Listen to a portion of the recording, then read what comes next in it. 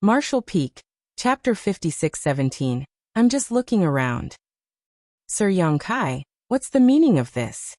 A magnificent divine sense suddenly reverberated from the depths of the void.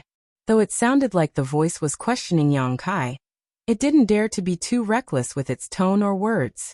Clearly, it was the innate territory lord who was overseeing this place. 1,700 years ago, the number of innate territory lords Yongkai killed had reached more than 30. What's more, those innate territory lords were basically killed in a single blow by Yongkai. Although Yongkai had used special external means to kill them back then, that did nothing to diminish his incredible strength. Now that 1,700 years had passed, no one knew exactly how this killing star's ability had changed, but from how he killed 3 acquired territory lords in just a few short breaths, everyone could tell he was stronger than before. The terror that had faded away after nearly 2,000 years of silence had now resurfaced and tightly gripped the innate territory lords. Is this monster going to start another killing spree? If that's true, the peace we maintained for more than 1,000 years will surely shatter. Sir, are you planning on breaking the peace treaty our 2 races agreed upon? The innate territory lords asked again, his voice echoing from many different directions, as if he was deliberately trying to hide his whereabouts. Yongkai snorted disdainfully as he felt somewhat displeased. These innate territory lords reacted too quickly. It seemed he had killed those territory lords too quickly. He should have taken more time to tear them apart, so he could have killed a few more territory lords without drawing attention to himself. However, he hadn't taken action for nearly 2,000 years, so his fine control of his strength was somewhat lacking at the moment. Yongkai's gaze drifted for a moment, then seeming to have ignored the barriers of space, he fixed his eyes on a particular position in the void. Then he yawned out of boredom and waved his hand. I'm just looking around. You can all go back to what you were doing. The innate territory lord who had spoken earlier while hiding in the dark had already broken out into a cold sweat, as he felt a fierce aura locking onto him from far away and pinning him down. Fortunately, that aura disappeared in the next instant. Knowing that his position had been exposed and that his tricks to hide his whereabouts meant nothing before Yongkai, the innate territory lord realized that if the latter wanted to kill him, Yongkai could have arrived in front of him within a couple of breaths. He didn't have the slightest confidence in resisting Yongkai's assault. On the other hand, Yongkai's answer made several territory lords feel their chests tighten. Looking around. He's just looking around, yet he killed 3 acquired territory lords. However, they also knew that couldn't be helped because it was those 3 territory lords who attacked first. In other words, they were the ones who courted death themselves. The peace treaty did state that Yongkai couldn't participate in the war or attack any of the territory lords, but it never said Yongkai couldn't fight back if he was the one attacked. Moreover, since those 3 were killed by this killing star, the other Black Ink clansmen didn't dare to harp on this matter for fear they would be next. I hope what you said is true. That innate territory lord barely managed to keep his remaining dignity by broadcasting such words in all directions. A short while later, a frenzy of activity occurred in Azure Sun territory as all the feudal lords and territory lords around their main base hurried back inside while those too far away simply found places to hide. Panicked energy fluctuations could be felt coming from all directions. How could the 7th and 8th Order Masters let such an opportunity go? Immediately, they began intercepting those feudal lords and territory lords while going all out to kill them. In an instant, the originally quiet Azure Sun territory became extremely lively. Meanwhile, Yongkai slowly moved across the void while sweeping his divine sense around. He soon came across several 7th Order Open Heaven Realm Masters, surrounding a group of feudal lords. The humans already had a slight upper hand, but when Yongkai passed by, the feudal lords became terrified. Even though Yongkai didn't even glance at them, those feudal lords felt like death itself was stalking them, causing their strength to plummet by some 30 or 40%. Before Yongkai even left, the feudal lords, who had barely maintained a balance before, were now at a total disadvantage. It was only a matter of time before they were killed by those 7th Order Masters. A while later, Yongkai came across another battlefield, but this time he stopped to take a look.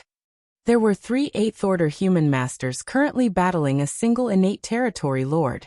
Though it was 3 against 1, the humans didn't hold much of an advantage.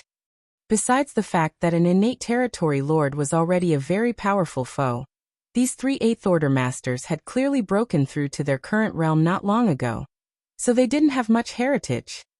However, the 3 8th-order's masters were able to work together seamlessly, and were proficient in many kinds of divine abilities and secret techniques. Despite not having an overwhelming advantage in this battle, they were still able to surround and pin down this innate territory lord. The space around this battlefield was warped, especially at its center, and rays of bright light and murderous intent flared wildly. Yang Kai's arrival had naturally attracted the attention of these 4, and the terrified innate territory lord couldn't help bellowing, "Sir Yang Kai, are you going to attack?" Yang Kai chuckled. "No. I'm just having a look. You guys can continue your fight." Then his expression turned grim as he reprimanded those 8th-order masters. "You 3 little brats, what have you been cultivating for all these years? It's 3 against 1, and this is the best you can do? If word of this spread out, my reputation would be completely ruined." A young man with an innocent expression immediately wore a bitter look on his face as he complained, "Honored Master, we only broke through to the 8th Order 300 years ago, and this guy is an innate territory lord." If their opponent had been an ordinary territory lord, their fight wouldn't have been nearly this difficult, but innate territory lords were far more powerful than the current generation of acquired territory lords. Yang Kai's face darkened. "You dare talk back to me? Has this honored master's teachings been in vain for all those years?" He then raised his head slightly and spoke in a sorrowful tone. "Didn't your honored master ever tell you that he killed a royal lord just after breaking through to the 8th Order Open Heaven realm?" Among those 3 8th-order masters, the young man with a bowl cut pursed his lips. "Honored master, all you know is how to boast about your achievements." They would have believed Yang Kai if he had said he killed an innate territory lord, as they had heard about how powerful he was for many years. However, killing a royal lord? Even they, Yang Kai's legacy disciples, wouldn't believe him, let alone others. All 3 of them were silently complaining about how they never knew their honored master was so shameless. "How could you all get distracted during a battle? Do you want to die?" Yang Kai scolded them. The only female 8th-order master amongst them gripped her spear and swept it out fiercely with an angry roar. "Kill!" Yang Kai applauded. "Yi Bai, you should learn more from your junior sister. How can a man not have any murderous intent? When fighting an enemy master, it's either you die or they do, so if you don't give it your all, you won't be the one to laugh in the end." "Yes." Zhao Yi Bai's expression became stern as his murderous intent surged. The innate territory lord was already afraid that Yang Kai would suddenly make a move and kill him, but now he felt completely hopeless after listening to this conversation. "Honored master? Yang Kai is these 3 8th-order masters' honored master? What the hell am I supposed to do now?" If these 3 had been any other 8th-order masters, it wouldn't have mattered if he killed them, but these were Yang Kai's disciples. Once he made a killing attack, would Yang Kai really just stand there and do nothing? Even if Yang Kai killed him today, the Black Ink clan would not bring up the peace agreement for discussion, and would just let the matter slide. At that instant, the innate territory lord fell into a dilemma. Meanwhile, the 3 8th-order masters had been through many battles, so they wouldn't show any mercy to their enemies when given such a good opportunity. Now that the innate territory lord could only defend himself and had no way of striking back, the 3 redoubled their assault, sending out all sorts of divine abilities and secret techniques which illuminated the entire void. Yang Kai nodded lightly. "You 3 can barely achieve 1 or 2 parts of my strength back then." Hearing that, Zhao Yi felt her veins bulging and couldn't stand it anymore, so she spoke while thrusting out her spear. "Honored master, why don't you go look around somewhere else? We 3 senior brothers and sister are fighting a life-or-death battle. It's fine if this old fart can't help us, but can he not just stand there boasting shamelessly while making sarcastic remarks?" Yang Kai raised his hand and knocked her head. "What's wrong? Don't you want me here?" Zhao Yi felt aggrieved, but at the same time, She was secretly astonished at her honored master's ability. Although she didn't have her guard up against him, and was fully focused on fighting the innate territory lord, she was still an 8th Order master after all. However, she didn't even notice when her honored master arrived beside her. While thinking of that, she couldn't help but exclaim inside. Indeed, old ginger is spicier than young ginger. Boasting might be a habit every man has, but this old man does have some skill it seems. I guess I'll just let him continue to boast. As such, she didn't say anything. Why is it only the 3 of you? Where's that little bastard Yang Xiao? Yang Kai looked around curiously. If he remembered correctly, his 3 disciples should have been with Yang Xiao because they seemed to have formed a group called the 10 Directions Supreme, and had also made a name for themselves. But now there were only the 3 of them, and Yang Xiao was nowhere to be seen. Sui used time principles to disrupt the innate territory lord's senses while finding a moment to answer. These years, our fellow brothers and sisters have broken through to the 8th Order open heaven realm one after another, so it's not suitable for us to stay in a single squad and kill enemies together anymore. The 3 of us parted ways with senior brother Yang some time ago. Yang Kai nodded in understanding. Back then, they formed a squad to kill the enemy because they weren't strong enough. Although there were quite a lot of 7th Order masters among them, going into the great territories conquered by the Black Ink clan was extremely dangerous. Therefore, it was a better choice to band together. But now these little ones had all broken through to the 8th Order open heaven realm, so there was no need to act as a unit anymore. Also, this was a wise choice because only in this way could they continue to break through their limitations by exposing themselves to dangerous situations. Yang Kai's 3 disciples had all directly broken through to the 7th Order open heaven realm back then, and were now 8th Order masters. Once they had accumulated enough heritage, they could strive to break through to the 9th Order open heaven realm. If they did, they would become pillars of the war against the Black Ink clan. It was the same for Yang Xiao. He was a pure Dragon clan member, and had a very strong bloodline talent, so he could only rely on purifying and tempering his dragon vein, and nothing else to achieve a breakthrough. As for Yang Shui, she was the same as Yang Kai. The 8th Order open heaven realm was her limit. Die. A fierce roar suddenly sounded as Zhao Yi pierced the innate territory lord's chest with her spear. Violent energy exploded, directly opening a huge hole in the enemy's chest. With her strength, she couldn't land such a blow on an innate territory lord so easily. The best outcome for today's battle would have been both sides suffering injuries or both sides retreating on their own. However, Yang Kai standing there talking nonstop forced the innate territory lord to divide some attention to guard against him. Also, the innate territory lord had to be mindful of Zhao Yi Bai and the others being Yang Kai's disciples, so he didn't dare to kill them. Since the innate territory lord couldn't escape or pay full attention to fighting his opponents, he naturally wouldn't have a good end. Senior brother, Sui bellowed.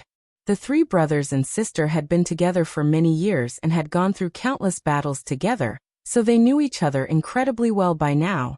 When Zhao Yi succeeded in attacking the enemy, Sui immediately seized the chance. Zhao Yi Bai roared, "Coming." The 2 of them immediately pushed their time principles and space principles, intertwining their strength to create a mysterious energy. Martial Peak, Chapter 56-18, One Final Lesson. At that moment, the local space became a mess, and the entire battlefield was rendered into a patchwork of light. The innate territory lord had a surprised and frightened expression on his face as he watched a spear coming at him, swiftly moving about as it slashed him 18 times. During this critical life and death moment, the territory lord no longer cared about Yang Kai. The black ink strength surrounding his body surged as it spread out in all directions like a tsunami. The chaotic space was disrupted and 3 figures were sent flying, all of them coughing up fresh blood.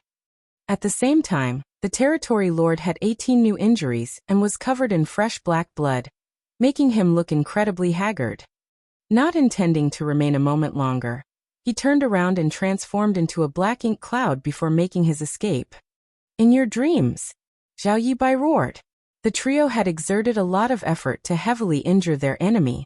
If they let their opponent escape, they would have spent their years of cultivation in vain. Moreover, their honored master was watching them from the side. Zhao Yibai had no expectations that his honored master would lend a helping hand, and Yang Kai had no such intentions either. Instead, he just watched them with interest. While Zhao Yibai roared, his figure flickered. Then, with a slight step, a vague shadow remained in place while his true body appeared in front of the escaping innate territory lord. At some point, a mysterious object appeared in Zhao Yibai's hand. It seemed like a sword, but it also looked like a snake. The thing was squirming in his hand like an untamed animal that could bite back at him at any moment. Yang Kai narrowed his eyes as he offered some silent praise. Though he did not pay much attention to his disciples, he didn't expect the dopiest little one to have grown so much. The thing in Zhao Yibai's hand wasn't a sword or a snake, it was a void crack. He was using a void crack as a weapon. Scram! The territory lord yelled madly as a palm appeared from within the rolling black ink cloud and slammed toward Zhao Yibai. The space sword didn't slash downwards but nimbly formed a curve that cut into the black ink cloud. At the same time, Zhao Yibai ducked and avoided the territory lord's palm while also revealing Sui standing behind him. While using space principles to intercept his enemy, he also brought along his third junior brother with him. The innate territory lord had been completely focused on running away, and the two brothers had combined their auras, so he didn't notice that there were two humans before him rather than one. Sui had a stern expression as he placed his palms together. Then a dense layer of time principles surrounded his body, and with a gentle slap, time itself was sent flying. As this palm struck, the surrounding void seemed to pass through countless years in an instant. When the innate territory lord's attack reached Suyi's palm, only half of its power remained. With a shake of Suyi's body, the innate territory lord was sent flying, and Zhao Yibai's space sword slashed downwards. The huge black ink cloud roiled and split, revealing the territory lord's figure with a large wound at his waist that was gushing out blood. The wound didn't look like it was from a sharp object piercing him. Instead, it was as if some beast had ripped a chunk of his flesh out. Before the territory lord could steady himself, an intense murderous intent struck him from behind. Zhao Ye had harnessed the essence of the supreme limitless spear art, and transformed her weapon into a giant phantom image that swiftly enveloped the innate territory lord. At that moment, the innate territory lord could no longer escape. Kill! Sui called out and charged forward with his eldest senior brother. However, the trio didn't dare to be reckless, and the fight with the innate territory lord lasted another half an hour before they finally took him down with great difficulty. After Zhao Ye used her spear to blast the innate territory lord's head off, she withdrew it while all three of them looked pale and panted heavily. However, they were feeling indescribably happy inside. This was the first innate territory lord they had killed. Even though they had fought innate territory lords before, it would always end with them suffering a loss, and the three of them escaping under their eldest senior brother's lead. There were also some rare times when both sides suffered heavy losses and mutually withdrew, but never had they imagined killing an innate territory lord so soon. Yang Kai overseeing the situation might have contributed to their win, but during the latter half of the battle, the innate territory lord had gone all out and no longer restrained his attacks. This life-or-death battle was certainly beneficial to them. Once they had absorbed the experience from this fight, they were confident that they wouldn't be in such a wretched state when encountering another innate territory lord in the future. Honored Master, please give us some guidance. After steadying his breath, Zhao Yibai looked at Yang Kai and cupped his fist. Yang Kai smiled. Your master simply shows you the path, how you walk it is up to you. Your honored master has no more advice for you. I only have one comment. Well done. Although he felt that the three little ones still had a few rough edges while battling their opponent, and many opportunities weren't grasped perfectly, nothing was truly perfect in this world. Even he had times when he made mistakes and misjudgments.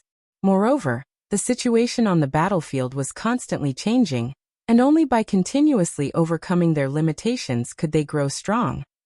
Also, Yang Kai noticed that they had adopted an original approach when using their martial daos, especially when Zhao Yibai and Sui combined both time and space principles, allowing them to display a kind of space-time strength.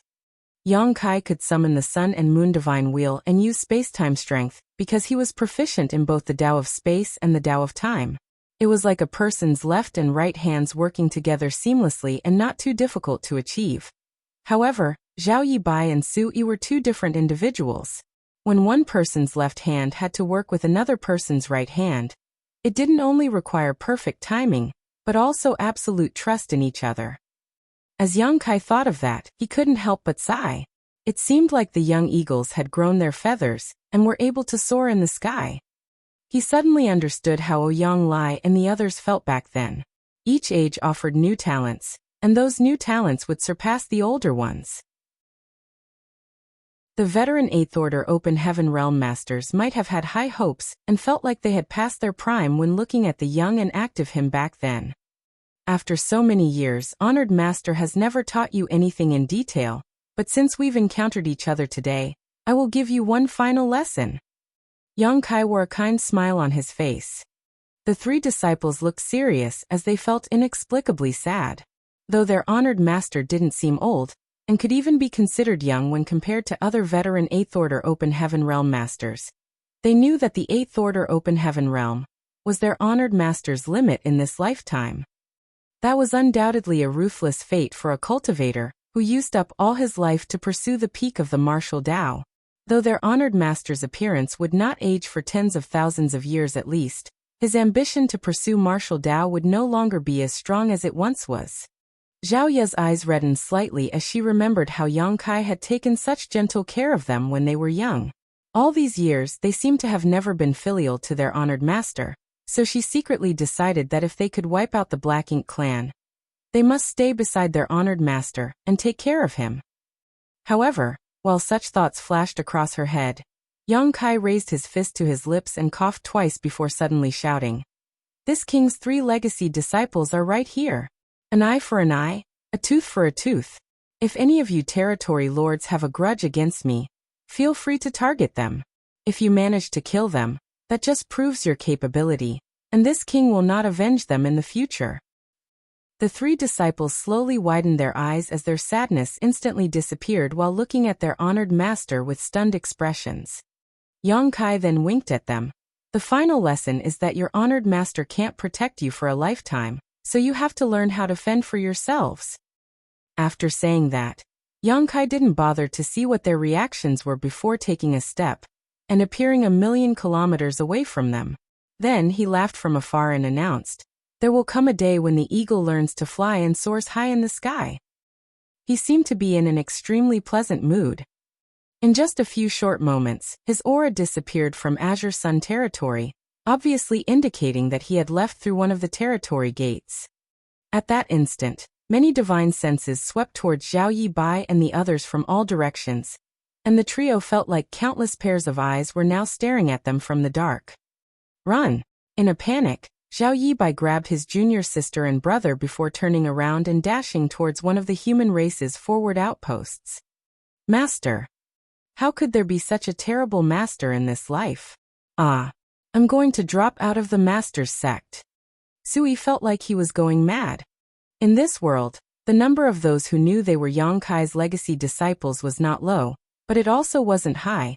After all, Yang Kai had arranged for them to be cared for at the High Heaven Palace before he went to the Black Ink battlefield, which was some 3,000 years ago.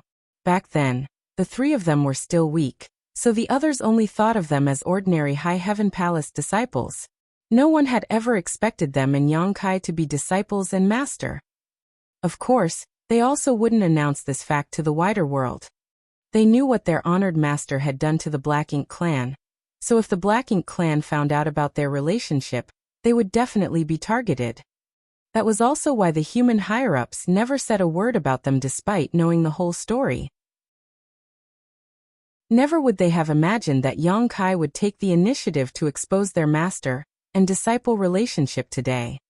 There were so many territory lords who died because of Yang Kai, but since the Black Ink clan couldn't do anything about him, their next best option was to target his 3 disciples. It was easy to predict that the dangers and risks these 3 would be facing in the future would vastly surpass what they encountered previously. Perhaps they would be targeted by multiple territory lords the moment they appeared in any great territory. Zhao Yi bit her lips as her eyes reddened even more. She had secretly decided that once her honored master turned old, could no longer move about, and was bedridden, she would show him the real meaning of filial piety. After giving it some more thought, she realized that this old fart had never taught them anything these past few millennia. All he did was take them under his wing when they were young and naive. Since he brought them out from the void world, they had hardly even met, so how could he have taught them anything? Yet this old ghost dared to say this was their final lesson. Eldest senior brother, run faster. They're chasing us. Sui screamed in panic. It had only been a short moment, but several powerful auras which obviously belonged to innate territory lords were rapidly closing in on them. On top of that, there were dozens of weaker auras following closely behind them in the dark. Clearly, everyone now saw the three of them as prime targets. Don't resist. Zhao Yi shouted while using space principles to wrap around his junior sister and brother, their figures beginning to flicker. By the time he had almost run out of energy, they finally reached the human race's main camp. Zhao Yi fell to the ground, feeling like he didn't even have the energy to move a finger. While he looked up at the jet-black void, he only had one thought in mind. Honored Master is definitely trying to screw with us. Marshall Peak. Chapter 56-19. The search continues. After nearly 2,000 years, the human race's biggest killing star, Yang Kai, had emerged from retreat. Then he appeared in Azure Sun territory and killed 3 acquired territory lords. When the news spread out, the Black Ink clan was terrified. Acquired territory lords were also territory lords, and although they weren't as powerful as innate territory lords, or even ordinary 8th-order human masters, they weren't easy to kill by any means. The Black Ink clan then heard that those 3 territory lords were the ones who initiated the attack, but all of them were killed within 3 breaths. Fortunately, Yang Kai didn't start a killing spree, or even intend to break the treaty they had agreed on previously. Instead, he just strolled around Azure Sun territory and left. At that moment, all the Black Ink clansmen in all the great territory battlefields shivered in fright as they did all they could to get news about Yang Kai. Soon, they received word from all directions that Yang Kai had appeared on the great territory battlefields one after another. However, he never started a fight and just wandered around as if searching for something. No one knew what he was searching for. There were many times when he appeared near the Black Ink clan's bases, which made the territory lords eager to start a fight but also extremely wary. They were eager to start a fight because if they did, they might stand a chance of defeating Yang Kai if the entire army attacked him together. However, they were worried that if a battle broke out, there was no telling how many territory lords would die, and there was also a chance that they might not be able to defeat Yang Kai. It wasn't until Yang Kai left that the Black Ink clan finally felt relieved. However, more news spread across the great territories, saying that Yang Kai's 3 legacy disciples were in Azure Sun territory, so many began thinking of ways to surround and kill them. This news greatly energized the Black Ink clan. The fear of Yang Kai would forever stay with them because he was so strong and overbearing that no Black Ink clansman dared to offend him. Since the Black Ink clan couldn't do anything about Yang Kai though, they could take out their frustrations on his 3 legacy disciples. Moreover, it was Yang Kai who exposed their relationship before leaving Azure Sun territory. Also, he said that if the Black Ink clan managed to kill his disciples, he would not take revenge. Just as countless Black Ink clansmen were focusing their attention on Azure Sun territory, they heard even more news from other great territories. Yang Xiao and Yang Yu, who made a name for themselves recently, were revealed to be Yang Kai's adopted son and younger sister. Also, a few women who had recently broken through to the 8th Order Open Heaven realm were said to be his wives. In an instant, the Black Ink clan began targeting everyone with close connections to Yang Kai. The Black Ink clan had also devised several plans to round them up and slaughter them. However, whether they would actually kill them was doubtful as none of the higher-ups in the Black Ink clan believed Yang Kai would really not seek revenge. If they could capture these important people and corrupt them with Black Ink's strength though, turning them into Black Ink disciples, it would certainly allow them to restrain Yang Kai's actions greatly. Undercurrents surged throughout the various battlefields surrounding those cultivators with close relationships with Yongkai. The human race and the Black Ink clan continuously fought each other in battle after battle, turning the situation into a chaotic mess. Meanwhile, Yongkai had long left the 13 battlefields. With a universe chart in hand, he began touring around all the great territories. If the human race wanted to get rid of the Black Ink clan once and for all, they had to find the primordial light. Although Yongkai had ventured into the chaotic dead territory to ask Big Brother Huang and Big Sister Lan about it, the information he received wasn't of much use. Therefore, Yongkai still didn't have a clue about what the primordial light was or where to find it. Now he could only use the dumbest method of performing an exhaustive search, hoping he would get lucky. Song had previously said that when the primordial light was born, primordial darkness appeared alongside it. Light and darkness were opposite sides of the same coin, and were inextricably linked, but now, that darkness had become MO and was set on devouring the universe while the light was nowhere to be seen. The primordial light might not take the form of light, just like how darkness had taken the form of MO. The light could be a blade of grass, a simple tree, or even a monster or a human. There was even the possibility of it being everything in this world.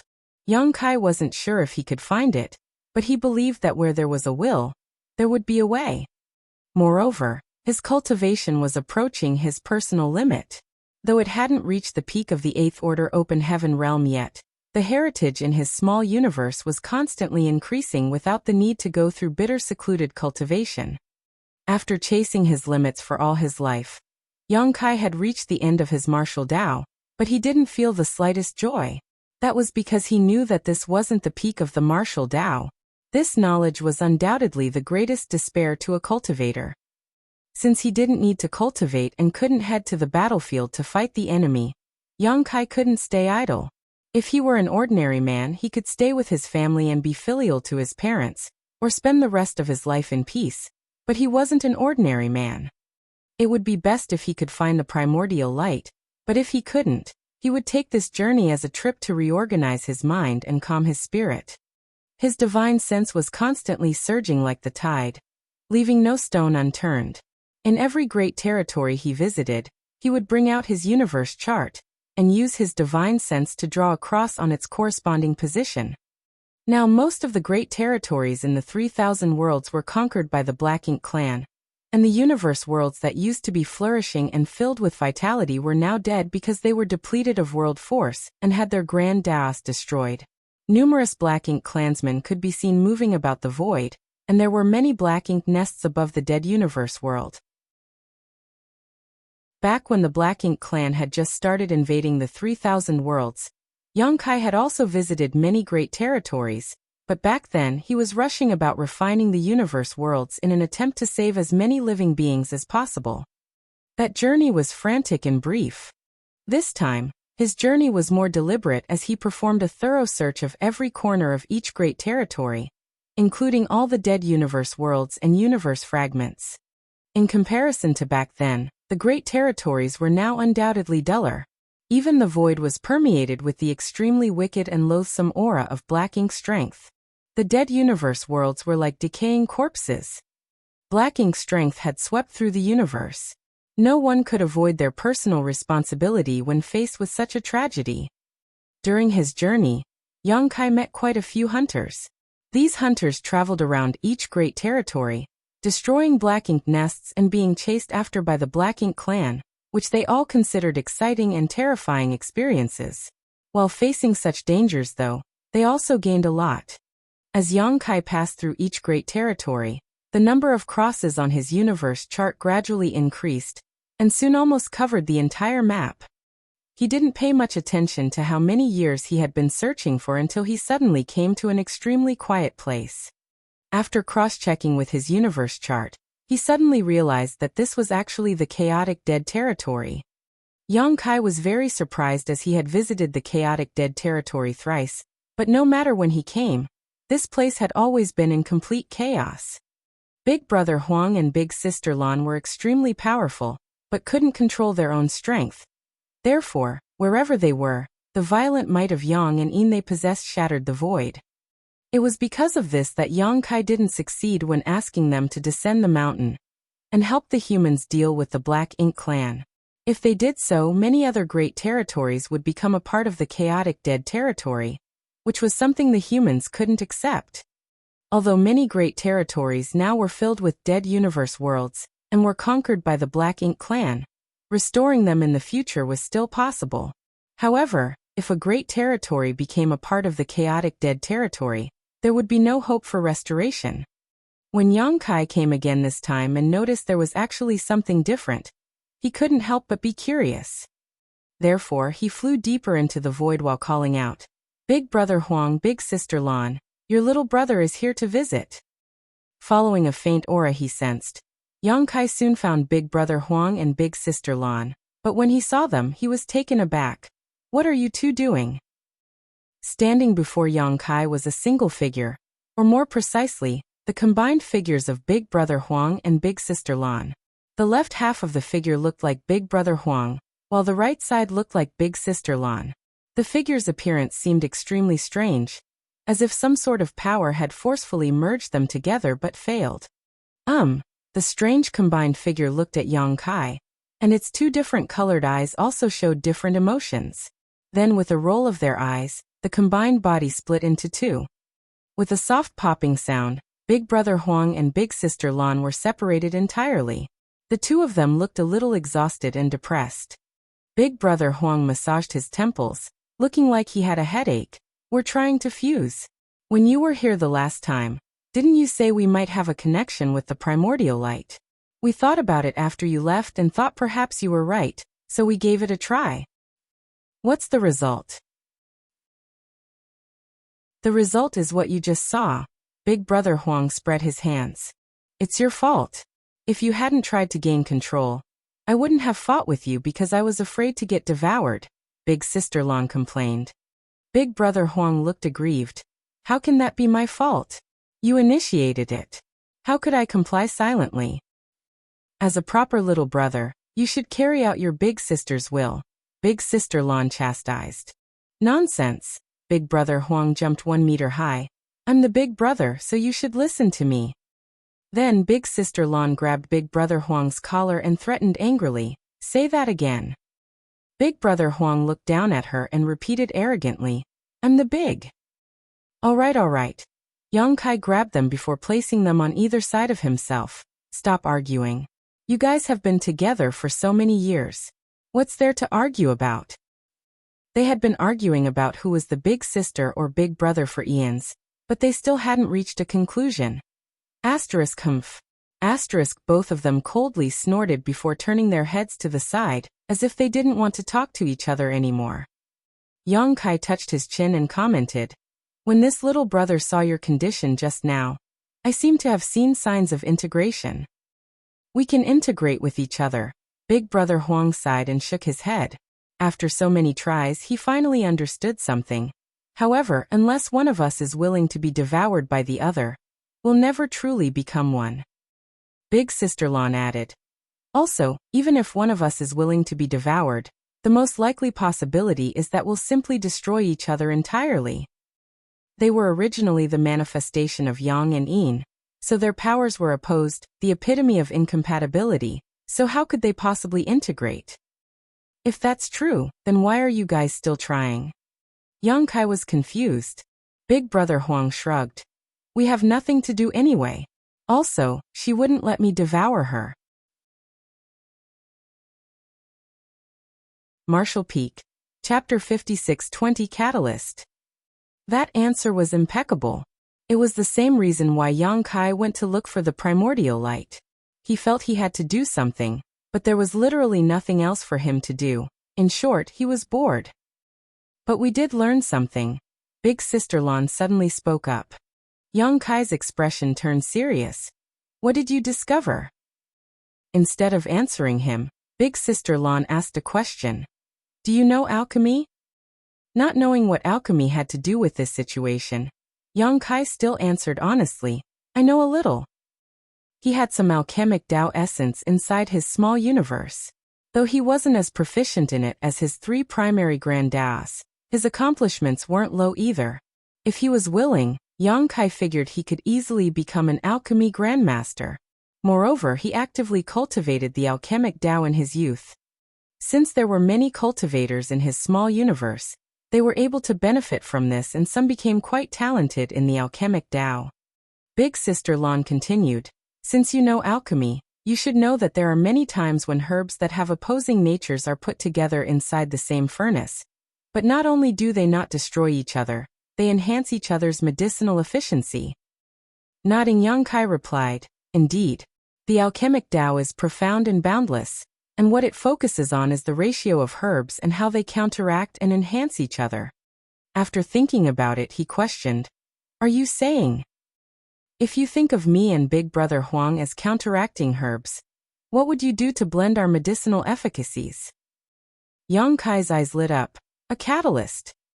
It wasn't true that two counteracting herbs couldn't be placed in the same furnace. One only had to add a suitable medicinal catalyst, and disaster could be turned into a miracle. Not only could a catalyst help maximize the two herbs' medicinal efficacies, but it could help them fuse together and produce new and astonishing effects. "I understand now." Yang Kai was elated, like a terminally ill patient who suddenly found a cure after searching for so long. He was acting almost epileptic. The last time Yang Kai came to the chaotic dead territory and talked with these two, he realized that they had a huge connection with the primordial light, and perhaps were even part of it at one point. That was because Big Sister Lan previously said that she vaguely remembered being abandoned. Who would abandon them? And what kind of being could abandon them? The answer to that was undoubtedly the primordial light. Although Yang Kai didn't know the reason behind all of this, the primordial light did separate from the yang, and yin that eventually became the sun's burning light and moon's serene glimmer. That was why they vaguely remembered feeling like they were abandoned. They were originally the same being, but were separated by a powerful force. If they wanted to fuse, they would have to reverse what happened. So there must be a special existence in this world, and that existence was the medicinal catalyst to help Big Brother Huang and Big Sister Lan reintegrate with each other. If he could find that catalyst, perhaps they might be able to recreate that glorious light. Big Brother Huang and Big Sister Lan looked at each other, feeling speechless. But soon, Yang Kai's expression turned stiff and he frowned deeply. It only took a moment for his happy expression to disappear. He managed to figure something out, but it all seemed meaningless. Would he be able to find the catalyst when he couldn't even find the primordial light? He had been searching around so many great territories, but so far hadn't found anything at all. Even if he searched every great territory, there was still a chance that he wouldn't find what he was looking for. Logically speaking, Mo was born at the same time as the primordial light, so if the latter hadn't separated from Big Brother Huang and Big Sister Lan, it might also have become a sentient existence in the 3,000 worlds that was equally strong by now. However, the primordial light separated Yang and Yin eons ago, and now no one knew what it looked like. Even the world tree had no idea. The old tree had been around since the dawn of time, and was connected to all the universe worlds in the 3,000 worlds, so who would know something that he didn't? Yang Kai suddenly felt devastated. Hey! A leg suddenly landed on Yang Kai's face. The force was so great that he was sent flying out, and even saw stars. When he finally found his footing, he felt something wet on his face. When he touched it, his hands were stained by blood. He shook his head as he walked back and looked aggrieved at Big Brother Huang as he asked, "Why did you kick me?" Big Brother Huang snorted coldly. "You looked so depressed, like your family died or something. It was annoying to look at it." Smiling bitterly, Yang Kai asked, "Is it that obvious?" Big Brother Huang and Big Sister Lan nodded in sync. Then Big Brother Huang jumped up and slapped his small hand on Yang Kai's shoulder while speaking like an elder. "Little brother, there is no difficulty that can't be solved. If you admit defeat before even starting, you'd be better off dead. At least you could have some peace and quiet that way." Feeling aggrieved, Yang Kai argued, "I'm not admitting defeat. I just thought." "Don't think," Big Brother Huang interrupted Yang Kai. "All beings have their own fate. Don't put everything on your shoulders because you can't bear that weight. This tragedy that is happening, it's the whole world's tragedy, not just yours. If the world would be destroyed without you, so be it. Yang Kai lowered his head, suddenly reminded of all he had done all those years ago. Back then, he was invincible on the battlefield. With the soul-rending thorn and his various divine abilities and secret techniques, he killed so many territory lords in profound nether territory that the enemy became traumatized by his mere mention. However, even with such a huge advantage, Yang Kai still chose to make peace with them. Didn't he do that because of this exact reason? This war wasn't solely his struggle. No matter how strong a person was, there was a limit to their strength. This was the human race's war, and only by the constant strengthening of their successive generations could they have hope of defeating the Black Ink clan. How could he have forgotten his original intention after so many years? Yang Kai suddenly turned serious and nodded. Big Brother Huang, you're right. Also, he saw a new side to Big Brother Huang, as he didn't expect this little guy to have such insight after having stayed in the chaotic dead territory for such a long time. When Big Brother Huang heard Yang Kai compliment him, he eagerly added, "Don't worry. If there ever comes a day when you humans are defeated, your big sister Lan and I will charge out from the chaotic dead territory and make this vast world into a dead zone, so that the Black Ink clan will be buried along with you." Yang Kai felt his brow twitch when he heard that, as he thought, this might be Big Brother Huang's real intentions. No matter how isolated he and Big Sister Lan were, or how reasonably they seemed to behave, they were still avatars of chaos and destruction. When the humans were in charge of the universe, they could still stay here peacefully, but if the humans disappeared from existence, nothing would be restraining them anymore. At that point, charging out of the chaotic dead territory wasn't just talk. Can the two of you stand against Mo? Yang Kai felt doubtful. According to what he knew, these two might have abilities that were on par with a giant spirit god or stronger. However, was that enough to rival the strength of Mo? When he thought about it, Mo created Black Ink giant spirit gods, while the primordial light created the burning light and serene glimmer.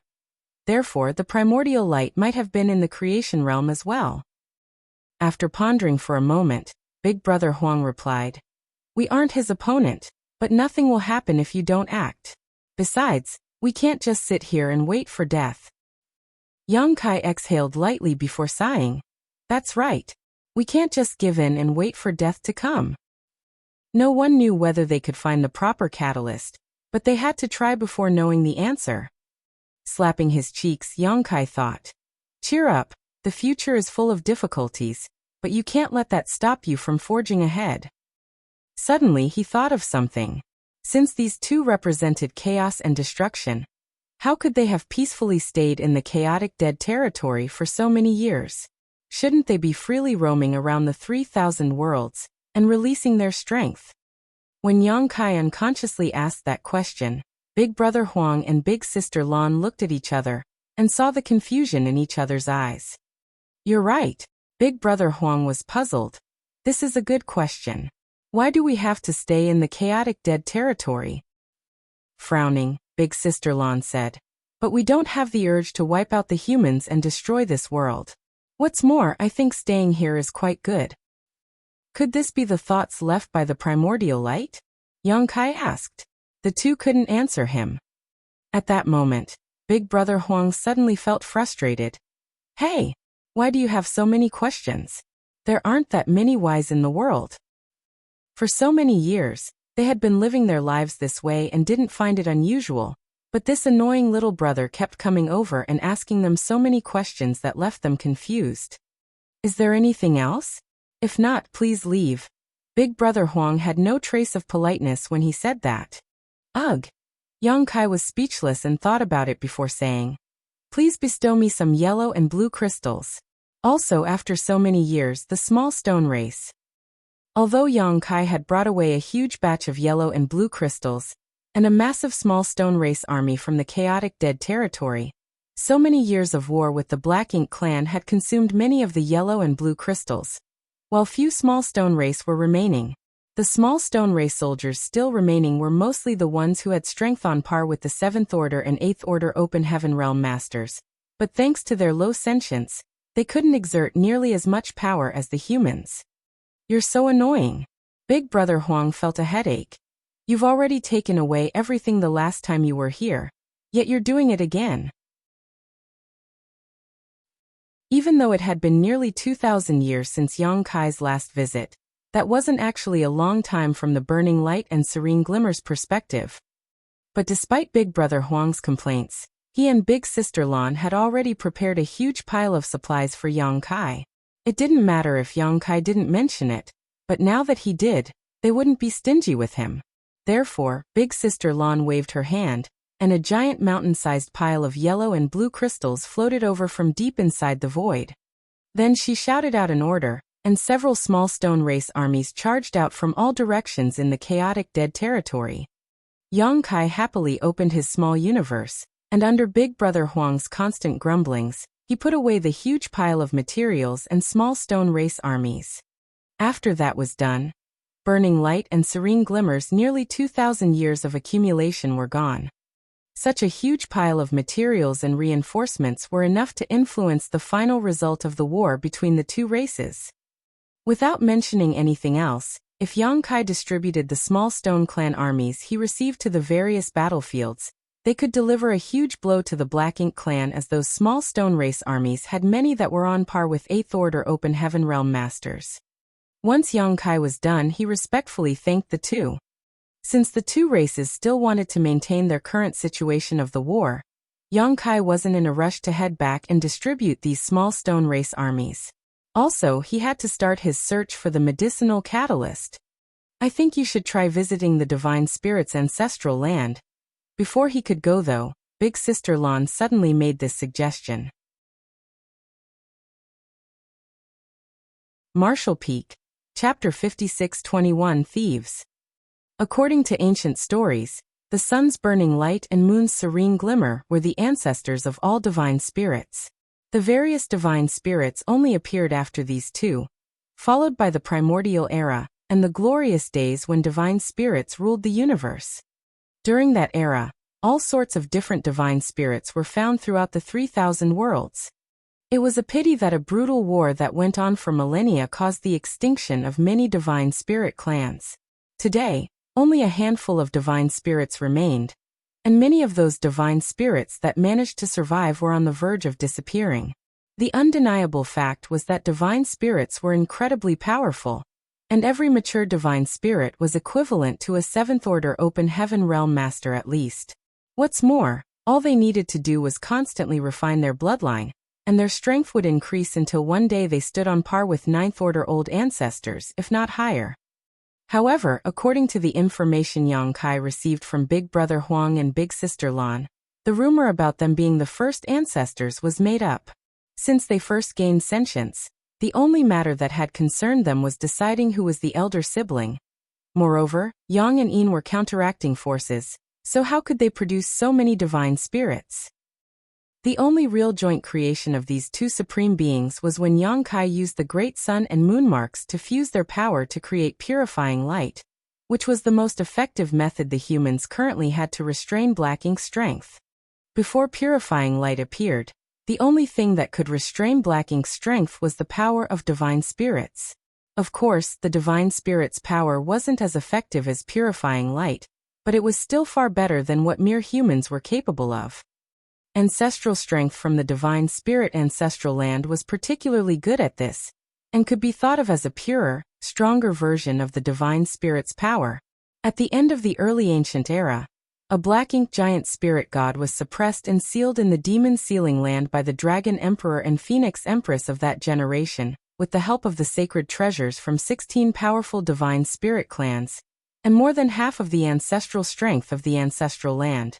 After so many years, even the Black Ink strength inside that Black Ink giant spirit god had been continuously ground away by the ancestral strength. When Yang Kai opened the demon sealing land back then, the Black Ink giant spirit god was only an empty husk. If Mo's soul clone hadn't been injected into the dead Black Ink giant spirit god, it would have been impossible for it to be revived. The primordial light was the opposite of the initial darkness, and both the burning light and serene glimmer were separated from it. That was why the combination of Big Brother Huang and Big Sister Lan's strength could perfectly counter Black Ink's strength. If that were true though, Why could the divine spirits also resist black ink's strength? Did the divine spirits really have no connection with the primordial light? Now the divine spirits were on the brink of extinction, and there weren't many of them still alive. Only a few divine spirit clans were left, but even they were no longer as glorious as they were during the primordial era. However, the divine spirit ancestral land endured, so even if Big Sister Lan didn't suggest this to Yang Kai, he was already preparing to head over there as he might find some clues. The Shattered Heaven was the land of exile in the 3,000 worlds. It was where the wicked gathered, so there had been all sorts of characters living there in the past. Back then, those Open Heaven Realm masters who wanted to break through to the 7th Order Open Heaven Realm, but weren't from any cave heaven and paradise would head to the Shattered Heaven. That was because even the cave heavens and paradises couldn't control that place. They could peacefully break through to the 7th Order Open Heaven Realm without having to worry about being besieged by the masters from the cave heavens and paradises. Of course, looking back now, the cave heavens and paradises did have the ability to wipe clean and control the Shattered Heaven. They simply chose not to because the world needed a place to hide its dirty and dark secrets. Even though the 3,000 worlds was a vast and endless place, it couldn't be entirely clean. Order and chaos were like light and dark, impossible to exist on their own. Everything had a positive and negative side, and both sides relied on each other to survive. Deep inside the Shattered Heaven was the Divine Ability Sea, which was placed there by great experts near the end of the early ancient era to surround the divine spirit ancestral land. It was a natural barrier, and also an invisible cage. At this moment, Yang Kai was standing outside the Divine Ability Sea and could see a huge, safe passageway that led straight to the divine spirit ancestral land. This pathway was obviously the one the Black Ink Giant Spirit God opened when it emerged from the ancestral land. This made things easy for Yang Kai as he didn't need to deal with the Divine Ability Sea now. Taking one step after another, Yang Kai strode forward, and with the help of space principles, each step carried him 100,000 kilometers further. Soon, Yang Kai passed through that pathway and arrived at the ancestral land. The ancestral land was a vast world that was filled with an ancient aura. If one were to say the myriad monsters world had barely managed to retain the aura of the early ancient era, the divine spirit ancestral land could be said to have perfectly preserved the primordial era's environment without the slightest change. Counting this trip as well, Yang Kai had visited the divine spirit ancestral land 3 times. The first time was when Qingyang chased him here. He was escaping with a female 7th Order master named Xiaolin Lang, and they accidentally barged into this place. Perhaps it was because he had a dragon clan bloodline that he was able to arrive here alive, as back then, Yang Kai was only a 6th Order Open Heaven Realm master. The second time was when he came to prevent an 8th Order Black Ink disciple from reviving the Black Ink Giant Spirit God. Unfortunately, he was too late and was forced to personally kill a respected senior, Luan. Then he personally witnessed the revival of the Black Ink Giant Spirit God. That Black Ink Giant Spirit God was the one that charged out of the Demon Sealing Land to the ancestral land, and then out through the Shattered Heaven before arriving at the Barren Territory battlefield. This was Yang Kai's 3rd visit to this place. During his first visit, though he had a potent dragon vein, he wasn't a pure-blood dragon clan member. During the second visit, all his focus had been on the Black Ink Giant Spirit God, so he didn't have any spare attention to investigate this place. But this time, he could feel a natural sense of comfort and closeness when he arrived here.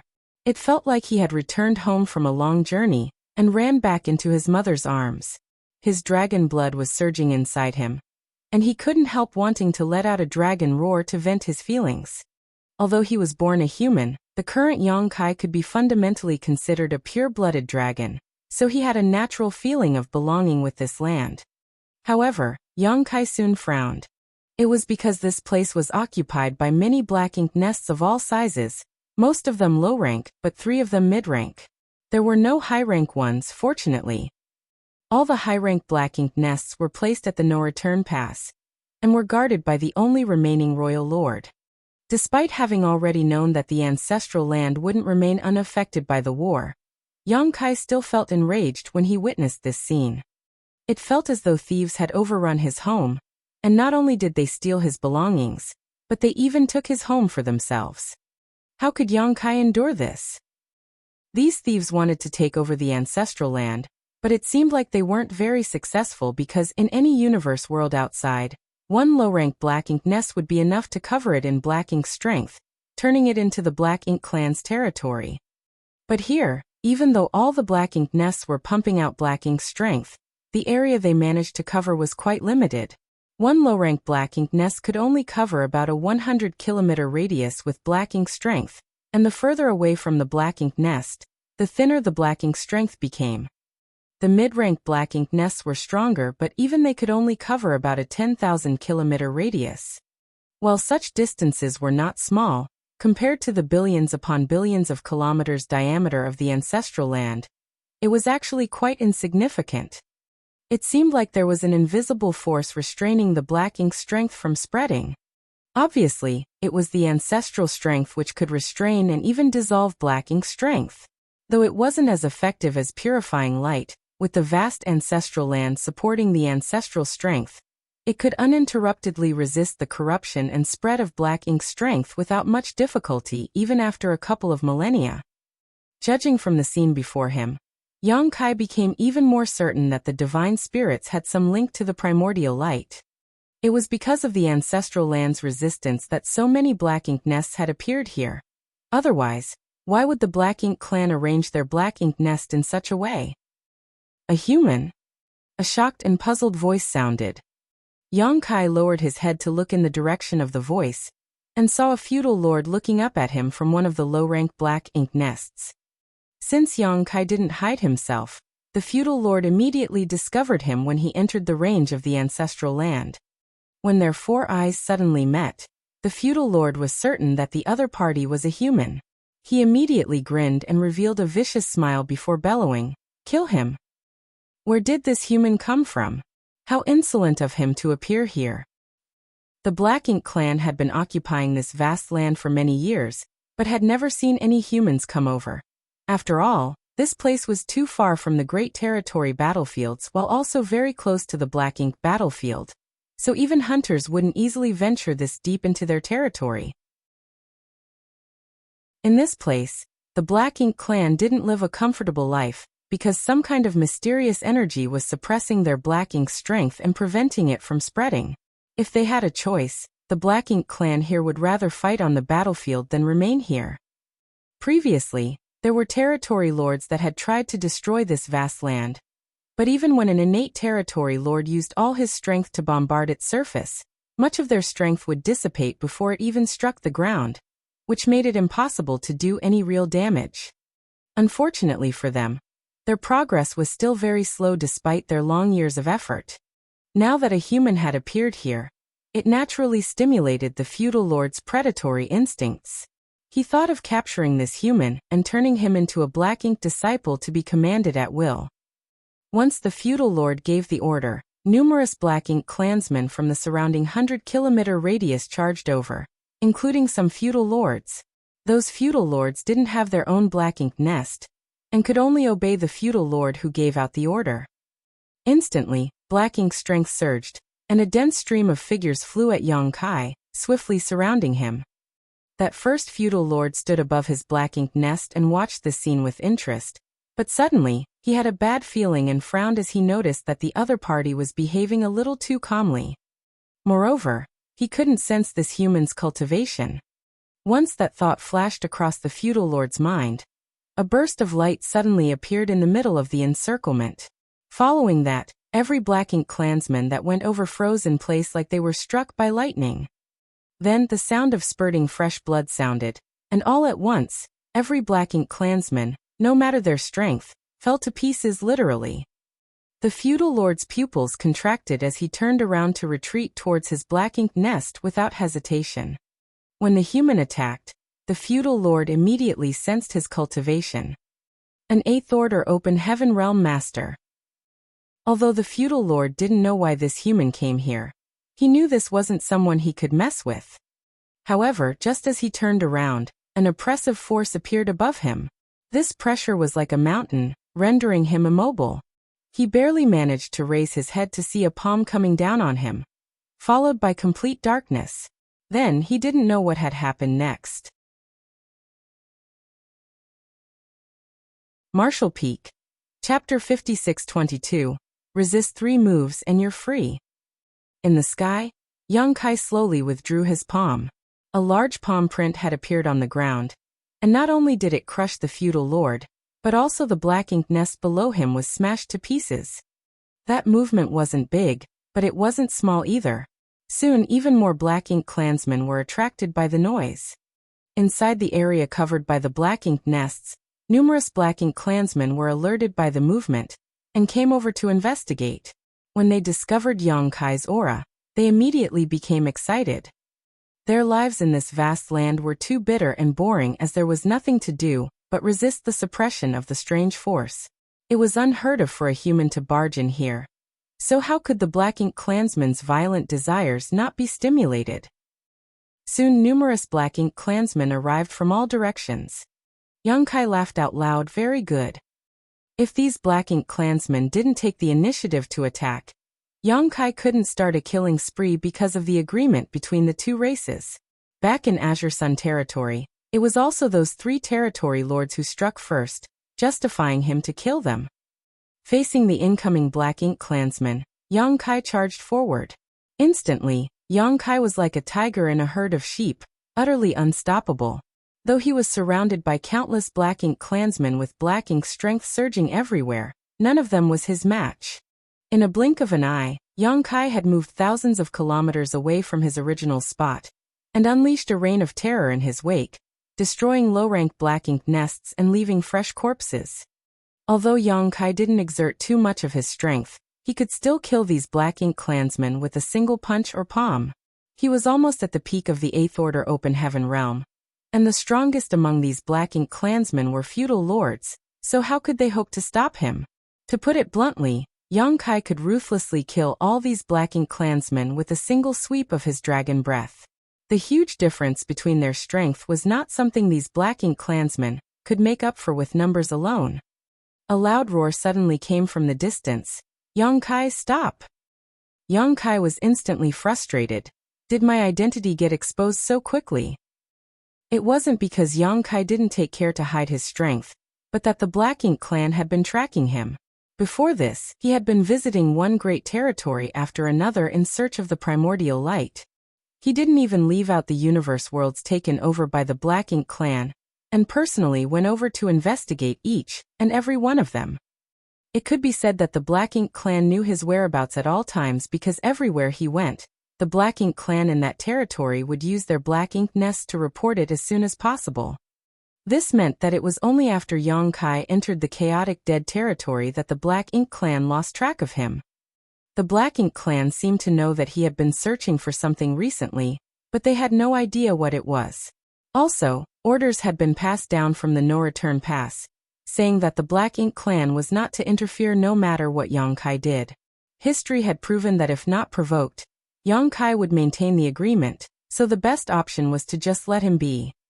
All the Black Ink clansmen in all of the great territories had received these orders. So many who were overseeing each great territory were on edge, afraid that Yang Kai would suddenly appear in their territory and lash out.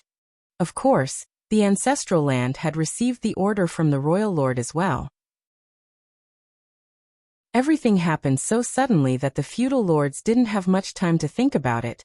But how could the territory lord overseeing this place not know what was going on? When he sensed the eruption of battle, he immediately used his divine sense to scan the place and realized Yang Kai had come. There were 3 mid-rank Black Ink nests in the divine spirit ancestral land, so 3 innate territory lords had been dispatched here to act as supervisors. The territory lord who just spoke up was a black-faced individual that seemed to resemble a human at first glance, but he was taller and much bulkier than a human. However, some masters were skilled in body tempering amongst the humans, and had figures that weren't much worse than this territory lord's. Since those Black Ink clansmen and Black Ink nests killed and destroyed by Yang Kai were all under his jurisdiction, he was naturally furious and called out. But Yang Kai didn't seem like he was going to stand down, so the territory lord became even more furious and threw out a punch from afar while roaring. I said stop. Yang Kai's palm slammed down again, and destroyed another low-rank black ink nest before he faced the punch coming from afar without any intention of dodging and accepted it.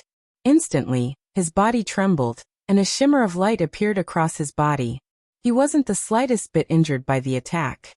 He then turned his head to look at the black-faced territory lord charging at him and asked, "Did you just attack me?" Both of Yang Kai's eyes lit up as a trace of cunning flashed in their depths, making him seem overjoyed. The black-faced territory lord was beyond furious at first, but when he met those eyes, he couldn't help but be reminded of what happened in Azure Sun territory.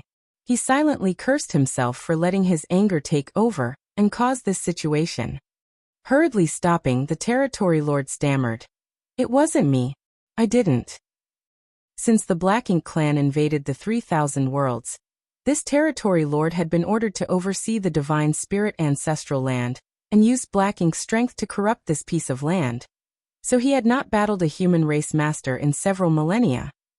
However, with the use of his Black Ink nest, he could still gather information from battlefields without having to leave this place. There were quite a lot of masters amongst the humans, and there were even a few that were stronger than innate territory lords. But no matter how strong, all humans had their limits, except for one who defied all reason. During these recent years, a single 8th Order master named Yang Kai undoubtedly shone the brightest.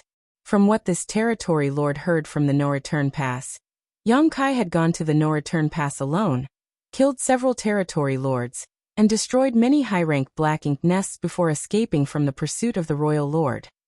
Later, news came from Profound Nether territory, saying that the number of territory lords killed directly or indirectly by Yang Kai had reached over 30.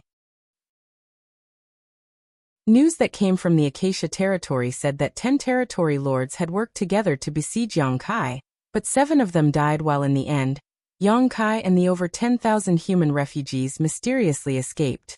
Fortunately, after Yang Kai returned to Profound Nether territory, he made peace with the territory lords there, allowing them to finally breathe a sigh of relief. 300 years later, Yang Kai appeared in Twin Poles territory and killed 4 innate territory lords in a single battle, forcing the Black Ink clan there to retreat to their camps in panic. The Black Ink clan didn't dare to come out, and were even forced to take the initiative to offer peace. In the subsequent peace talks, the Black Ink clan established numerous restrictions on Yang Kai and finally restrained the humans' most terrifying killing star. During the 1,700 years after that, there were no signs of the killing star on the battlefields, so the territory lords didn't have to be on edge anymore because the Black Ink disciples they corrupted occasionally all confirmed that Yang Kai had been in retreat all this time. Once those 1,700 years were up though, Yang Kai exited his retreat and instantly killed 3 acquired territory lords in Azure Sun territory. Later, no territory lord dared to challenge him as he was allowed to wander around freely. Following that, Yang Kai began his long journey, until this day when he appeared in the Divine Spirit ancestral land. Despite the fact that the black-faced territory lord hadn't fought with a human master in many centuries, he knew that he wasn't this killing star's opponent. Amongst all innate territory lords, his strength only ranked somewhere in the middle, and he personally knew several territory lords who were stronger than him that had died at Yang Kai's hands. If those territory lords had died, would he be able to survive if Yang Kai attacked him? He attacked in a moment of anger, and didn't consider the situation too seriously. Moreover, his attack from a distance had only been intended to get Yang Kai's attention, and stop him from killing more of his subordinates. Therefore, Yang Kai only had to dodge slightly to not get hit by that punch. The reason Yang Kai didn't dodge was not that he couldn't, but that he didn't want to. Those 3 acquired territory lords from the Azure Sun territory died, because they had no eyes and accidentally offended this killing star. I have also offended him today. The black-faced territory lord instantly felt chills enveloping his whole figure. You dare to attack me? Good, very good. Then I'll attack you too. Yang Kai had a wicked grin as he raised his large fist, and acted like an angry child who stubbornly wanted revenge. This time, I can finally have a good battle. I've been in retreat for so many years, and regrettably, I have no way of testing out my current strength. Those 3 acquired territory lords in the Azure Sun territory were only the appetizers. If I want to test out my full strength, I have to find an innate territory lord, but none of them have dared to challenge me so far. The black-faced territory lord immediately turned around and ran without intending to fight Yang Kai. A black ink cloud rolled in and encased the territory lord's figure while he screamed frantically, "Save me!" He was naturally screaming towards the other two territory lords overseeing this place. Those two had also swept over the moment they sensed the fallout, but they had frozen in place after hearing the black-faced territory lord screaming Yang Kai's name. Most territory lords weren't that fearless. In fact, many feared death greatly, so if they could stay out of this mess, they were more than happy to do so. Accept 3 of my moves. If you can survive, I will let you off. Refuse and no one can save you today. Yang Kai's voice was like a gust of cold wind blowing from the depths of hell, making that territory lord shiver even more. However, besides being terrified, the territory lord also felt a sense of hope. If it's just 3 attacks, I might be able to resist them. After all, I'm still an innate territory lord, so of course, I'm not weak. No matter how powerful this killing star is, he's being too arrogant. Thinking so, the black-faced territory lord decisively stopped, and his voice echoed from inside the black ink cloud. Really? The territory lord knew he couldn't escape because, according to rumors, Yang Kai had astonishing attainments in the Tao of space and was unmatched when it came to fleeing and chasing. Therefore, trying to outrun this human was impossible. Also, it wasn't realistic to hope that the other 2 territory lords would come to his aid, because they were trying to stay out of this situation. Otherwise, they would have come forward and helped him long ago. His only hope now was that Yang Kai meant what he said. Yang Kai approached the black-faced territory lord while speaking slowly. I can even keep the promise I made with the Black Ink clan, so what's there for you to worry about? That made sense. Although this killing star had caused the Black Ink clan to suffer a huge loss, he had integrity. Since they made peace, he had never voluntarily broken the agreement. He only attacked those territory lords in Azure Sun territory, because they attacked him first. The Black Ink clan couldn't complain about him acting in self-defense. Deal. The black-faced territory lord gritted his teeth and accepted the challenge. He had 3 attacks to decide his fate, and he didn't believe that he would be that useless. All sorts of intel on Yang Kai appeared in his mind, and he immediately used his divine sense to protect his soul. This guy has a special artifact that can injure others without them noticing. Amongst all those territory lords Yang Kai killed, many of them were killed because of that special artifact. Therefore, the black-faced territory lord felt that his soul was the most important thing to protect. If it were 2,000 years ago, the territory lord's decision would have been a smart one, but now that Yang Kai's strength had increased significantly, and he was itching to test the extent of his power, he naturally wouldn't be using the soul-rending thorn. The black-faced territory lord was only giving himself false hope when he used his divine sense to protect his soul. Marshall Peak. Chapter 56-23 Hey Ha. In the Divine Spirit Ancestral Land, there were several helpless and furious Black Ink clansmen looking upwards, watching as one of their territory lords was about to resist 3 moves from Yang Kai to decide his fate. The Black Ink clan felt helpless because they weren't strong enough and couldn't interfere in this matter. When Yang Kai killed those Black Ink clansmen just now, he showcased such great strength that the feudal lords here knew they couldn't compete with him. As for why they were furious, that was because even though Yang Kai's reputation resounded throughout the 3,000 worlds, it was far too arrogant of him to say that he would let an innate territory lord live if he resisted 3 attacks from him.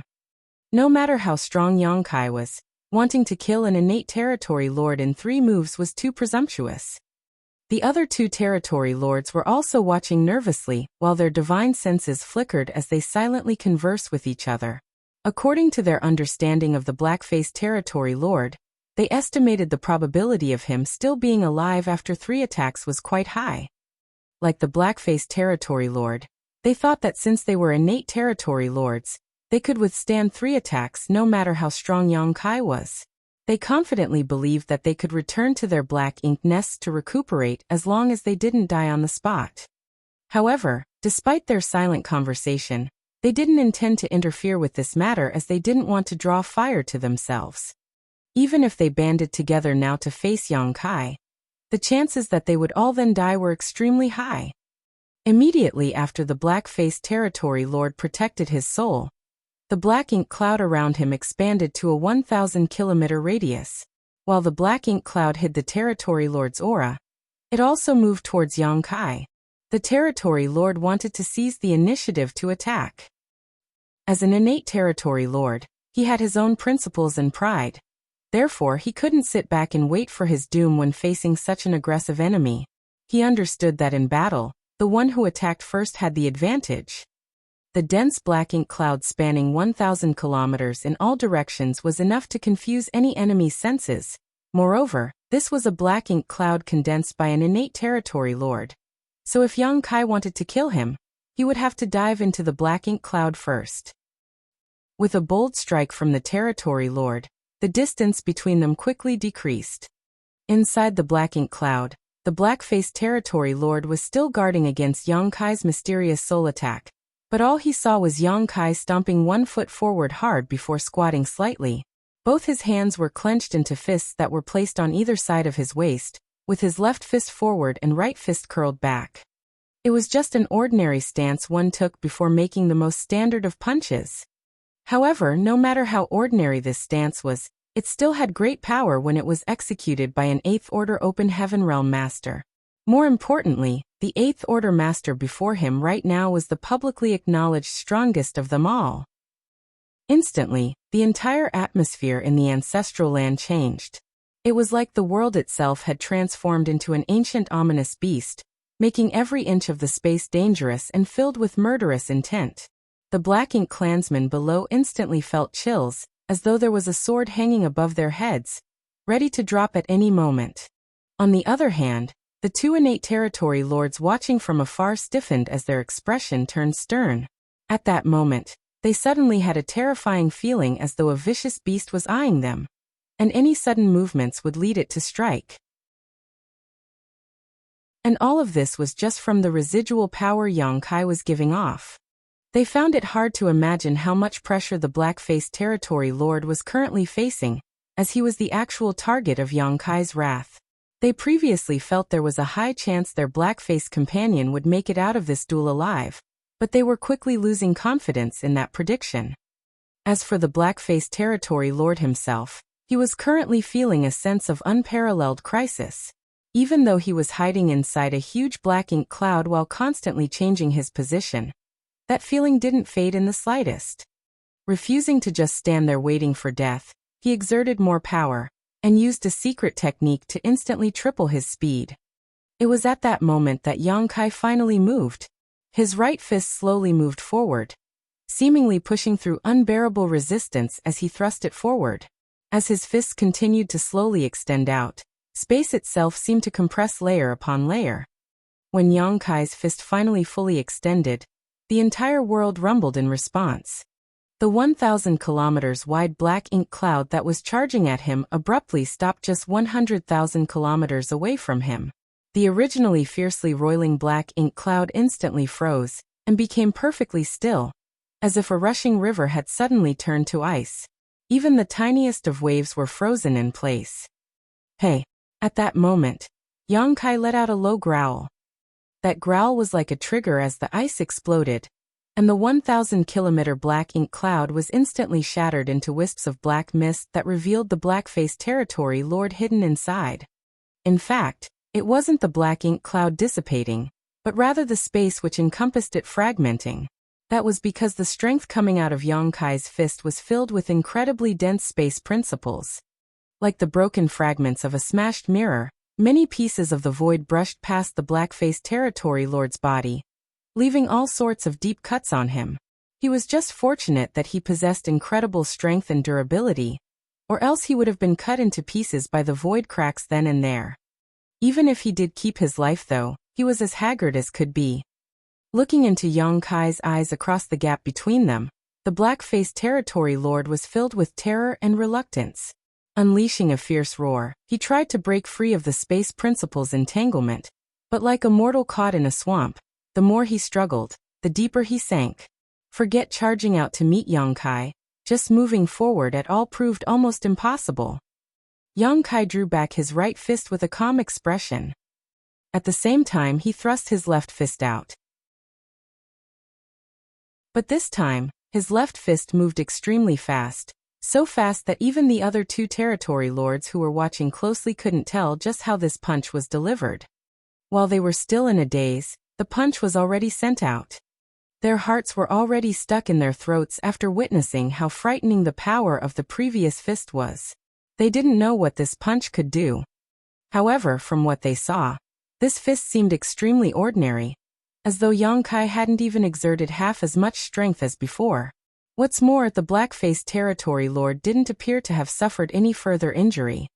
But soon they discovered something was wrong. When Yang Kai delivered his first blow, the black-faced territory lord was still pushing his strength wildly despite the awkward situation, because he was desperately trying to defend himself. With his innate territory lord strength, it wouldn't be hard for him to break free of his current situation.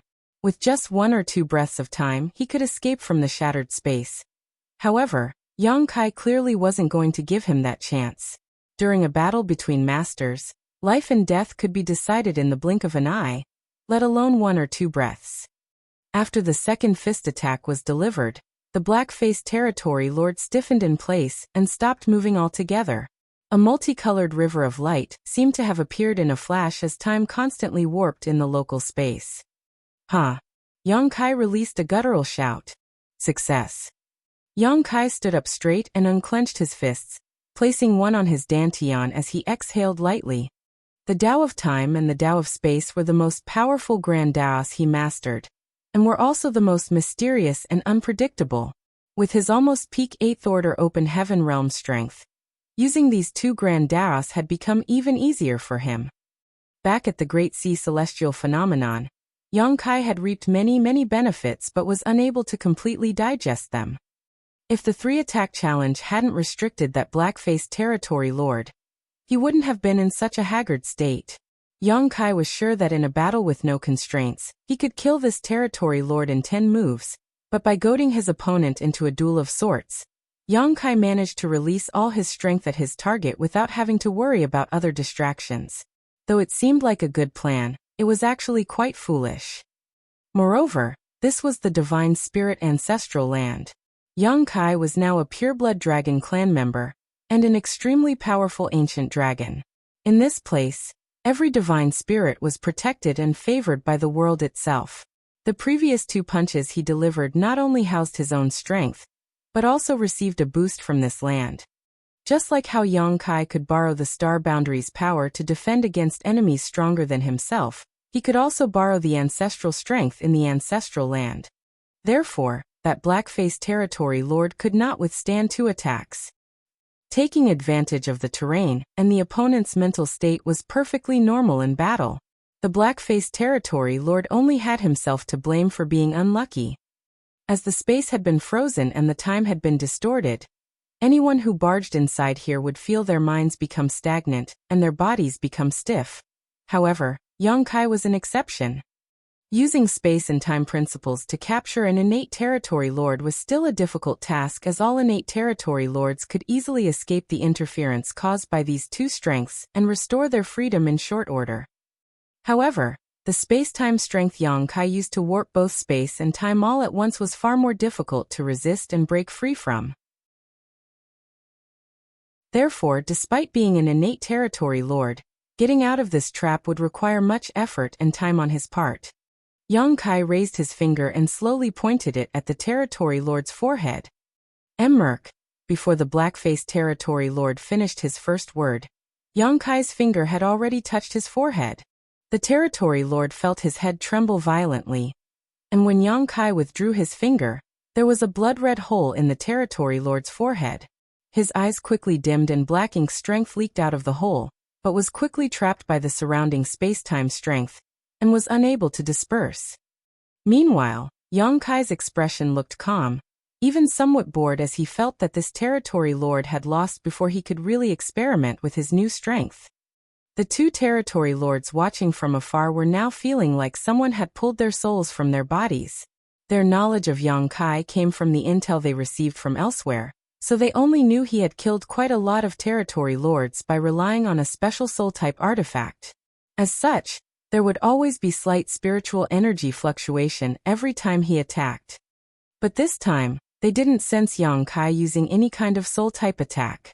He only used 2 seemingly ordinary punches to easily incapacitate an innate territory lord who was just about as powerful as they were on the spot before casually walking over and executing him with a poke to the forehead. This human was far stronger than those reports described. Such a strong human master was the Black Ink clan's greatest misfortune. Once the 2 races started their final conflict in the future, there was no telling how many Black Ink clansmen would die at this human's hands. I'll give you a cup of tea's time to scram. Otherwise, this king doesn't mind none of you ever leaving here. Yang Kai glanced over and ordered. Once he said those words, the Black Ink clansmen, who were still in a state of shock, became frantic and immediately sped off. Even the 2 territory lords shivered and quickly flew towards their Black Ink nests. Ordinary Black Ink clansmen could easily leave this place, but they couldn't because their Black Ink nests were still here. If they lost their Black Ink nests, they wouldn't have a place to recuperate after being wounded. Moreover, each mid-rank Black Ink nest was extremely important to the Black Ink clan. The feudal lords with low-rank Black Ink nests had similar thoughts. At that moment Yang Kai roared, "Everything in the ancestral land is mine. You dare try to take my things away?" With a loud clap of thunder, the feudal lords who were trying to remove their Black Ink nests abruptly halted. The 2 territory lords exchanged bitter looks as they felt unresigned. Still, they knew they couldn't take their Black Ink nests away now. Martial Peak. Chapter 56-24. From Adopted to Favorite Son. Soon, all the Black Ink clansmen in the ancestral land had curried away, leaving only their Black Ink nests of various sizes behind. Even after leaving the ancestral land, the Black Ink clan didn't dare to stop as they were afraid the killing star might suddenly chase after and slaughter them ruthlessly. Under the 2 innate territory lords' lead, the Black Ink clansmen ran for their lives. In the meantime, Yang Kai floated above the ancestral land, silently feeling the land's slight changes. If he were to say that the feeling he had when arriving at the ancestral land was like coming home, now he felt like this world had given him a trace of recognition. Was it because he chased away the Black Ink clan who came here and committed such outrage? Yang Kai didn't know the answer, but the feeling of being recognized by the ancestral land didn't seem false. With his current 8th order open heaven realm cultivation, and the dragon vein from his 70,000-meter-long ancient dragon form, he could feel even the subtlest change in the world around him. Suppose that the ancestral land was a matriarch, and all the divine spirits were her children. This land had nurtured generation after generation of divine spirits, from the primordial era to now. Therefore the ancestral land had many, many children. When the Black Ink clan invaded the 3,000 worlds, even the ancestral land couldn't escape their grasp, so the divine spirits were forced out, leaving the ancestral land, their matriarch, alone and without anyone to rely on. The Black Ink clan, who moved into the ancestral land, were the ruthless invaders of this land. They hatched numerous Black Ink nests here, trying to turn this place that had been here since ancient times into their territory. Perhaps they could even crack the secret behind why the divine spirits could resist Black Ink's strength, and find a solution in time. As the old and lonely matriarch couldn't stop them on her own, she could only silently resist. That was until Yang Kai came and chased all the Black Ink clan away. Like any universe world, the ancestral land had its own will and acknowledged Yang Kai's actions. Yang Kai wasn't a true pureblood. He started out as an ordinary human, but was lucky to gain the golden divine dragon source through an opportunity in his youth. Coincidentally, that golden divine dragon source originally belonged to the 3rd-generation dragon emperor. After so many years of constantly refining his bloodline and cultivating in the dragon pool, Yang Kai had managed to purify his bloodline and become a real member of the dragon clan. Now he also had the right to enter his name in the dragon tome. However, Yang Kai was still nothing more than an adopted son to the ancestral land. In comparison to her biological children, Yang Kai naturally wouldn't be given as much attention and favor. It was the same with humans. Even if their children were good for nothing, they were still their blood-related children. What Yongkai did today successfully helped him move closer towards the biological sun level from the adopted sun level. This period was when the ancestral land was at its loneliest and most helpless. Even the divine spirits found it hard to do anything, but Yongkai, the adopted son, came and chased away all the invaders. That was why Yongkai immediately felt the slight change between this land and himself after he drove out the Black Ink clan.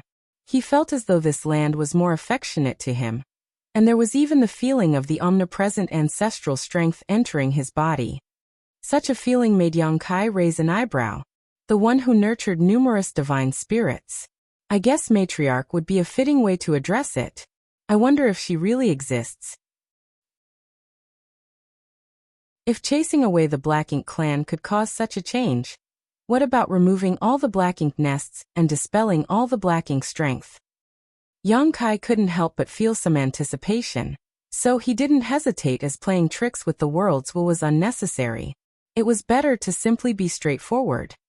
Moreover, even without the favor of the ancestral land, Yongkai would still remove the Black Ink nests and Black Ink strength here. With a wave of his hand, all the Black Ink nests were uprooted from their positions and thrown inside Yongkai's small universe to be suppressed and sealed. Then, Yongkai used purifying light to dispel all the Black Ink strength still lingering in the land. Yongkai's hard work, or rather his filial piety, wasn't in vain because, following the removal of Black Ink nests and Black Ink strength, the connection he felt with this land became even closer. When all the Black Ink nests and Black Ink strength were cleaned out, Yongkai could feel that he had surpassed the level of a biological son and jumped straight into being the matriarch's favorite son. It was as if what was left was for the ancestral land to reveal its kind smile and compliment Yongkai for being a good boy. The sky cleared as ancestral strength flowed into Yongkai's body from all directions, making his dragon vein stir to life. This made Yongkai feel elated because he felt all his efforts weren't in vain.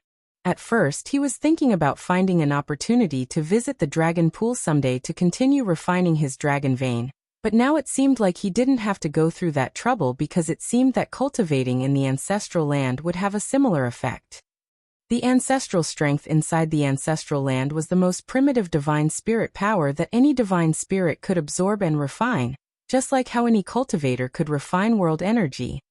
That was also why those divine spirits scattered outside instinctually wanted to return to the ancestral land. While being here, they could greatly improve their strength and bloodline.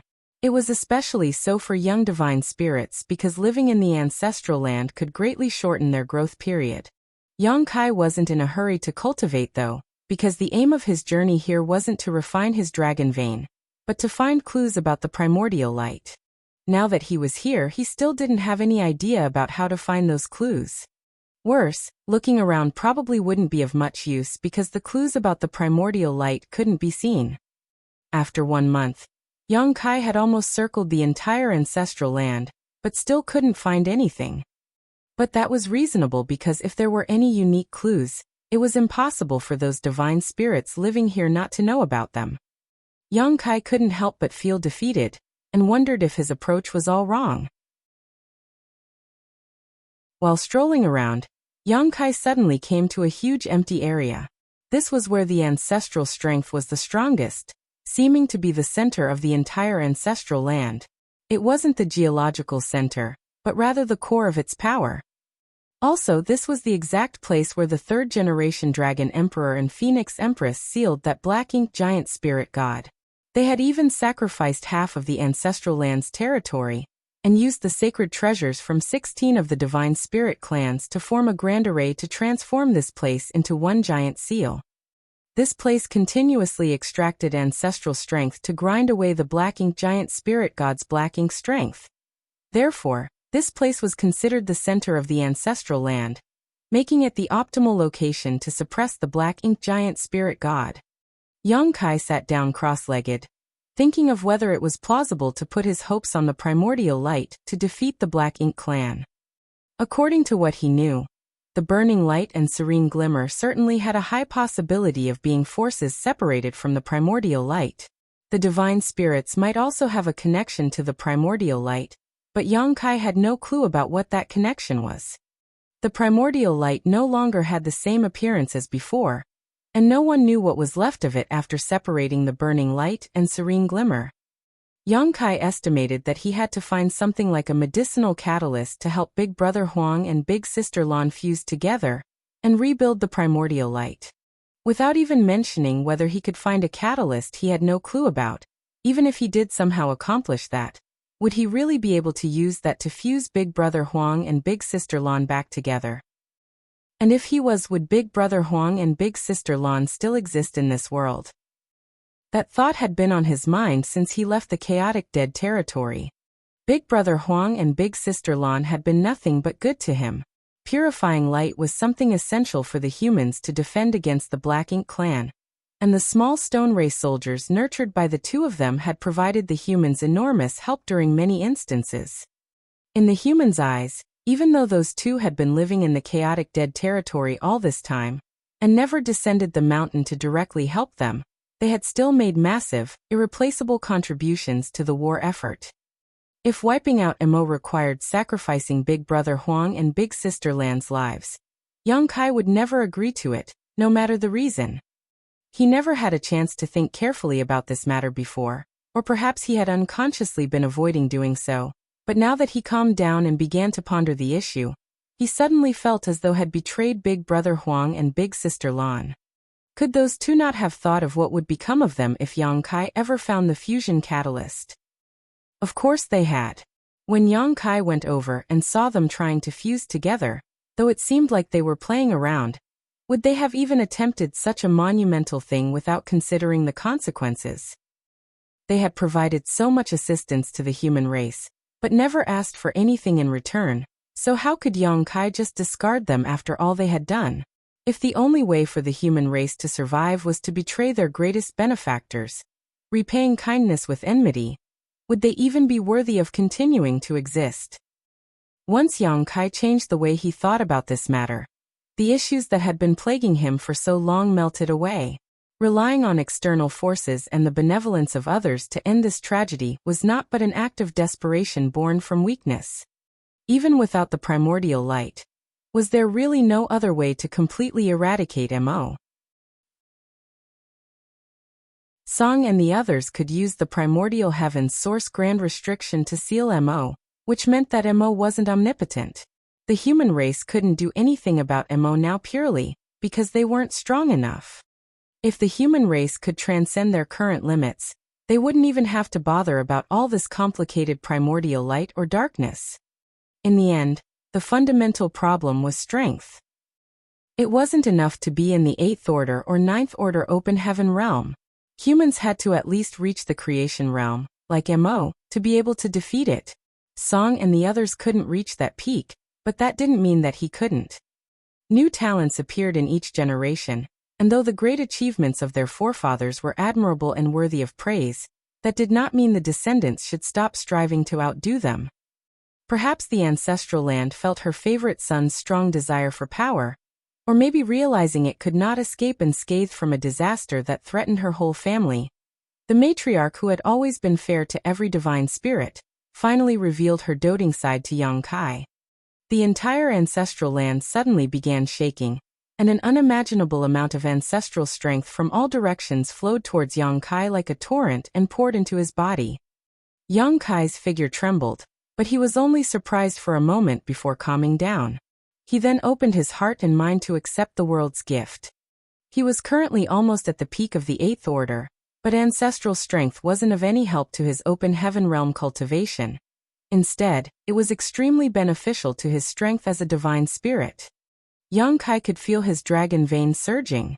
Following the ancestral strength entering his body, he felt like he had lost control of the suppressed dragon force within him, and tiny dragon scales began appearing on his outer skin.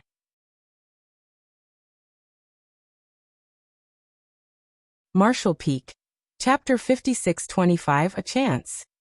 2 lumps had appeared on his forehead as well, and Yang Kai felt as if something was about to pop out of them. Even his bottom felt a little itchy. Yang Kai hadn't activated the dragon transformation secret art. His body was simply showing signs of dragon transformation on its own. This was something that didn't happen even when he was cultivating inside the dragon pool. The dragon pool was the dragon clan's origin and sanctuary, and was useless to other divine spirits besides the dragon clan. However, ancestral strength was an energy that could benefit any divine spirit. If Yongkai had to compare, the ancestral strength was undoubtedly more primitive and wild. With a loud dragon roar and a bright golden flash, a 70,000-meter-long giant golden dragon suddenly appeared where Yongkai had stood. Since he couldn't suppress it, he would just allow nature to take its course. Instantly, ancestral strength began flooding in more rampantly. The golden dragon shook its head and flicked its tail while its dragon scales trembled as it felt its whole body itching. It could also clearly feel its size increasing rapidly, and following that increase, it felt elated.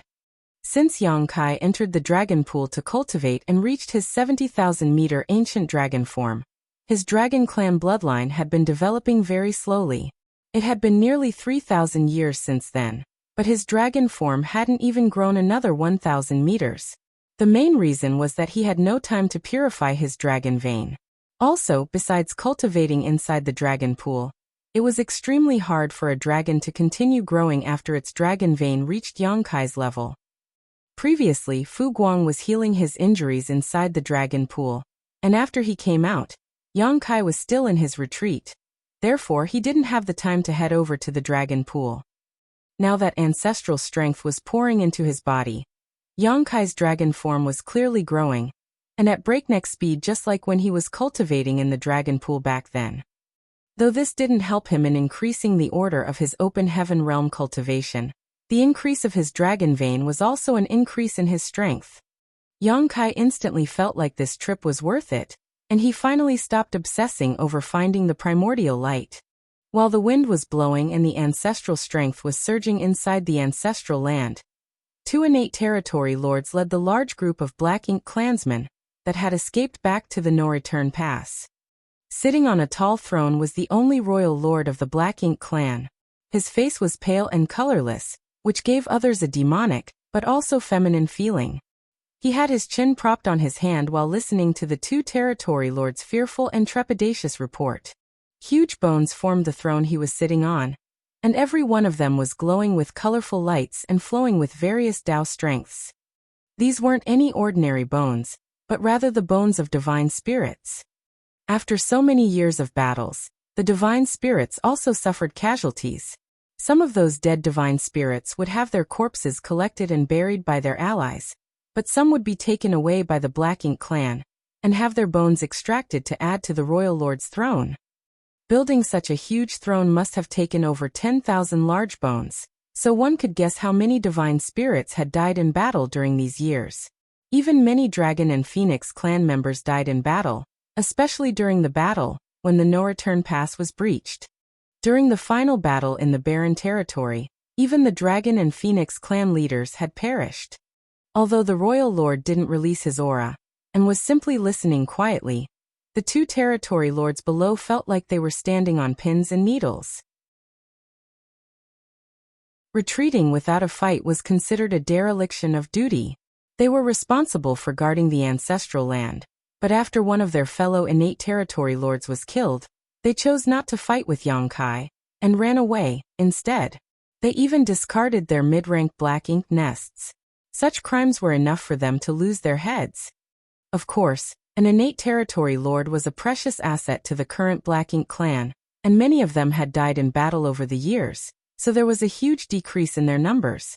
The royal lord wouldn't easily execute these 2, and would most likely just send them to the 6 battlefields that had masters from both races, so that they could atone for their sins. On the 2 sides of the main hall were 2 rows of innate territory lords.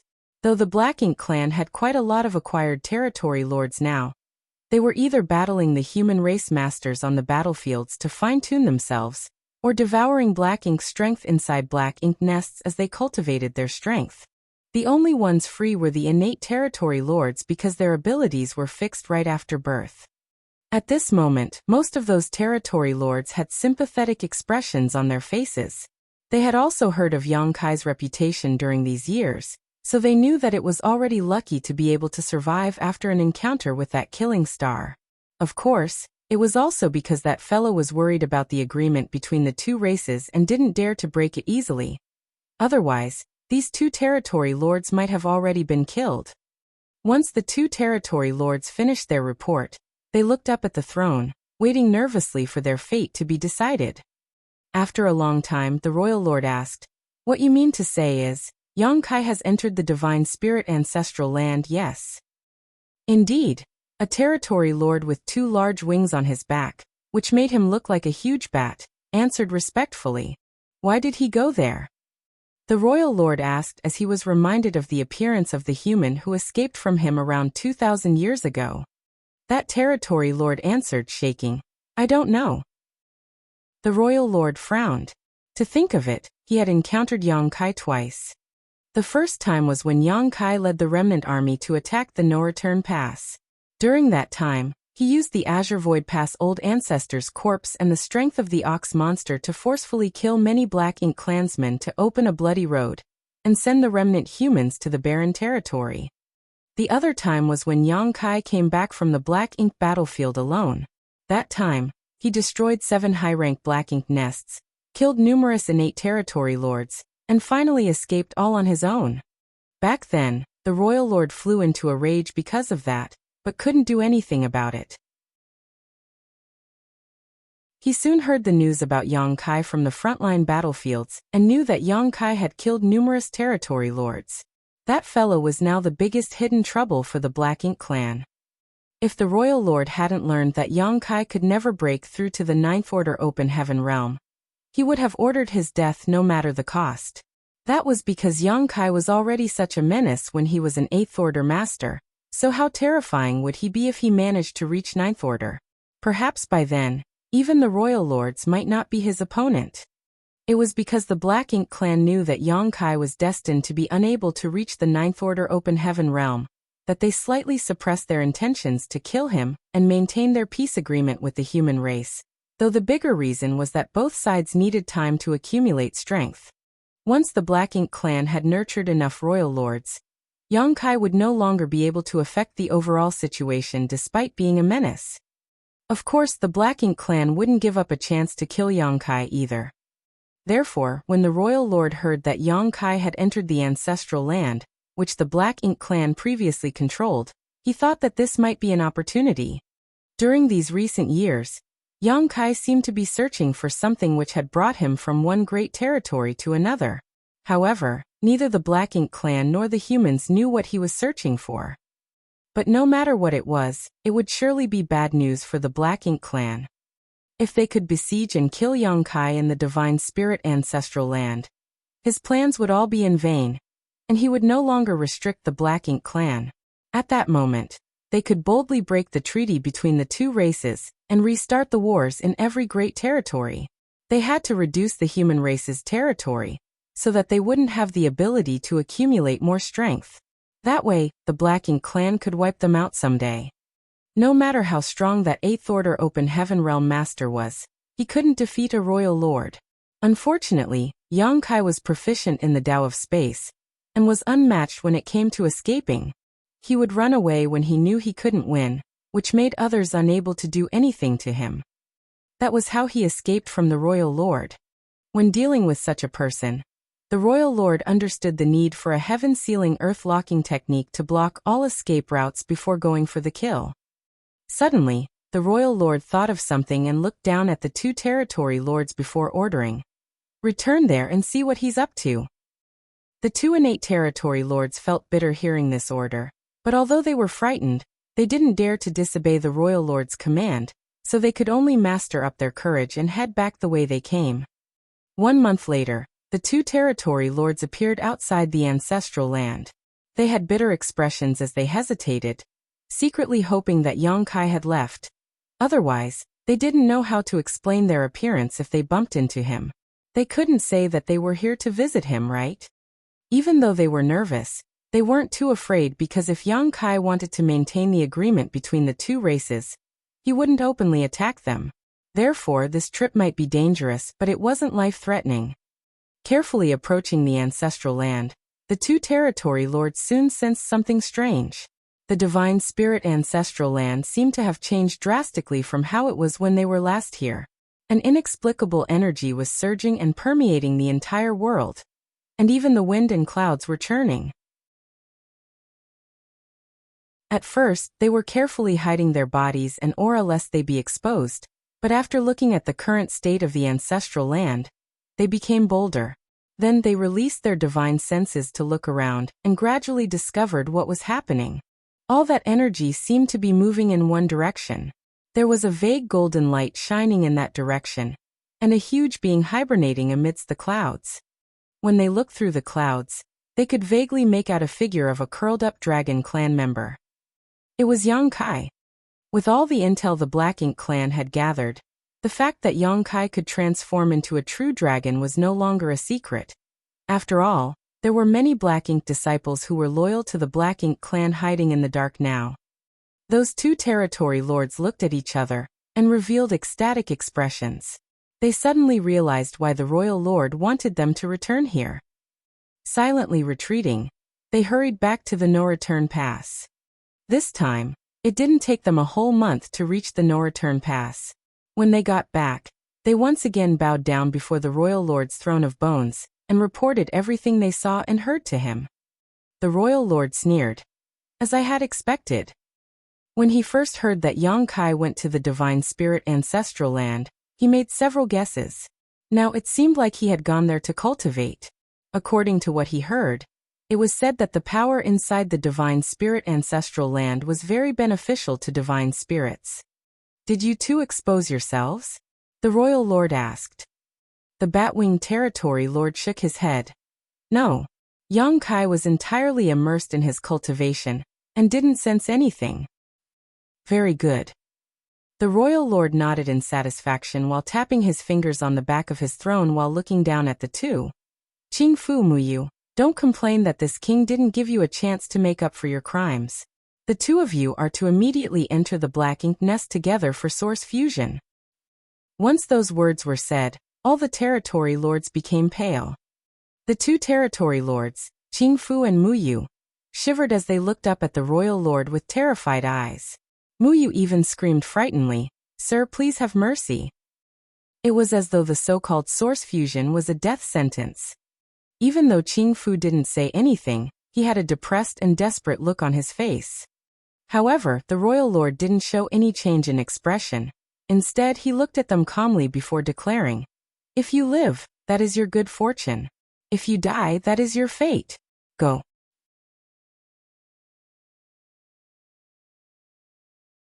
Martial Peak, Chapter 5626, Source Fusion Technique. The humans had many sayings for when one returned home, each describing it as something glorious after enduring difficulties, or achieving something astonishing that brought honor to the family. However, source fusion in the Black Ink clan had nothing to do with returning with honor. The only similarity with those sayings was that it was somewhat related to going home. To the humans, one's homeland was their place of birth. In that sense, the Black Ink nests were the Black Ink clan's homeland because they nurtured all Black Ink clansmen.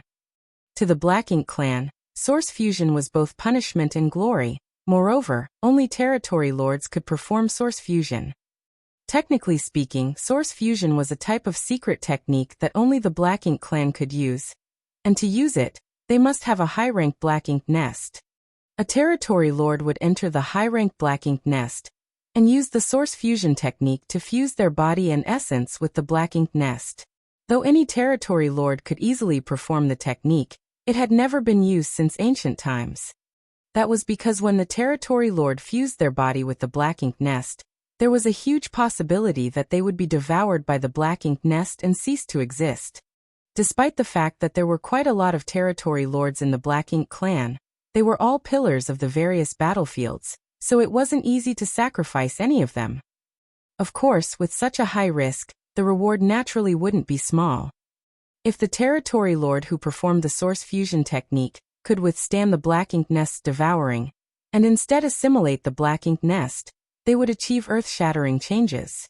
Simply put, the relationship between the territory lord using the source fusion technique and the Black Ink nest was that they had to devour each other. Only one between them would survive. Since the day of their birth, an innate territory lord's abilities were fixed and had no way of increasing. This limitation, however, wasn't completely impossible to overcome, as they could have a chance to greatly increase their strength by performing the source fusion technique, even though the chances of success weren't high. High-rank black ink nests were derived directly from Mo. Therefore, one could see the Black Ink clan as Mo's creations. If the creation devoured the source chi from their creator, they would gain unimaginable benefits. By using the source fusion technique, an innate territory lord would have the chance to become a royal lord. Of course, such a royal lord would inevitably be weaker than an ordinary royal lord, and could only be called pseudo-royal lord. Such a secret technique needed the Black Ink clan to sacrifice many territory lords to succeed, and even if they did, they would lose a high-rank Black Ink nest.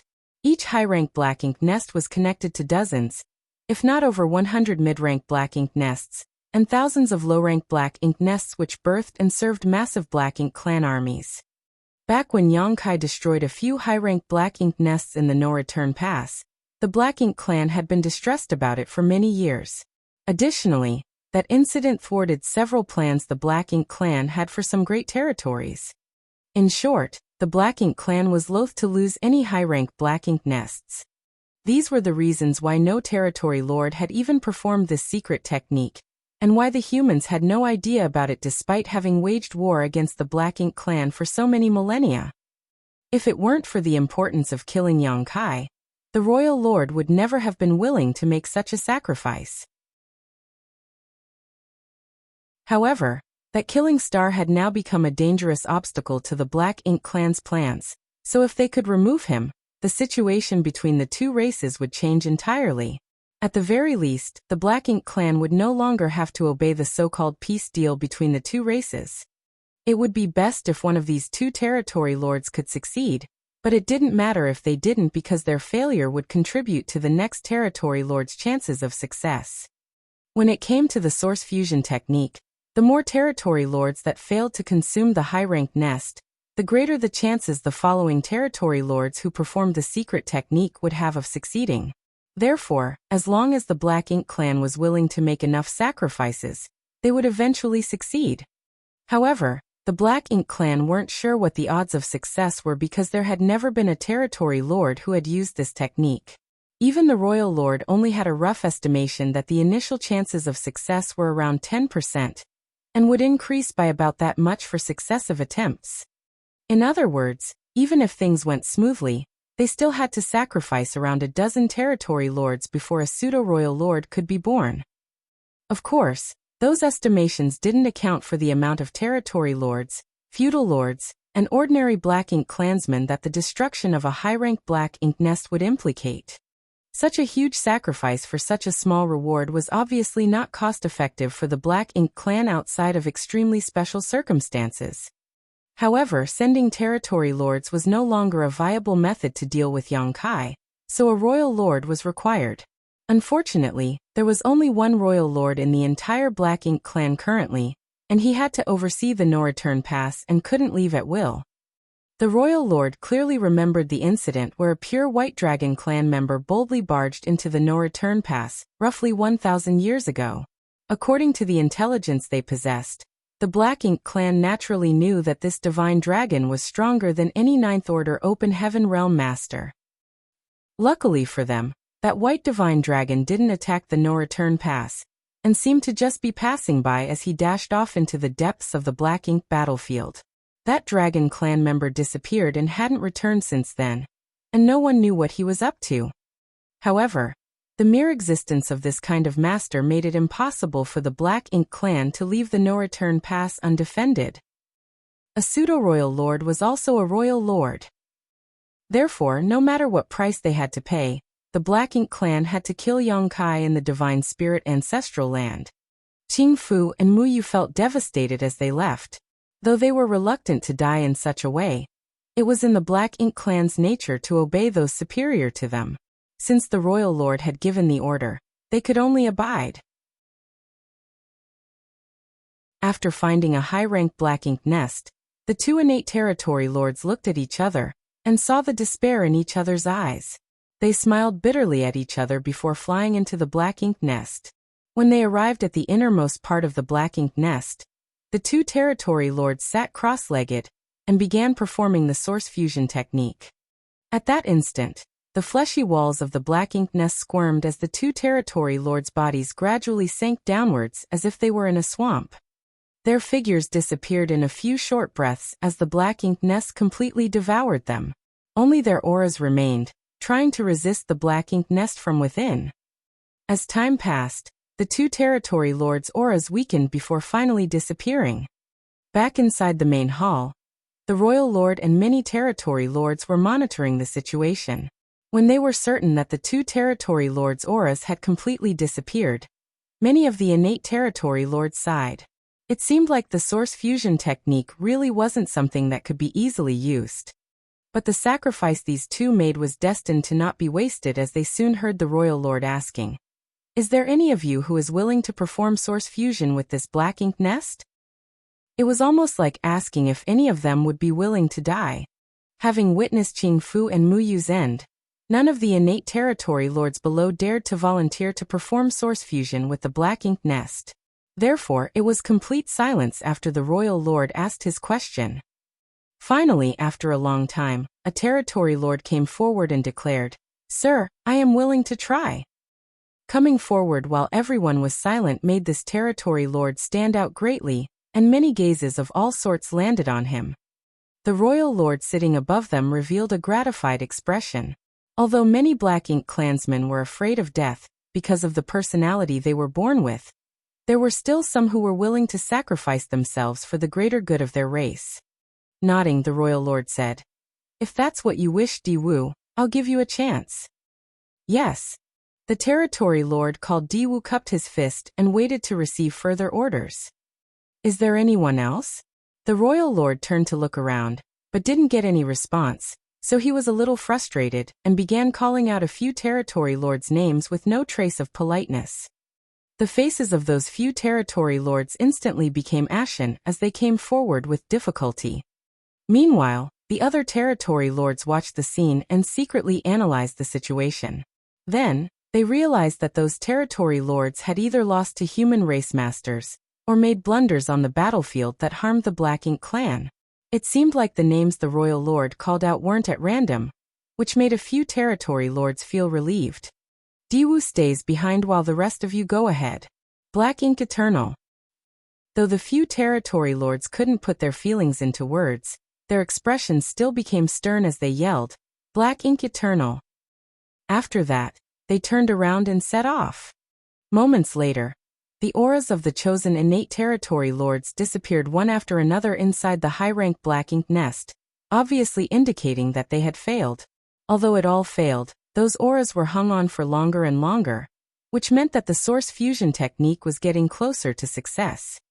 At that moment, the desire in those innate territory lords still on the scene were ignited. An innate territory lord was indeed strong, and ordinary 8th Order masters weren't their opponents, but it had always been a point of frustration that their abilities were fixed with no way of increasing in the future. Right now, the innate territory lords could still occupy a pivotal place in the war against the human race, but once the final battle between the two races began, there would surely be quite a lot of royal lords and 9th Order masters. By that time, what was the use of being an innate territory lord when they couldn't even save themselves from danger? They also wanted to have greater power and become royal lords, even if they were only pseudo-royal lords. In the meantime, 6 territory lords had gone through source fusion with the Black Ink nest, which meant the chances for succeeding was growing increasingly higher. Perhaps one of them might be able to devour the Black Ink nest, break through their innate shackles and transcend to the next level. While they feared death, they also craved power. If the innate territory lords in the hall could be said to be avoiding the source fusion technique before, they were now feeling a little excited. After the 8th territory lord had fallen, the royal lord asked again, "Who else is willing to give it a try?" The territory lords were now far more enthusiastic than before. Of course, the royal lord knew what they were thinking, but he still nodded lightly while looking at them with a gratified expression. However, he didn't let the territory lords take action together this time.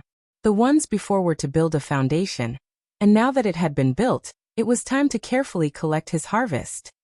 Under the royal lord's command, the first territory lord in line entered the black ink nest and performed the source fusion technique. Half a day later, his aura disappeared. Following that was the second territory lord, then a third. Each territory lord was able to last much longer than the previous one, which meant they were creeping closer to success. However, it wasn't until the 13th territory lord failed to return that the other territory lords below the throne began looking at the royal lord with burning gazes. Anyone could see that success was near. Perhaps it would be the next one or the one after that. Since the royal lord hadn't said anything, none of them dared to move, and those whose names were called out were looking at the royal lord with anticipation filling their eyes.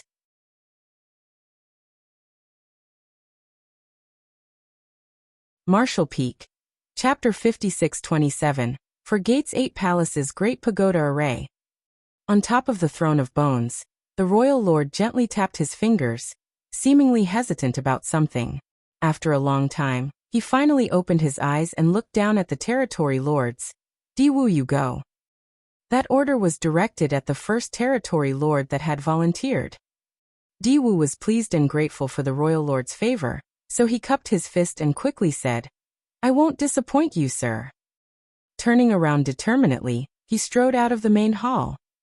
The rest of the territory lords looked at each other before smiling bitterly because they couldn't stop Diwu, nor did they dare to blame the royal lord for being biased. Since Diwu was the first to stand up and volunteer when the royal lord asked who was willing to perform the source fusion with the black ink nest, he had shown that he was braver than the other territory lords. The royal lord naturally appreciated and favored such a territory lord. In addition, it was obvious that the royal lord had chosen Diwu to receive the benefits in the end, all along. The previous territory lords who went to perform the source fusion technique were all sacrifices to pave the way for Diwu. Now that the royal lord had instructed Diwu to head over, it undoubtedly meant that the royal lord also felt that success was at hand. If Diwu didn't move now, he might not get a chance to. Several divine senses were probing at what was happening inside the high-rank black ink nest as Diwu entered and quickly performed the source fusion technique, letting the black ink nest devour his body, while leaving behind his aura. This time, his aura endured for a long time without weakening, constantly resisting the black ink nest's devouring. His aura stayed longer than any of the previous territory lords. Meanwhile, the other territory lords had complicated feelings as they continued to sense what was happening. They both anticipated Diwu's success, but also hoped he would fail. If he succeeded, he would be the first pseudo-royal lord that emerged from using the source fusion technique, a momentous occasion for the Black Ink clan. But if he failed, the other territory lords present would have a chance to obtain that glory for themselves. Several days later, the long battle between auras suddenly quieted down, and the royal lord sitting on the throne relaxed his furrowed brow before grinning. Success!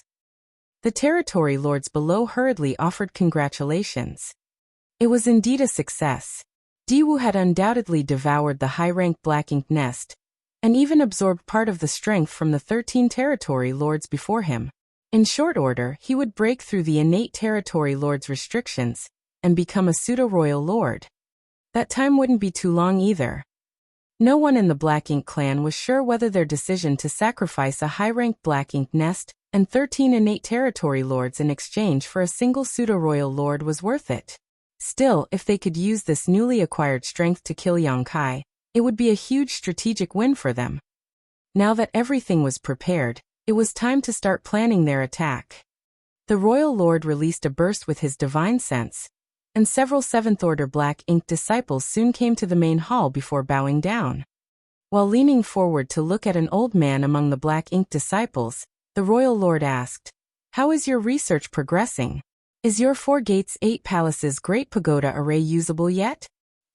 That old man replied, "Reporting to Sir Royal Lord, we have already perfected it long ago and have refined many array boards and banners." Then the old man's expression became serious. "My lord, are you planning on using this array?" In recent years, quite a lot of humans were corrupted by Black Ink strength and turned into Black Ink disciples, but very few were proficient in the Tao of Spirit arrays. The few standing before the royal lord were the array masters among the black ink disciples that had high attainments in the Tao of Spirit arrays. More than 2,000 years ago, the royal lord began gathering these specialists in the no-return pass, providing them with protection and any materials or resources they required while giving them a single order: to develop a heaven-sealing earth-locking grand array that they could use when needed. Although the royal lord didn't specify who they would use that spirit array on, the Seventh Order Black Ink disciples weren't fools. It wasn't enough to just deduce a heaven-sealing earth-locking grand array, however. Refining array boards and banners had also cost numerous resources, and powerful masters were also needed to set up and maintain the grand array.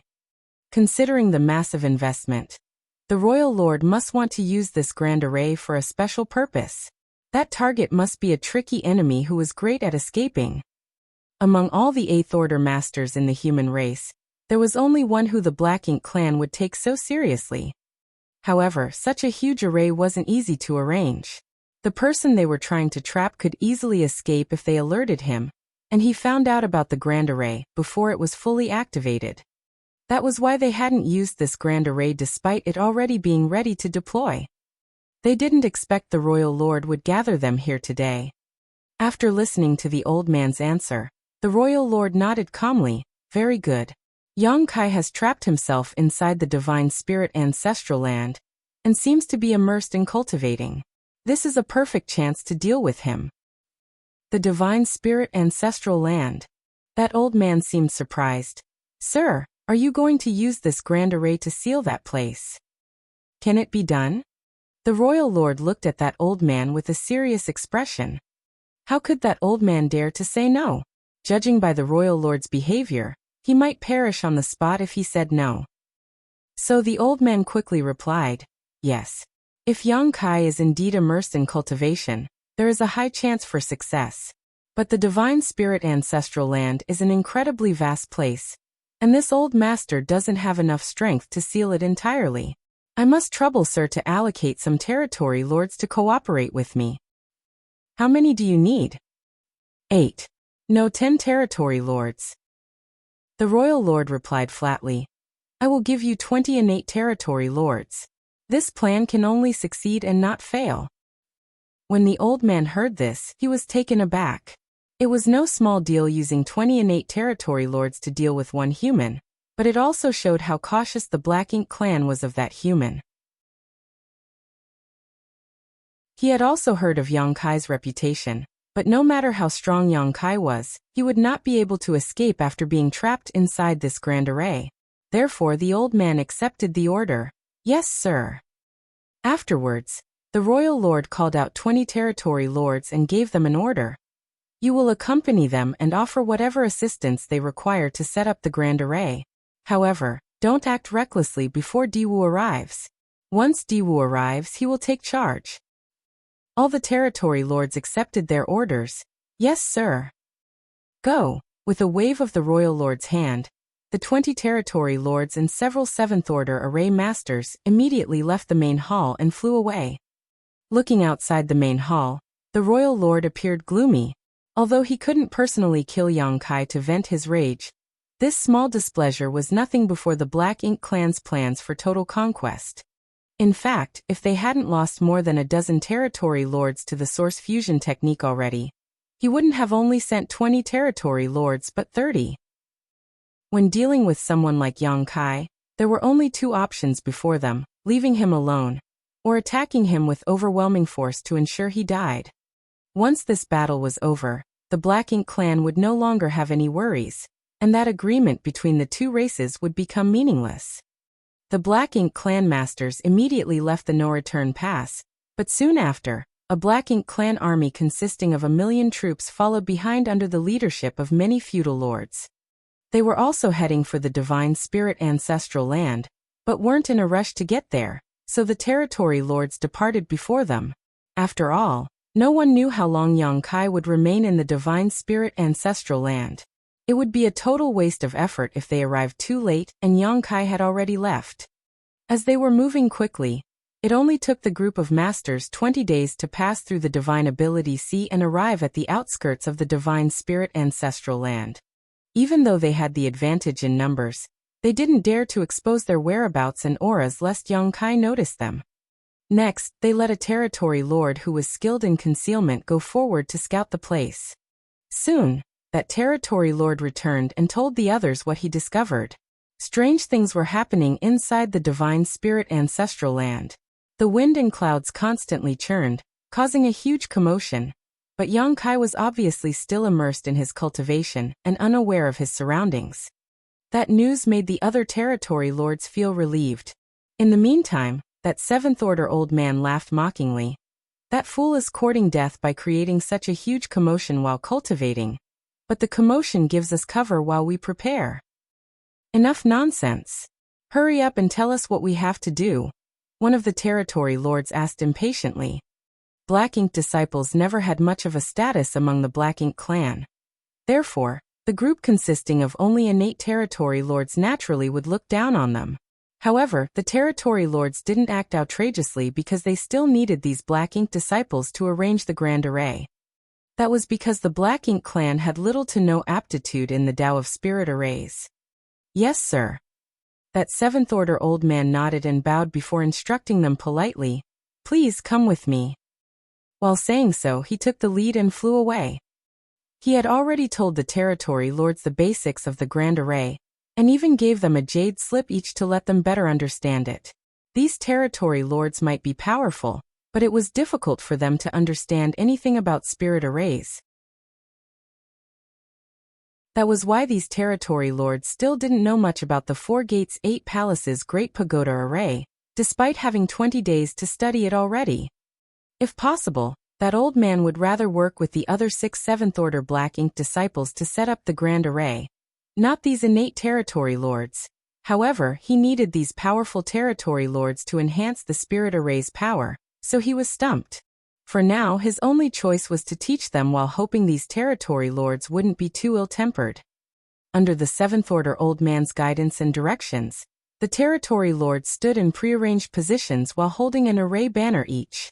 Then the old man followed down the line and placed several array boards before arranging for the other 7th-order Black Ink disciples to stand in the critical nodes. This arrangement took them more than 10 days. The old man was tuckered out and secretly grateful to the royal lord for sending 20 territory lords over.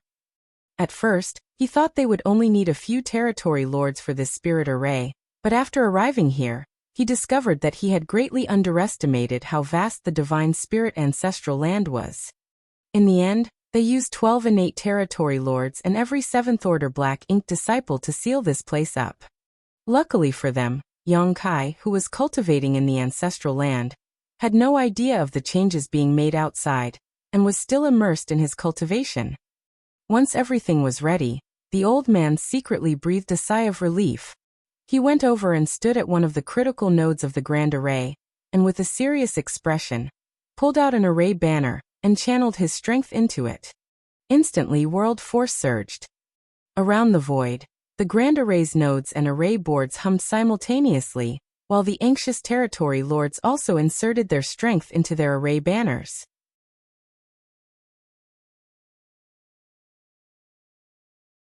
Martial Peak, Chapter 56-28, Going Back in Time. Following the activation and trembling of each array banner, the array boards also quickly released their aura and intertwined with them. Invisible energy appeared and passed through the place where the 7th-order Black Ink disciples and 12 innate territory lords stood. After 10 days of hard effort, they succeeded in activating the grand array. Instantly, the void where the Divine Spirit ancestral land was located was entirely enveloped by the grand array, isolating it from the outside world.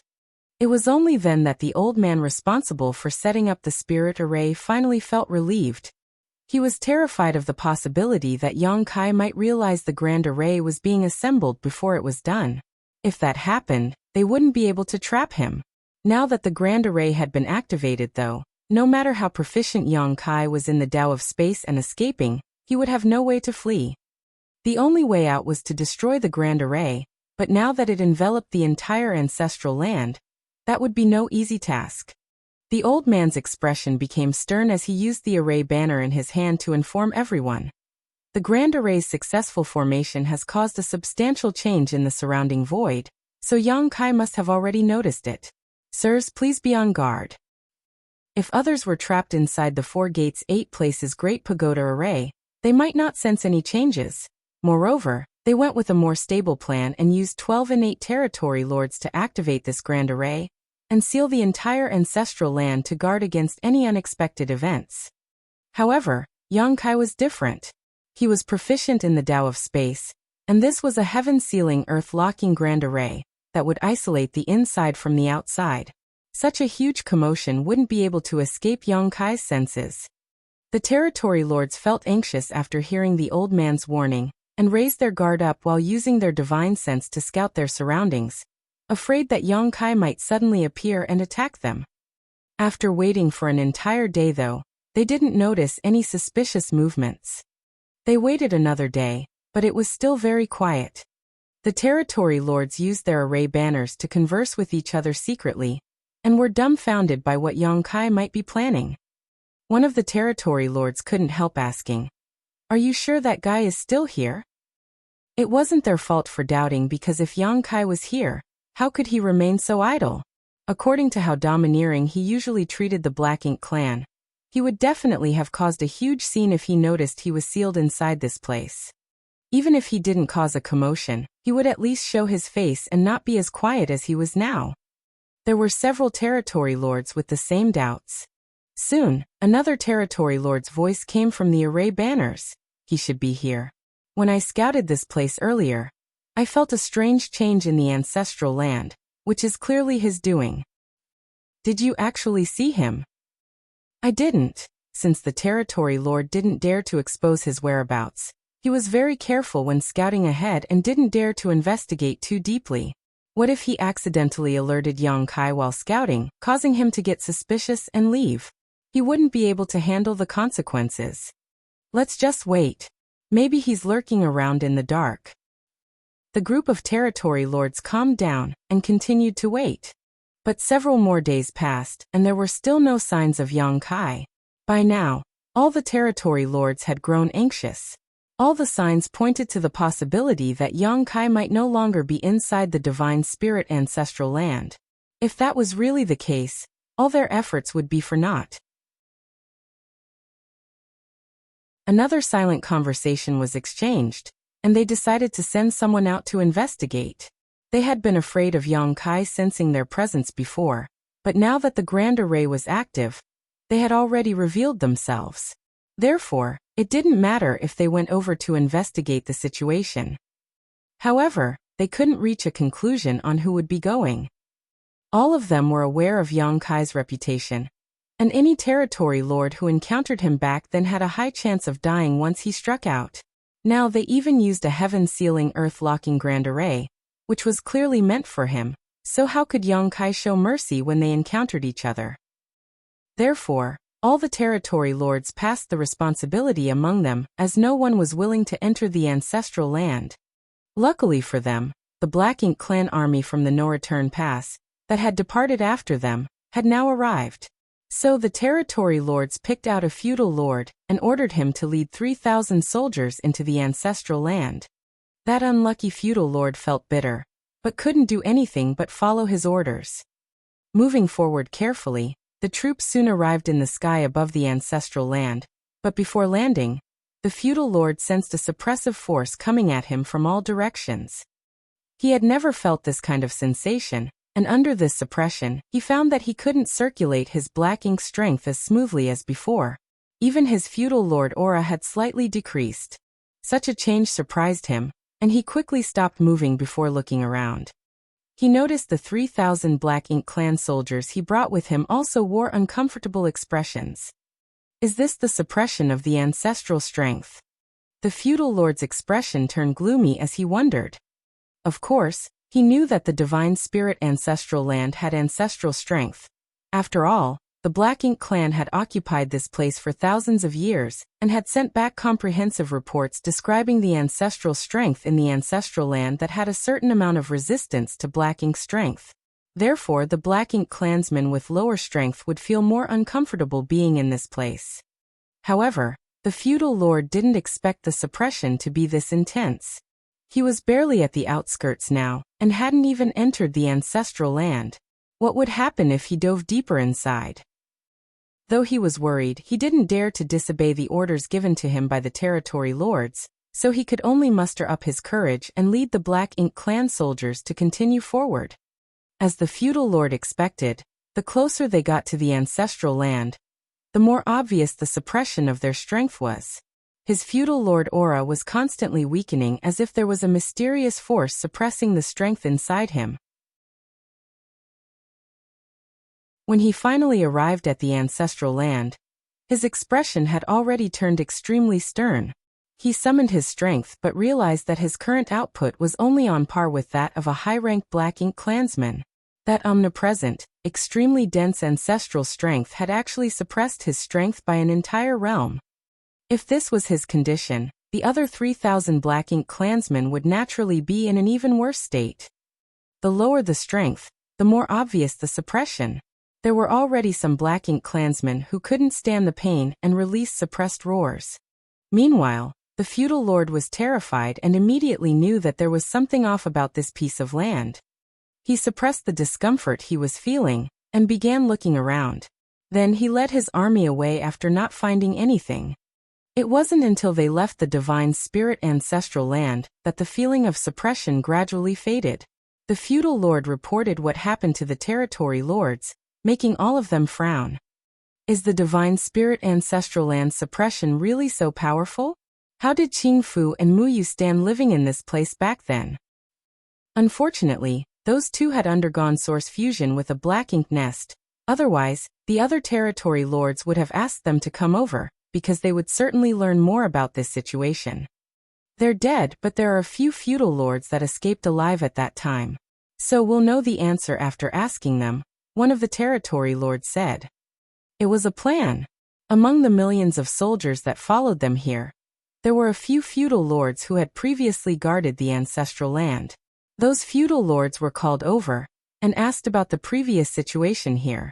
After finding out that things were completely different now, the territory lords were certain that, while there was previously ancestral strength here as well, it wasn't nearly as dense as it was currently. It was clear that the ancestral land had gone through a dramatic change they knew nothing about, which was likely caused deliberately. In other words, Yang Kai was still inside the ancestral land, but no one knew where he was hiding or what he was doing. Should they keep searching for him? Now that they had a Black Ink clan army that consisted of millions of Black Ink clan soldiers, there was a huge possibility of finding Yang Kai in his hiding spot if they scattered enough people around the ancestral land. However, what would they do with him after finding him? Another round of discussion later, the territory lords decided to just lay low and wait. They were now very sure that Yang Kai was still inside the ancestral land, and as long as he was here, he couldn't run away. Moreover, the royal lord had ordered them to wait for Di Wu to arrive and take over, so they would do just that. After Di Wu successfully performed the source fusion technique, he became a pseudo-royal lord. Now all he needed to do was to absorb the power from the Black Ink nest and all 13 innate territory lords sacrificed before him, and he would have enough power to defeat Yang Kai. Once a decision was made, all the territory lords felt relieved and waited silently. In the meantime, Yang Kai had sunk deep into the ancestral land, but this wasn't by his own doing. At first he was just an adopted son to the ancestral land, the so-called matriarch, and then he advanced into a true son after contributing something. Later he became the ancestral land's favorite son. Following that, the ancestral land might have sensed Yang Kai's desire for power, and decided to help him with all it could. Yang Kai transformed into a 70,000-meter ancient dragon before beginning to absorb and refine as much ancestral strength as he could from the ancestral land. While refining his dragon vein, he was so immersed in his cultivation that he didn't notice that his body had involuntarily sunk into the ground and arrived deep below the surface of the ancestral land. Yang Kai didn't even notice signs of his body fusing with the ancestral land. This phenomenon was naturally not the same as the Black Ink clan's source fusion technique, which required devouring one another. It was as though the matriarch had opened her arms to welcome Yang Kai into her embrace, because she was trying to inject that huge amount of strength into his body. With the constant refining of his dragon vein, Yang Kai noticed that the effects here were even more outstanding than those he had while cultivating in the dragon pool. As Yang Kai had entirely sunk into the ground, not only did he not notice that the Black Ink clan had set up a heaven-sealing earth-locking grand array called the Four Gates 8th Palace's Great Pagoda Array, but the Black Ink clan who came in to look around for him also wouldn't be able to find him. Time passed by and Yang Kai's fusion with the ancestral land was becoming stronger, like he was about to become one with it. At a certain point, his perspective seemed to entirely change, becoming both ancient and wide. As his dragon vein continued to be refined, he felt a strange power seeping into his body and gradually resonating with the entire ancestral land. It was the purest form of Time Tao essence. The Dragon Clan's bloodline talent was the Tao of Time. If a Dragon Clansman's bloodline reached a certain level of purity, they would naturally become proficient in the Tao of Time and gain the ability to use time principles. Yang Kai possessing a dragon vein might have been a huge factor as to why he could reach such high attainments in the Tao of Time back then. Now the Time Tao essence of this world seemed to have caused some kind of strange change. Though Yang Kai still retained his consciousness, it had expanded greatly as he felt himself fuse with the ancestral land. The sensations of his body faded away, as he then saw a strange phenomenon. He witnessed several Black Ink clansmen investigating something in the ancestral land before leaving quickly. This wasn't strange in and of itself, but what was odd was the scenes seemed to be occurring in reverse. Yang Kai even saw some Black Ink clansmen walking backwards. Next, he saw a grand array, which enveloped the entire void around the ancestral land, dispersed before several Black Ink disciples began running around with a number of territory lords seemingly disassembling it. Another 2 territory lords suddenly appeared outside of the ancestral land, but left after investigating what was inside. Those 2 territory lords seemed like the 2 he had previously released. Yang Kai also saw the territory lord he killed revive from the dead. He even witnessed himself withdrawing his finger from that territory lord's forehead before their battle played out in reverse.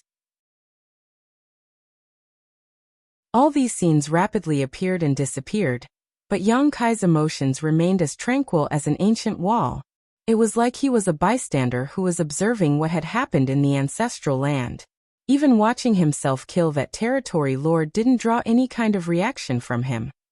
At that moment, Yang Kai suddenly realized that he was going back in time.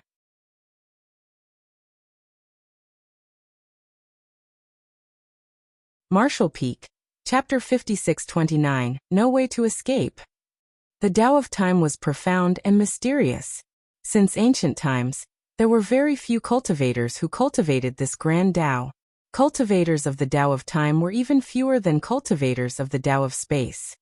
Only the Dragon Clan, who had their bloodline talent, would reliably become extremely gifted in the Tao of Time. Back when Yang Kai was outside the Great Sea Celestial Phenomenon, he used his Sun and Moon Divine Wheel to shatter spacetime and glimpse the future. Later, everything that happened proved that what he saw was real. However, that opportunity was an accidental coincidence. Yang Kai had tried using the Sun and Moon Divine Will again, but never saw the future in that way again. That experience led him to understand that if he could master the Tao of Time to its extreme, he might be able to peer into the future. Moreover, the ability to foresee the future was definitely a great method to avoid danger. The truth was that, once a cultivator's cultivation reached a certain level, they would naturally have a bit of prophetic ability, allowing them to sense danger and crisis before they happened. But without the Tao of Time, they couldn't see the future and would only have vague intuitions. Since the Tao of Time could allow a cultivator to foresee the future, of course, it could allow them to see the past.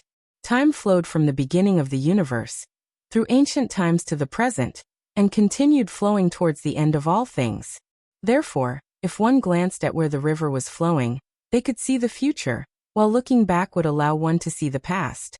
Though Yang Kai's attainments in the Tao of Time weren't low, possibly even among the best in the vast world, when it came to mysterious matters such as the past, the future, and even the nature of time itself, he was still fairly clueless about them. Just like this time, he had unknowingly triggered the rewinding of time in the ancestral land. This rewinding of time wasn't like he was traveling to the past, because the flow of time in the ancestral land remained unchanged. After Yang Kai fused with the ancestral land, he simply became a bystander who was observing the reverse flow of time in this land. Such a strange encounter must have some sort of connection with him being a Dragon Clan member, and the fact that the ancestral land was pampering him. All these factors combined led to this astonishing development. Yang Kai should have been extremely happy to encounter such an opportunity, but he didn't feel any changes in his emotions. It was as if he had completely turned into the ancestral land, and had become restrained and emotionless. Also, this act of rewinding time was just this piece of land silently reminiscing about the past. But all of that didn't stop Yang Kai from receiving benefits. Following each passing breath, Yang Kai found his understanding of the Tao of time increasing slightly. This kind of comprehension differed slightly from what he received by refining temporal rivers back in the Great Sea Celestial phenomenon. Temporal rivers were filled with time Tao essence and strength, so Yang Kai naturally could increase his attainments in the Tao of time by refining and absorbing them into his small universe. However, that was only refining external energy. By fusing with the ancestral land, Yang Kai was now experiencing this mysterious land reminiscing about its past like he was thinking back to his own life's experience. Of course, those were illusions, as the one with these memories was the divine spirit ancestral land. Yang Kai's current situation was more like using his body to replace that of the ancestral land, but this change didn't hinder Yang Kai from obtaining benefits. Yang Kai silently comprehended what was happening, and his emotions completely calmed, disregarding the changes in time and other things happening outside. Inside the ancestral land, that dense ancestral strength kept surging and flowed towards one spot. Meanwhile, the Black Ink clan army outside the ancestral land stood there with their guards up. The 20 innate territory lords and several 7th Order Black Ink disciples treated this situation seriously, and kept the Grand Array activated, sealing everything inside. Time gradually passed, and about 2 years later, an extremely fierce aura sped over from the far-off void, causing the innate territory lords to look in that direction with shocked expressions. Diwu had finally arrived. He had absorbed the power of a high-ranked Black Ink nest and 13 territory lords who had sacrificed themselves to it. Naturally, he needed quite some time to refine everything and consolidate his new strength. Fortunately for him, the others had sealed this place with a Grand Array so that Yang Kai wouldn't be able to escape. Therefore, he wasn't in much of a hurry. Also, this counted as the first time the Black Ink clan produced a pseudo-royal lord with the source fusion technique, so the other territory lords were naturally curious about Diwu's condition. After they briefly probed Diwu, the territory lords all turned grim. That was because Diwu had a blaring aura. By comparing only their auras, Diwu seemed to have the strength of a real royal lord, but all of the territory lords knew that this was just an illusion. The reason Diwu's aura was so pronounced was that he could not control it. Royal lords didn't wantonly release their aura, because they could perfectly control their strength. Therefore, the rampaging aura was a sign that Diwu couldn't actually handle his current power properly. It was obvious from this situation that no matter how strong an innate territory lord was, and what methods they used to bypass their innate shackles, there was still an absolute limit. Even though Diwu had received a power that was far above his original strength, and had 2 years to adapt to it, it was still hard for him to fully control himself. Perhaps it would be impossible for him to gain full control over that power in his lifetime, or else he wouldn't be regarded as a pseudo-royal lord. Rather, he would be a true royal lord. Despite knowing all that, the innate territory lords were still envious of Diwu because their strength had been fixed since their birth. Who wouldn't want to become stronger? Especially when there was an unavoidable final battle between the Black Ink clan and humans brewing. More power meant better protection for oneself when facing the catastrophe that was about to sweep through the entire universe. It was a pity that the others could only admire Diwu because the birth of a pseudo-royal lord meant that a high-ranked Black Ink nest and more than a dozen innate territory lords had to be sacrificed through the source fusion technique. The Black Ink clan could not create a large amount of pseudo-royal lords unless they were in a desperate situation. And even then, it was doubtful if such sacrifice would be worth the gains. A while later, a deep, dark cloud arrived before them. Even the innate territory lords couldn't see Diwu's appearance because he was enveloped in extremely dense black ink strength. The shocking momentum and murderous intent coming from the black ink cloud made the territory lords even warier. When Diwu was still a territory lord, he was more of a staid individual, but now, he was like a caged ominous beast that had broken free, wanting to devour every person he saw. "Where is he?" Diwu's raspy voice came from within the cloud. The territory lord nearest to him quickly pointed in a specific direction. He should still be inside the ancestral land. Once that was said, the black ink cloud immediately shot towards the ground. A short while later, a violent vibration seemed to have come from below, accompanied by Diwu's angry roar, "Come out!" The world shook, and the wild shockwave made the void itself tremble. Even the Grand Array was slightly affected, forcing the territory lords to channel more strength to stabilize it quickly. Inside the ancestral land, the black ink cloud seemed like a rampant child as it continuously released the huge power it suddenly acquired. Soon Diwu, who was inside the black ink cloud, noticed something strange. He clearly felt a dense ill will coming from all directions, like the world itself was rejecting his presence. It wouldn't have bothered him if that was all, but this strange will also had the power to suppress his strength. Ancestral strength. Of course, Diwu wouldn't be unaware of the most primitive strength of the divine spirits. It was just that he had never visited the ancestral land before and never anticipated that the ancestral strength here would be so dense. Being a pseudo-royal lord, even if he couldn't completely control his strength, dealing with an 8th Order Open Heaven Master like Yang Kai shouldn't have been a problem. However, the dense ancestral strength here suppressed almost half of Diwu's strength, leaving him only slightly stronger than he originally was as an innate territory lord. Knowing Yang Kai's ferocious reputation and ridiculous strength, Diwu wasn't confident that he could win against him with such a limitation placed on him. He came here with full confidence, but now he was suddenly worried, which was quite embarrassing. In this situation, not only might he fail to kill Yang Kai, but he was actually at risk of being the one killed. Looking around, he had a serious face as he prepared himself for Yang Kai's sudden appearance. Luckily for him, there weren't any movements around him. Frowning, he began investigating his surroundings. He found that all the ancestral strength on this land was gathering in one direction. "Is that bastard still cultivating?" Diwu vaguely muttered to himself after reaching his own conclusion. Under normal circumstances, he would have interrupted Yang Kai's cultivation no matter what because as an enemy, he couldn't just sit and watch Yang Kai become stronger. That killing star was already too strong, so what benefit would there be to let him grow stronger? However, Diwu currently had another plan. Since Yang Kai was busy devouring the ancestral strength to cultivate, perhaps he should just let him be. After all, this land couldn't have an infinite amount of ancestral strength. Therefore, the longer Yang Kai cultivated, the less ancestral strength there would be. Once all the ancestral strength here had been depleted, there would be nothing suppressing the Black Ink clan's strength, and by that time, he could exert his full power. Although Yang Kai would also become stronger, as long as he didn't break through to the 9th Order Open Heaven realm, Diwu was confident that he could defeat Yang Kai. Could Yang Kai break through to the 9th Order Open Heaven realm? The answer was no. This man had reached his limit at the 8th Order Open Heaven realm. The Black Ink clan wouldn't mess up such a critical piece of intelligence, or else they wouldn't have agreed to negotiate with the humans. Once he decided, Diwu didn't remain any longer and flew up into the sky, heading back towards the Grand Array. When he returned, many pairs of eyes fell on him, which made him feel a little embarrassed.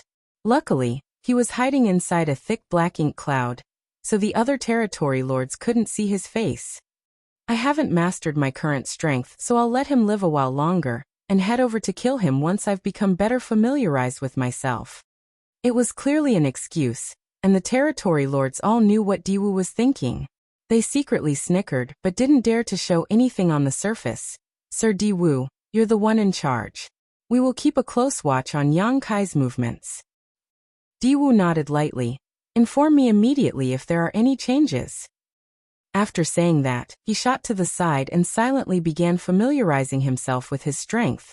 Despite spending 2 years devouring the strength from the Black Ink Nest and 13 territory lords, this wasn't strength he had built up through his own efforts, so it was somewhat incompatible with him and rioted regularly.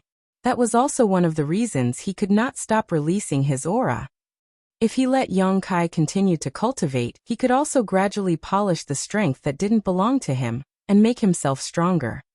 At the same time, in the depths of the ancestral land, Yang Kai was still looking into the past while fusing with the ancestral land's aura. But a moment ago, there seemed to be a kind of external force that almost interrupted his cultivation.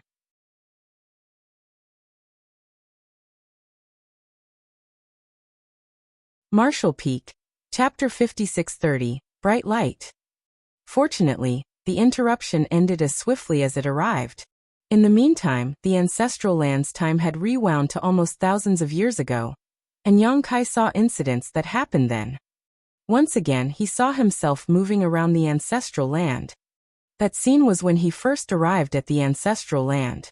Back then, the Kuan clan had forced him to open the land that had been sealed for ages, and it was also the first time he saw a black ink giant spirit god. Everything was going backwards as the time rewound while Yang Kai, the bystander, watched everything that made the ancestral land what it was today.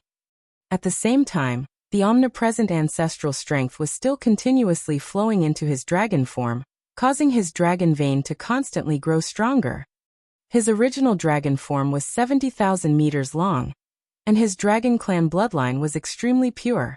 At that point, it would have been difficult for him to refine his dragon vein further without massive amounts of time. That was why his dragon form only grew about 1,000 meters after leaving the dragon pool. In such a state, only by returning to the dragon pool to cultivate would he have any possibility of quickly improving his dragon vein. But now his dragon form was obviously changing as he continued to absorb more ancestral strength. As his dragon vein grew stronger, so did his attainment in the Tao of Time, which then increased the speed at which time was being rewound. For the first 2 years, the ancestral land only rewound through some 40,000 or so years. In the following 2 years, 50,000 years passed by. 2 more years later, 60,000 years.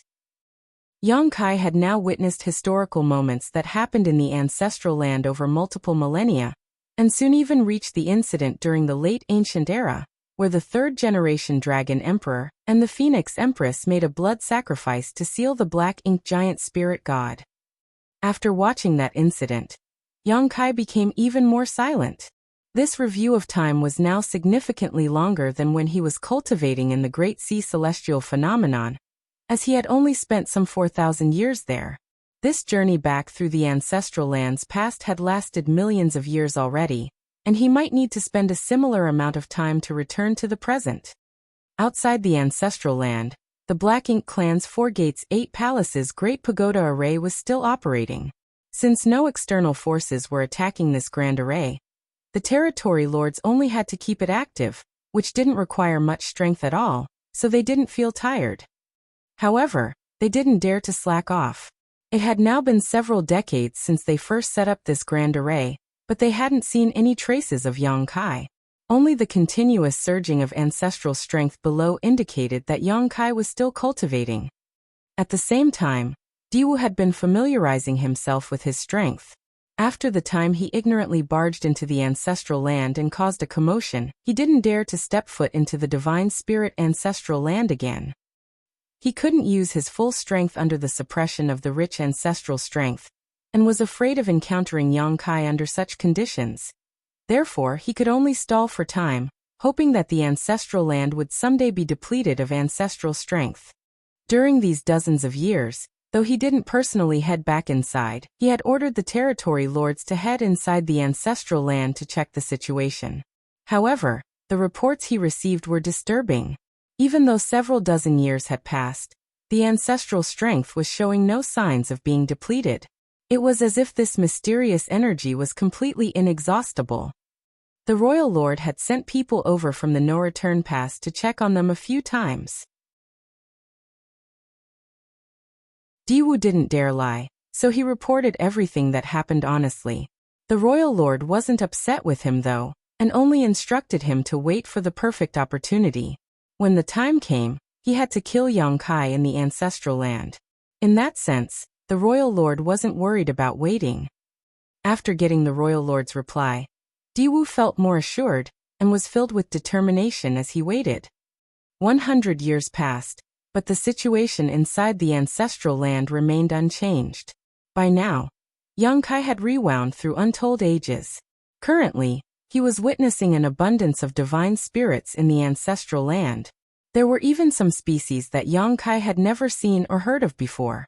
This was during the early ancient era, when the monster race ruled the universe, and the divine spirit's glory had faded. Despite that fact, the ancestral land was still a paradise for the divine spirits. Rewinding further, he witnessed an unimaginably huge battle that happened in the ancestral land. That battle was an internal struggle between divine spirits. Those large bodies were as tall as the sky and broad as the earth. And during that period, the ancestral land was actually far broader than what it was now. That war resulted in many divine spirit species, and an enormous amount of divine spirit sources shattering. Even a vast stretch of the ancestral land was destroyed. Further back was the primordial era. This was the time when the divine spirits ruled. And it was also when they were at their prime. They were so strong they were practically invincible. If they hadn't gone through that internal war, the monster race wouldn't have had a chance to rise up. Yang Kai suddenly had a strange feeling, like he was witnessing something unfathomable. That feeling started vague, but as time passed and the longer he witnessed the ancestral land's reverse evolution, the more that feeling became obvious. At this moment, the rewinding of time was extremely fast, and many scenes were rushing by as though they were only flashes of memory. If Yang Kai hadn't become one with the ancestral land, and was currently relying on it to look back in time, he wouldn't have been able to see those scenes at all. It wasn't until one moment that all the divine spirits on the ancestral land had completely disappeared, and the entire land was filled with an ancient and barbaric aura that a bright light flashed across the land before everything returned to stillness. Yang Kai felt his heart skip a beat as he suddenly felt anxious. Then, for the first time, he took the initiative to activate the time principles to affect the huge ancestral land. The rate of time rewinding slowly and gradually came to a stop. It was then that Yang Kai was able to get a closer look at this land. The ancestral land of this era was different from all other eras because this was what it looked like before divine spirits and ancestral strength existed.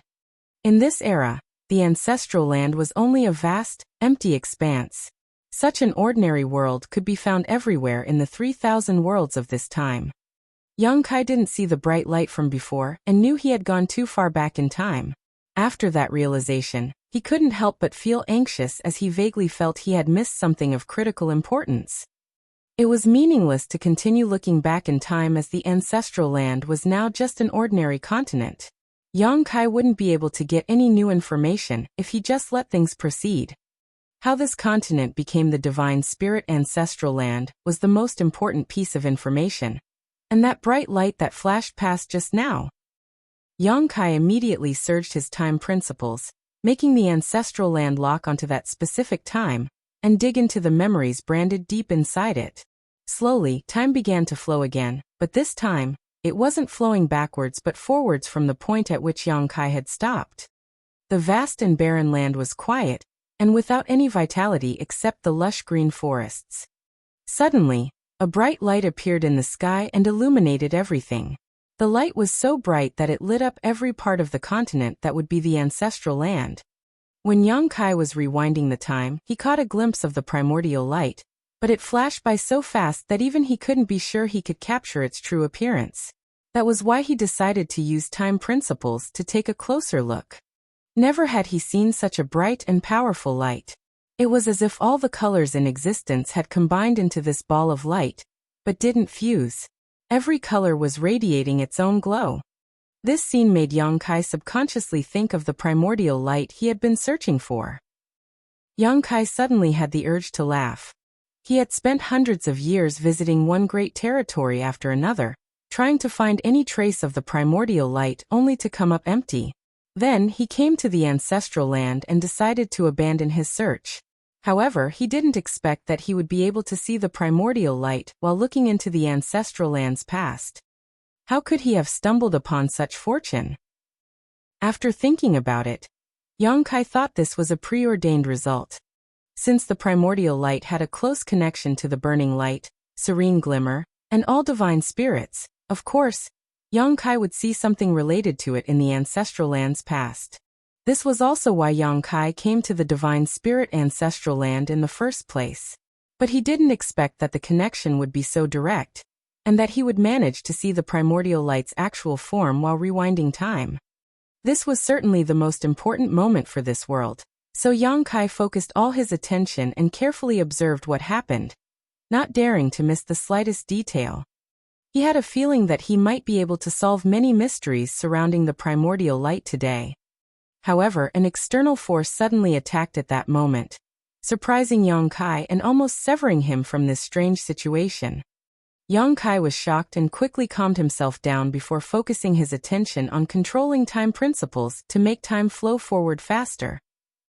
He didn't know what was happening outside, and only knew that he had seen the Black Ink clan set up some sort of grand array outside the ancestral land when he just began peering into the past.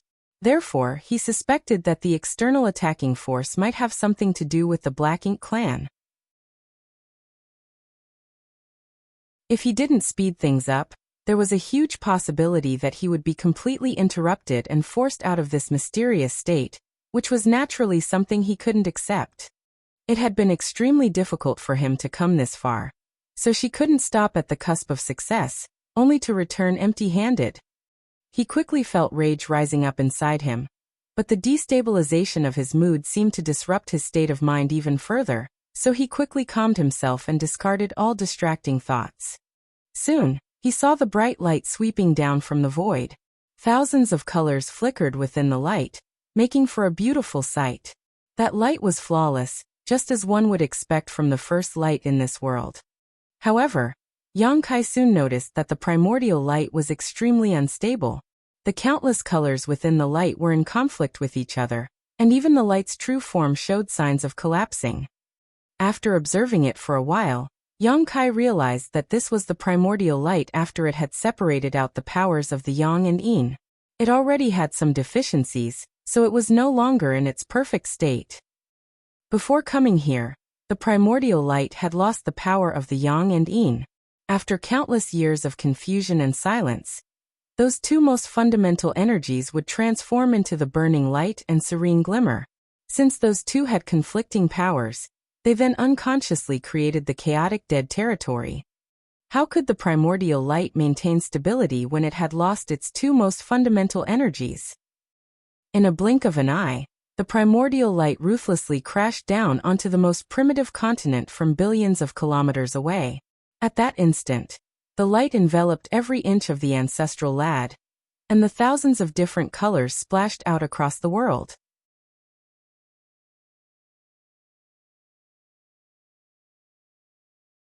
Marshall Peak. Chapter 5631. Both were surprised. The heaven-sealing earth-locking grand array outside the ancestral land, the 4 gates 8 palaces great pagoda array, was still active. Meanwhile, inside the ancestral land, Diwu was recklessly releasing his strength to vent his rage. 300 years had passed. He had been waiting here for 300 years, but there were still no signs of Yang Kai. Although the royal lord in the no-return pass didn't urge him, he knew that not taking down Yang Kai after such a long time showed his inability. It wouldn't be too bad if he were a territory lord, but now that he was a royal lord, though not a true royal lord, he still represented the peak of the Black Ink clan. Before, Diwu dared not head too deep inside the ancestral land because he was still unfamiliar with the huge, new power inside him. Also, the extremely dense ancestral strength of this place had a massive suppressive effect on him. Back then, he wasn't confident in defeating Yang Kai even if he managed to lure him out. So many years of waiting weren't in vain though, because 200 years ago, the ancestral strength in the ancestral land began gradually decreasing and thinning out day by day. Until this day, the amount of ancestral strength remained stagnant. Now, although there was still ancestral strength in the ancestral land, it wasn't nearly as dense as it was 300 years ago. It was at a level that Diwu could tolerate. Of course, the more important reason was that he had finally gained more control over his strength after so long. It was impossible to fully control the strength he obtained from the Black Ink Nest and 13 sacrificed territory lords because if he could, he wouldn't be a pseudo-royal lord but a real royal lord. In other words, by using the source fusion technique, the total strength Diwu possessed wasn't any less than a real royal lord, but his ability to control that strength was inferior to one. Now that the environment had changed and he had gained better control over his strength, Diwu finally had the bravery to attack. Every time Diwu attacked with his majestic black ink strength, the ancestral land would tremble. If this had been an ordinary universe world, it wouldn't have withstood the ruthless bombardment of a pseudo-royal lord, and might have been shattered already. However, the divine spirit ancestral land was different. This was a continent that had existed since the primordial era, and had nurtured numerous divine spirits. Whether it was the land's robustness or the strength of its grand Tao and principles, all were far beyond ordinary. While Yang Kai was looking into the past, he even witnessed the internal war between the divine spirits. There were countless powerful divine spirits involved in that battle, including many as strong as the Dragon Emperors and Phoenix Empresses, which made it difficult to estimate how many divine spirits had died in that battle. That war was definitely among the most shocking the universe had ever witnessed, with few if any matching its magnitude and intensity. Even that great battle that involved the entire ancestral land didn't destroy this world though and only damaged it somewhat, so how could a lone pseudo-royal lord be capable of that? Therefore, Diwu couldn't help but be dumbfounded after releasing a series of attacks. The divine spirit ancestral land was far more mysterious than he imagined, and most importantly, his actions seemed to have evoked hatred and resistance from this world. The humans had an old saying, "The world lives." Even a relatively young universe world like the star boundary had its own will, let alone one as ancient and vast as the ancestral land. When the primordial light fell onto the ancestral land, and turned into numerous colorful rays of light, the ancestral land's consciousness appeared.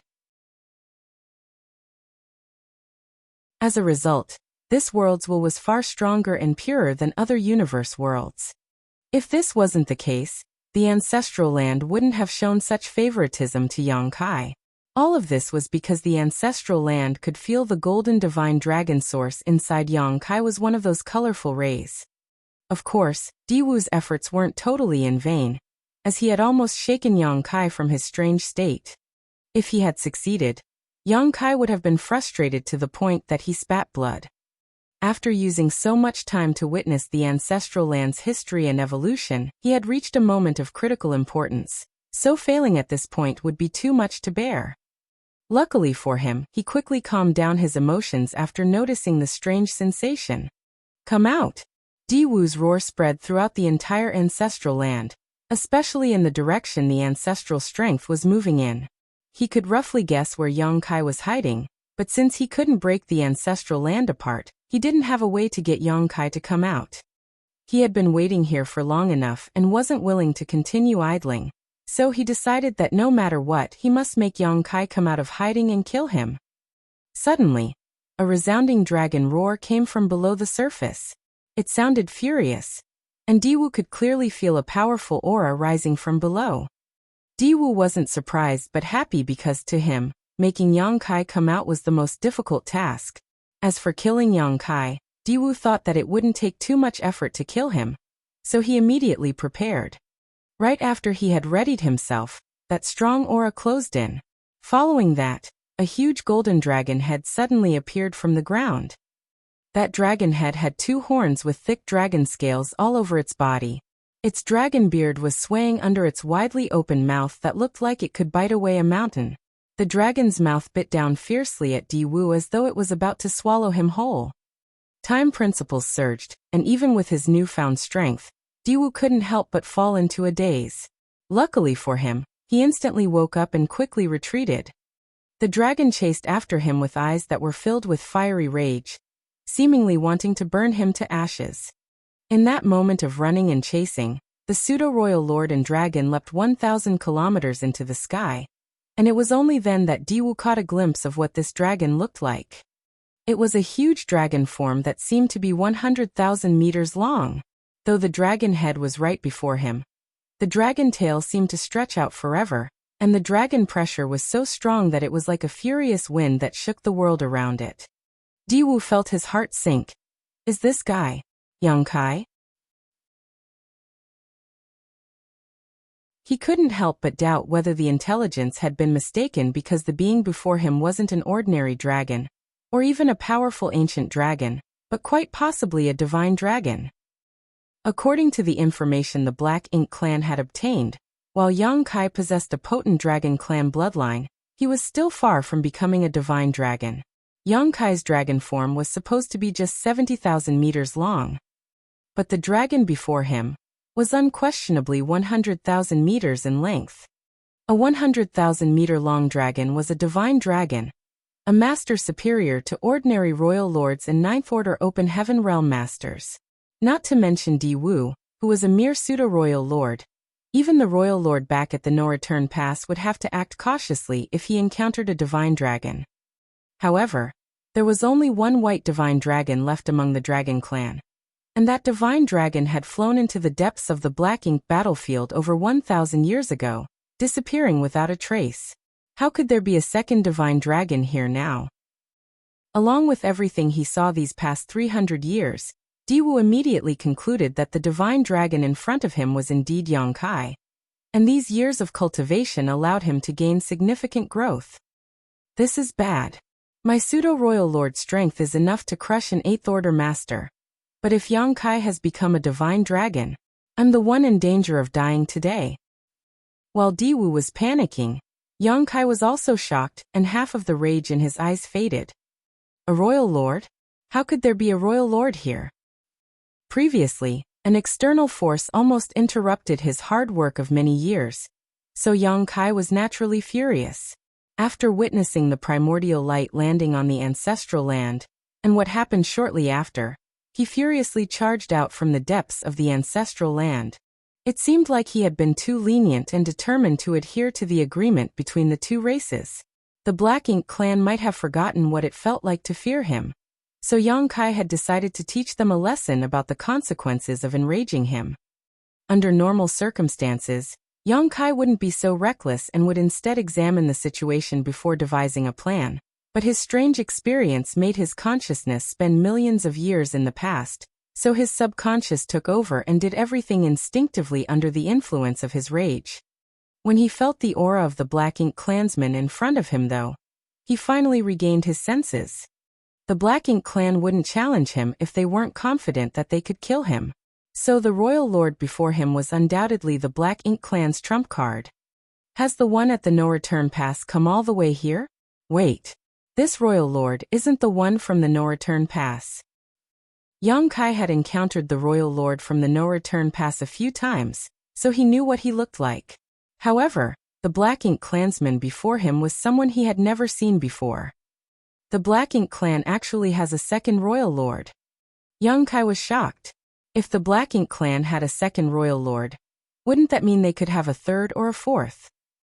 At that instant, Yongkai suddenly had no idea how many years he had spent in the ancestral land. Could he have been here for a few 1,000 years? If not, how could the Black Ink clan have a new royal lord? But no matter what it was, he couldn't remain here and fight a meaningless battle. The escaping and pursuing pair were both lost in their own thoughts at the same time, but came to their senses just as quickly. Following that, the dragon released a powerful dragon breath from its huge maw, which became a blast of raging golden fire threatening to burn the sky down. In response, Diwu threw a few punches that were surging with Black Ink's strength with all his might. A loud boom sounded in the air, and the dragon breath was put out while the Black Ink strength dispersed. Yongkai and Diwu were both sent flying. The huge golden dragon suddenly shrunk and returned to human form. Then, Yongkai immediately flew away without turning back. He didn't have any intention of fighting a royal lord. With his current strength, It was still quite difficult for him to kill a royal lord, and he was anxious to find out what had happened in the outside world. How long had he been here, and what was the state of the human side? However, he had only flown a short distance when he heard an angry roar from above. "Get down!" Immediately after that, the void trembled and a huge bolt of lightning came crashing down on him. Although the bolt wasn't overpowering, it wasn't weak either. Not expecting to encounter an ambush, Yang Kai looked up and saw a territory lord holding an array banner, while pointing at him from afar, looking nervous but feigning calm. Yang Kai coldly snorted before manipulating space principles, preparing to flee. But just as his instantaneous movement activated, it sputtered and he was ejected from the void. That short pause caused the thunderbolt to hit him directly, making him tremble. Even a few strands of his hair were made to stand on end. A heaven-sealing earth-locking array. At the thought of that, Yang Kai's face fell as a memory from the depths of his mind emerged.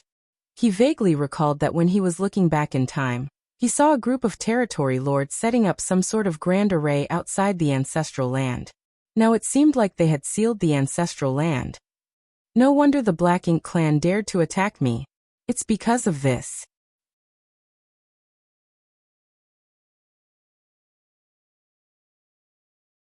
Martial Peak, Chapter 5632 Mysterious Light. Instantaneous movement was indeed one of the most mysterious and unpredictable techniques among space techniques, and Yang Kai relied on it to escape from many masters in the past. However, the Black Ink clan's arrangement prevented this secret technique from activating. With the heaven-sealing earth locking in effect, everywhere inside this grand array was cut off from the outside, meaning if one wanted to leave, one had to destroy the grand array first.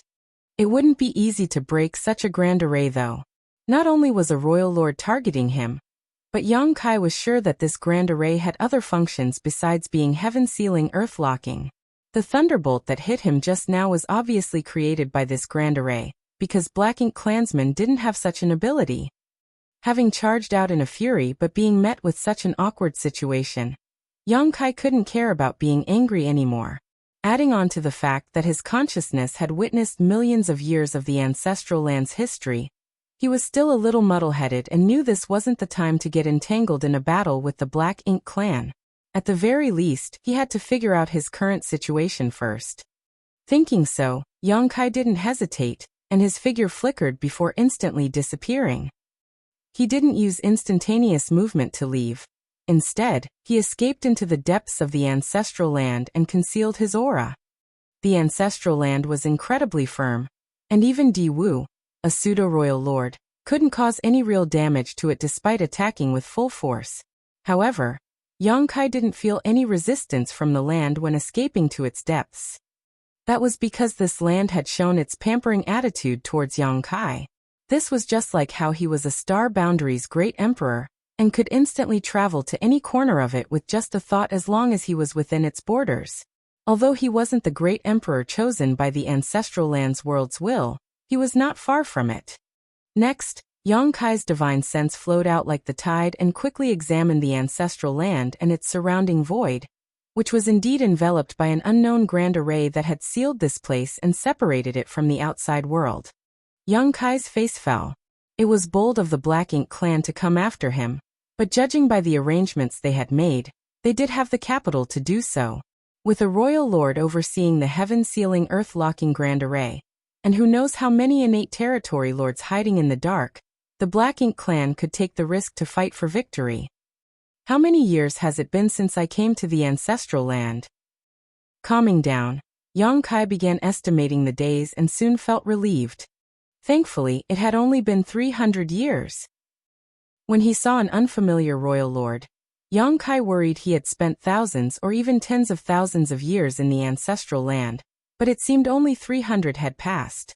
Though 300 years wasn't a short amount of time, it wasn't too long either, as Yang Kai had just previously spent 1,700 years in retreat. In such a short period, the situation between the Black Ink clan and human race couldn't have changed much. However, since that was the case, where did this unfamiliar royal lord come from? Logically speaking, A territory lord wouldn't have grown to become a royal lord in such a short time frame. Could it be that this royal lord had been hiding in the dark all this while? But that seemed impossible because if the Black Ink clan had a second royal lord available, they wouldn't have hidden him away. With the situation on the battlefield, if the Black Ink clan deployed a royal lord, the humans would at least have to give up a few more great territory battlefields and countless more of Eighth Order masters would have died in battle. Yongkai couldn't figure this point, and soon worried about something even more disturbing. If the Black Ink clan had a second royal lord, would there be a third, or perhaps even more? If that were the case, the humans would be in trouble. Temporarily discarding such worries, Yongkai calmed down and tried to reach the World Tree, thinking of using Old Tree's power to help him get out of this situation. If he succeeded, he could instantly head to the Grand Ancient Ruins boundary. He had done something similar before in Acacia territory back then. The Black Ink clan still couldn't figure out how Yongkai left Acacia territory with more than 10,000 human refugees, when they had blockaded all the territory gates and never saw a trace of Yongkai. As Yongkai had refined thousands of universes' worlds back then, he and the World Tree's connection couldn't be broken. Even in a place like the Black Ink battlefield, that wasn't possible.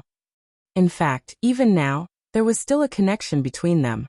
But Yongkai's plan of using the World Tree's strength to escape this situation proved impossible.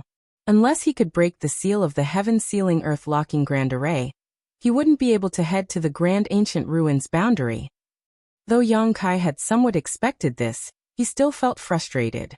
After figuring out his situation, and having spent time in a type of cultivation trace, Yongkai was no longer so anxious. Now, it seemed like this wasn't a well-thought-out conspiracy enacted over thousands of years by the Black Ink clan, but just a plan which took advantage of fortuitous circumstances. His long stay in the ancestral land had simply allowed them to act against him. If he hadn't remained in the ancestral land for so long, or fallen into a near-unconscious state, because he was witnessing the ancestral land reminiscing about its past, he wouldn't have been oblivious to the changes in his surroundings.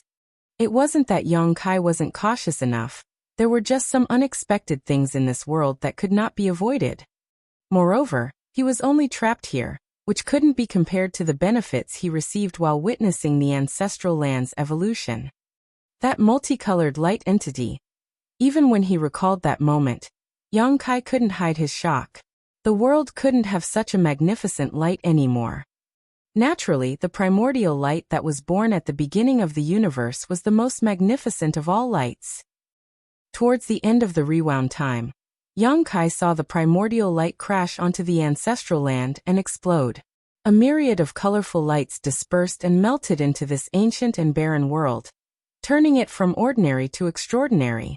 Later, this vast land gradually became a land filled with a mysterious energy that still existed today. The places where those colorful streams of light landed had experienced the passing of countless years before gradually giving rise to the Dragon Clan, Phoenix Clan, and many other Divine Spirit clans. In the end, this land became the Divine Spirit's birthplace and homeland. More importantly, this was also why the Divine Spirit's strength could restrain Black Ink's strength to a certain degree. The Divine Spirits were the same as the Burning Light and Serene Glimmer. They were all born from the primordial light, so all of them came from the same source. The rumor that said the Burning Light and Serene Glimmer were the progenitors of the Divine Spirits was just nonsense.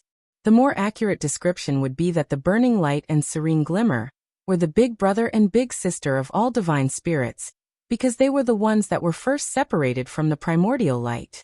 Those two had lived since the primordial era until now, and their strength was pure and unchanged throughout history.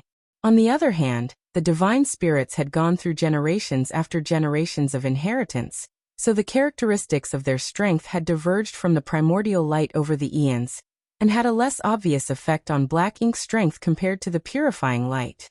When Yongkai saw what finally happened to the primordial light, he knew that it was impossible to find it because how could he search for something that didn't exist anymore? Unless he could really turn back time and return to the primordial era to stop the primordial light before it disappeared, but that was not something a human could do. Luckily, Yang Kai had long given up hope of relying on the primordial light. The humans had to rely on themselves to eliminate Mo. Since humans had become the favorite of this era, Yang Kai naturally had to take up the responsibility of protecting it. If he couldn't even take up such a small responsibility, he would have no right to exist.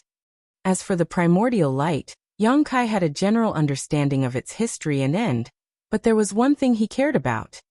While he was watching the primordial light crash onto the ancestral land and explode, he could vaguely make out a blurry and distorted human figure at the place the light landed. However, the rays of light were too intense, so he couldn't make out what that was. Does the primordial light have a connection with humans as well? What could it be? While the monster race were the descendants of the divine spirits, created to battle one another, humans had been born from the universe's energy itself. The primordial era and early ancient era all had traces of human activity, but the humans were far too weak back then. So no matter whether it was the divine spirits or the monster race, they all saw humans as ants, unworthy of their attention. It wasn't until the late ancient era when Song and the other martial ancestors were enlightened by the world tree and created the open heaven realm cultivation method that true masters began emerging from the humans who could resist the rampant monster race and divine spirits. Later, it was the human race that gradually assumed the position of rulers of the universe. Humans were born weak and couldn't even be compared to the average beast in their formative years, but perhaps because of their humble beginnings, humans had infinite possibilities for their futures.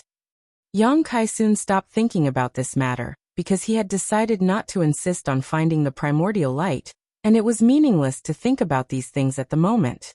The most important thing now was to solve the problem he was currently facing. Since a grand array had sealed this place and stopped him from escaping, his only option was to fight his way out. Even if it meant fighting a royal lord, Yang Kai had to try. Among his current means, the soul-rending thorns were still the sharpest weapon he had to deal with a royal lord. The soul-rending thorns were what played the biggest role when he killed a royal lord outside the Great Sea celestial phenomenon. Back then, he had used 4 soul-rending thorns consecutively, which caused him to fall into a dazed state, but with how strong his soul was now, Yang Kai estimated he could use 5 soul-rending thorns at once and still barely maintain lucidity. No matter how that royal lord guarded himself, 5 soul-rending thorns could critically injure his soul. Moreover, Yang Kai's strength had reached the peak of the 8th order open heaven realm, so he was far stronger than he was when he had just come out of the Great Sea celestial phenomenon. He was able to kill that royal lord back then mainly because he was lucky, but luck was never something one could rely on. However, Yang Kai soon brightened up because he discovered that his dragon vein had grown significantly stronger after 300 years of cultivation. Just now, though he had managed to battle the royal lord in his dragon form for a short while, he didn't pay any attention to the changes in his dragon vein. After examining himself though, Yang Kai could feel that his dragon vein seemed to have hit a bottleneck. It was the bottleneck between the ancient dragon realm and the divine dragon realm. If he could achieve a breakthrough, he would be able to advance from an ancient dragon into a divine dragon. This realization greatly enthused Yang Kai. A divine dragon was in existence on the same level as a royal lord or 9th order master. Also, in general, a divine dragon would be stronger than other masters in the equivalent realm. When Yang Kai met Fu Guang in the depths of the dragon pool, the latter was in the same state as he was currently, but Fu Guang was now a white divine dragon. Even without transforming into his dragon form, Yang Kai knew that he had reached an astonishing 99,999 meters in length. Once he could take that last step forward, he could reach the 100,000 meter mark and regain the glory of the 3rd generation dragon emperor, whose source he had inherited.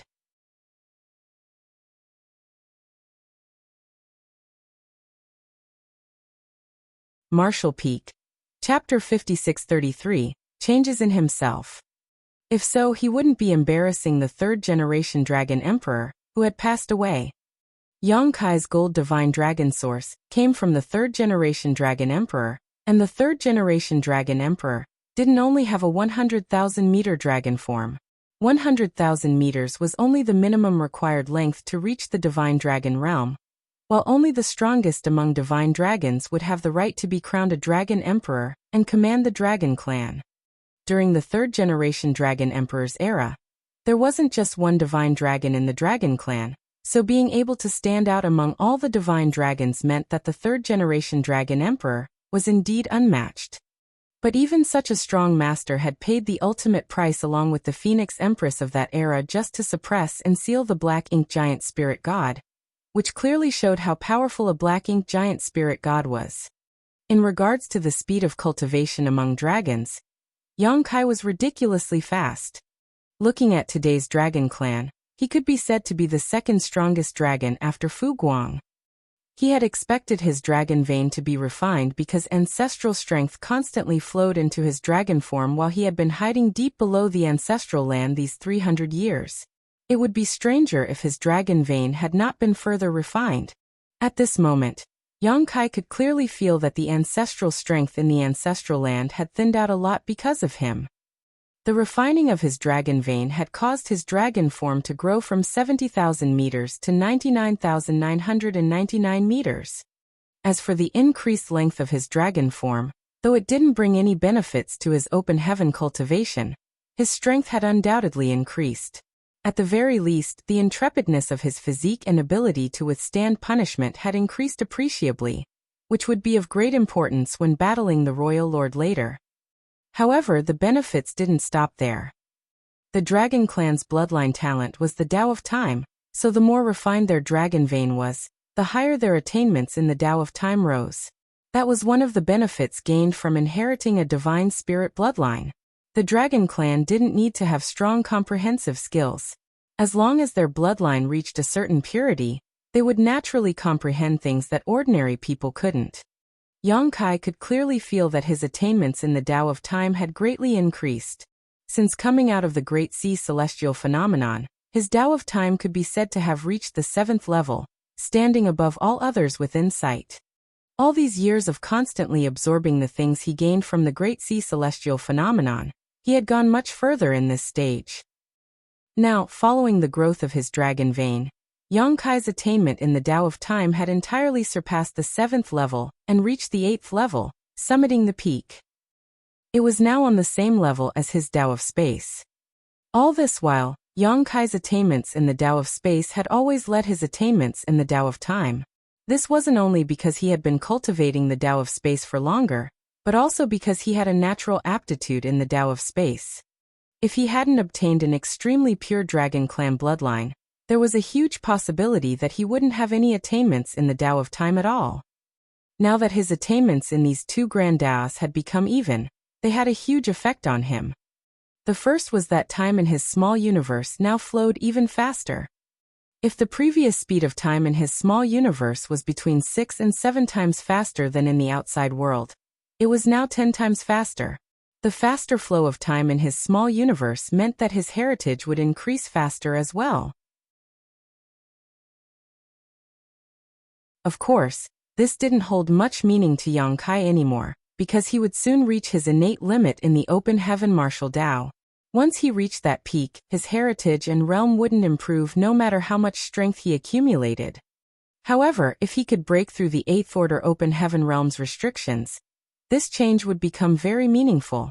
The 9th Order Open Heaven Realm was a new start, and a 10 times flow rate of time in his small universe could help him save many years of bitter cultivation. While the changes in his small universe's time flow were directly affected by his advancement in mastery of the Tao of Time, there was another effect that wasn't so direct. That was with his strongest secret technique, the Sun and Moon Divine Wheel. A long while ago, Yang Kai had noticed that because his attainments in the Tao of Time and Tao of Space had some disparity, he would always feel like there was something incomplete with the Sun and Moon Divine Wheel, limiting its power. The Sun and Moon Divine Wheel was a secret technique that combined both Grand Taos to create a brand new space-time strength. Since his attainments in the two Grand Taos were different, with one slightly higher than the other, this space-time strength was unstable. That was why he couldn't perfectly combine the full strength of those two Grand Taos. Yang Kai had previously surmised that when both these Grand Taos had reached the same level of mastery, he might be able to use the Sun and Moon Divine Wheel's complete power. But after so many years, Even he didn't have a way to force the two grand daos into a balanced state. That was until today. Since Yang Kai's attainments in the Tao of Space and Tao of Time had both reached the 8th level, how much power would he be able to exert when he used them to activate the Sun and Moon Divine Wheel? At the thought of that, Yang Kai became excited and secretly decided to test this out as soon as possible. With the growth of his dragon form, improvement of his dragon vein, and new attainments in the Tao of Time, Yang Kai's overall strength had increased dramatically over the past 300 years. So what if he had to face a royal lord? Since he couldn't escape, he would just have to kill his way out. However, he first needed to understand the Black Ink clan's plan. When he was fighting with that royal lord earlier, everything happened too quickly and he was too muddle-headed, so he didn't have time to carefully assess the situation.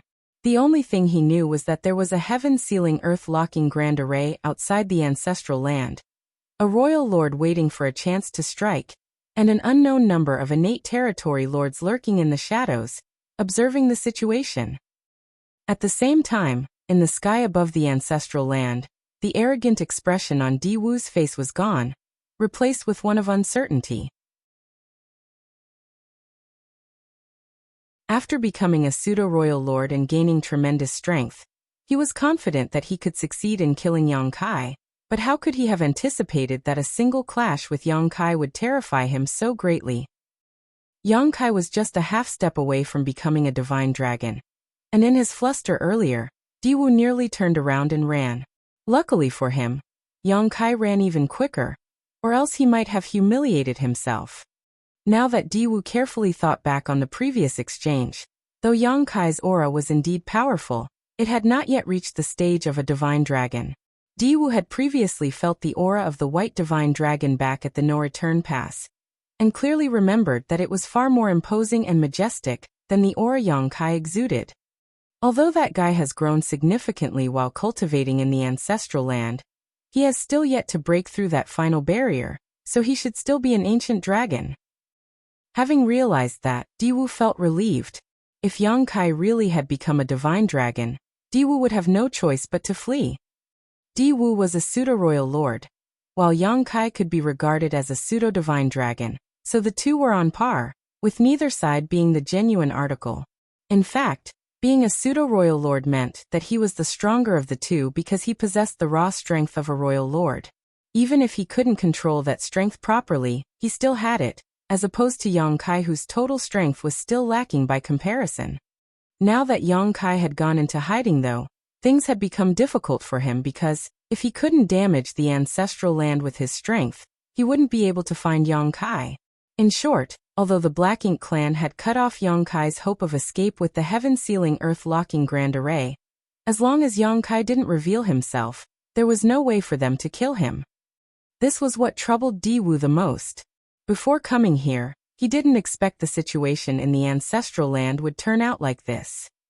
Di Wu could sense Yang Kai's divine sense probing around, checking the situation, but he couldn't pinpoint where the latter was, so he could only sit and wait. Just as he was thinking about how to lure Yang Kai out, he suddenly felt the latter's aura appear somewhere inside the ancestral land. Over there. Di Wu turned his head and saw Yang Kai's figure shooting up into the sky. Then he immediately moved his body and shot towards Yang Kai while shouting, "Stop him!"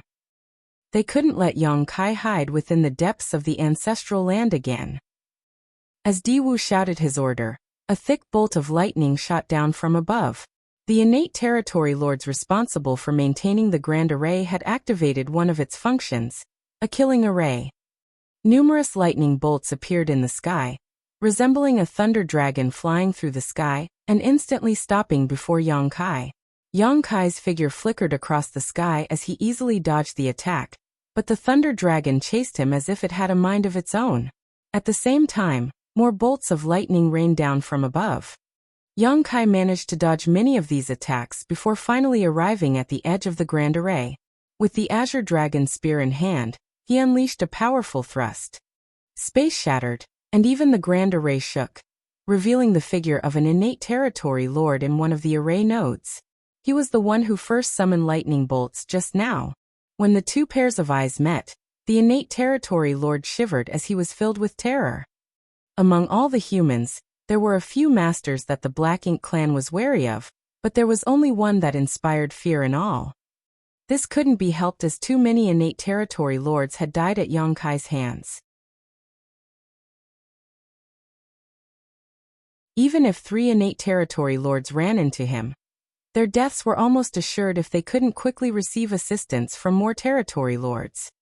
Even though they had the Grand Array as a barrier between them, the innate territory lord didn't feel the slightest bit secure. He would have long fled by now if he didn't need to operate the Grand Array. However, he was a crucial part of this Grand Array, so he couldn't escape. The only thing he could do was to fiercely gather his strength while channeling it into the Array banner, trying to strengthen the barrier in front of him. Fortunately, Yongkai only attacked once before he immediately flew away with no intention of striking again. It wasn't because he didn't want to strike again, but because he couldn't. The Royal Lord was about to arrive, and lightning bolts were closing in on him from all sides.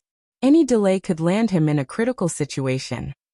However, that one spear attack gave Yongkai some insight into this heaven-sealing earth-locking Grand Array, and he realized it wasn't nearly as sturdy as he originally thought. With his strength, he could easily break through this Grand Array given half a cup of tea's time without any distractions. Of course, Black Ink Clan wasn't going to give him a chance to do that. With the continuous strikes condensed by the territory lords operating the Grand Array, Yongkai soon noticed that the bolts of lightning were increasing in number so rapidly that there was almost no place for him to run anymore. Therefore, he could only use space principles to exile his body to the void. The moment his figure turned illusory, the many lightning bolts hit their mark. Since Yongkai had phased his body though, he managed to avoid most of the attack while the remnants didn't have enough power to harm him. This was the biggest advantage of having an extremely pure dragon vein. The Dragon Clan was unparalleled when it came to physical resilience, and even had a high degree of resistance when it came to most secret techniques and divine abilities. So it wouldn't matter if he was hit by some of the attacks. But before Yongkai had the time to recover, 4 figures suddenly jumped out at him, each charging at him with their auras blazing. They were 4 innate territory lords that had been hiding nearby.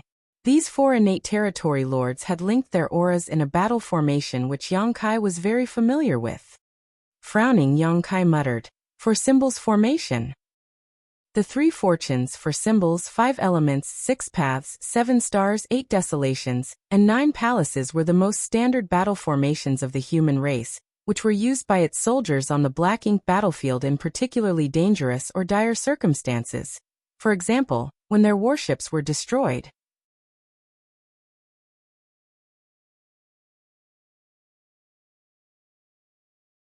Martial Peak, Chapter 5634, Trapping Array.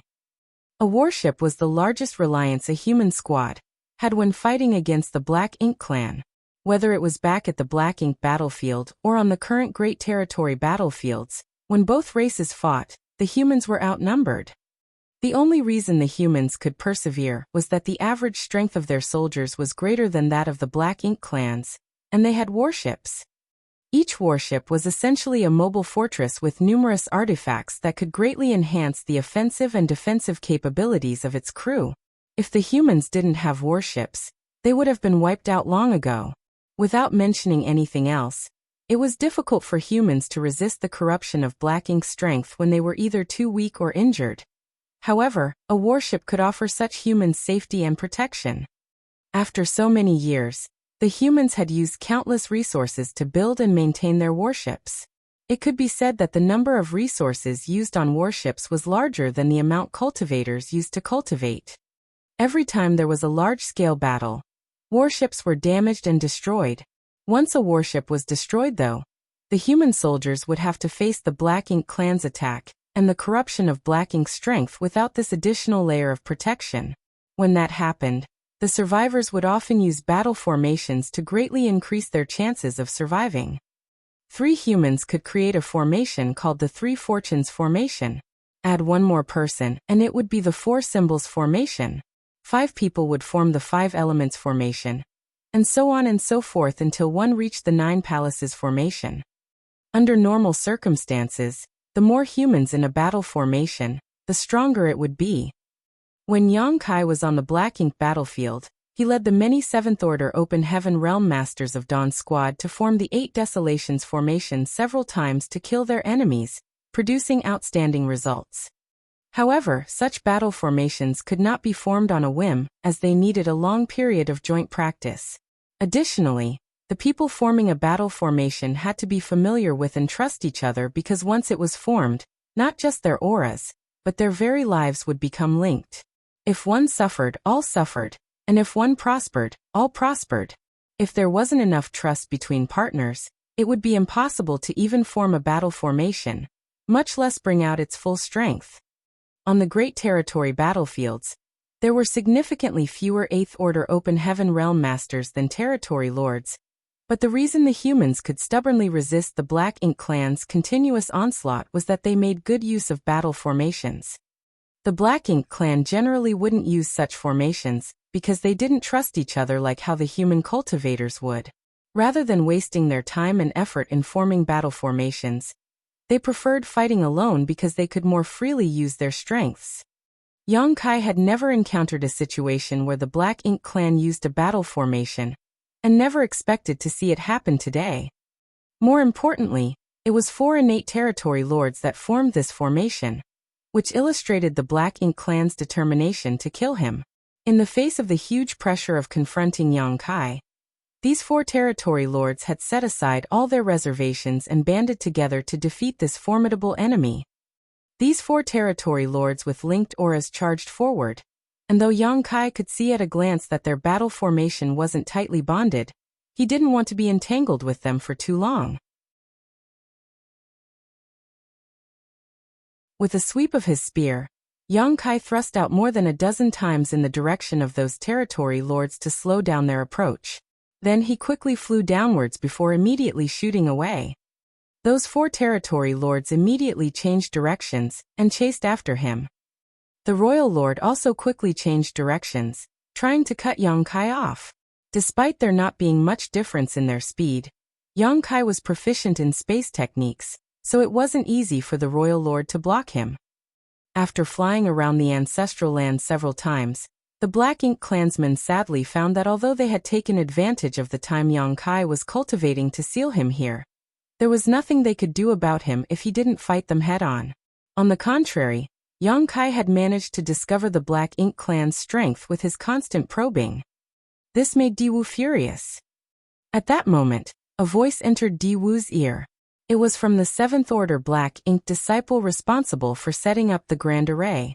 Once Diwu heard what was said, he revealed a happy expression and nodded subtly. While Yang Kai was moving around the ancestral land, the killing array linked to the Grand Array surrounding the ancestral land didn't stop, and was constantly sending lightning bolts towards him. It was a pity that this Grand Array's primary function was to act as a heaven-sealing earth-locking barrier.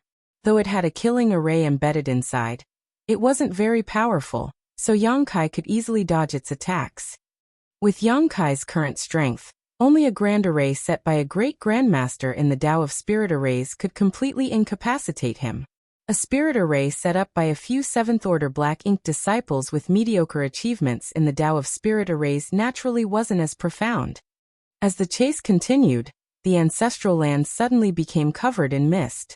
This mist wasn't that dense in the beginning, but as time passed, it became denser and denser until visibility became essentially zero. Even divine sense was restricted to only being able to extend 100 meters from an individual. All of that was because the Grand Array had changed. Since the killing array was useless, they had switched it for a trapping array. Yang Kai couldn't help but slow down and carefully probe his surroundings. There were sounds of wind blowing, birds chirping, and a vague sound of a cry and howl. Knowing that all these were disturbances generated by the Spirit Array, he couldn't help but snicker. Everyone, including the Black Ink clan, knew that Yang Kai was proficient in the Tao's time and space, but very few knew he had dabbled in the Tao of Spirit Arrays. Of course, his attainments in the Tao of Spirit Arrays weren't particularly high, and were all gained from his experiences in the Great Sea Celestial Phenomenon. Back then, there were grand Tao rivers of all kinds flowing inside the Great Sea Celestial Phenomenon, and Yang Kai had absorbed and refined many of them. Yang Kai had taken so many Dao rivers with different great Daos filled with Dao essence into his small universe that talents in all kinds of different grand Daos were now born in the void continent. If Yang Kai only relied on these shallow attainments, he wouldn't be able to see through this trapping array, but that wasn't all he had to rely on. He closed both eyes, and when he opened them next, a golden cross flashed across his left pupil. The Demon Eye of Annihilation was an eye-secret technique he inherited from Myriad Demons' cave heaven. It could see through all illusions and was rumored to be able to see the past and tell the future once cultivated to its extreme. Yang Kai didn't have any intentions of seeing the past and looking into the future, but the Demon Eye of Annihilation's ability to see through illusions was the perfect thing to unravel spirit arrays. With this secret technique active, Yang Kai was able to see through the mist and get a clear view of his surroundings. Even though he hadn't reached the point where he wasn't affected by the mist at all, it was enough to help him in this situation.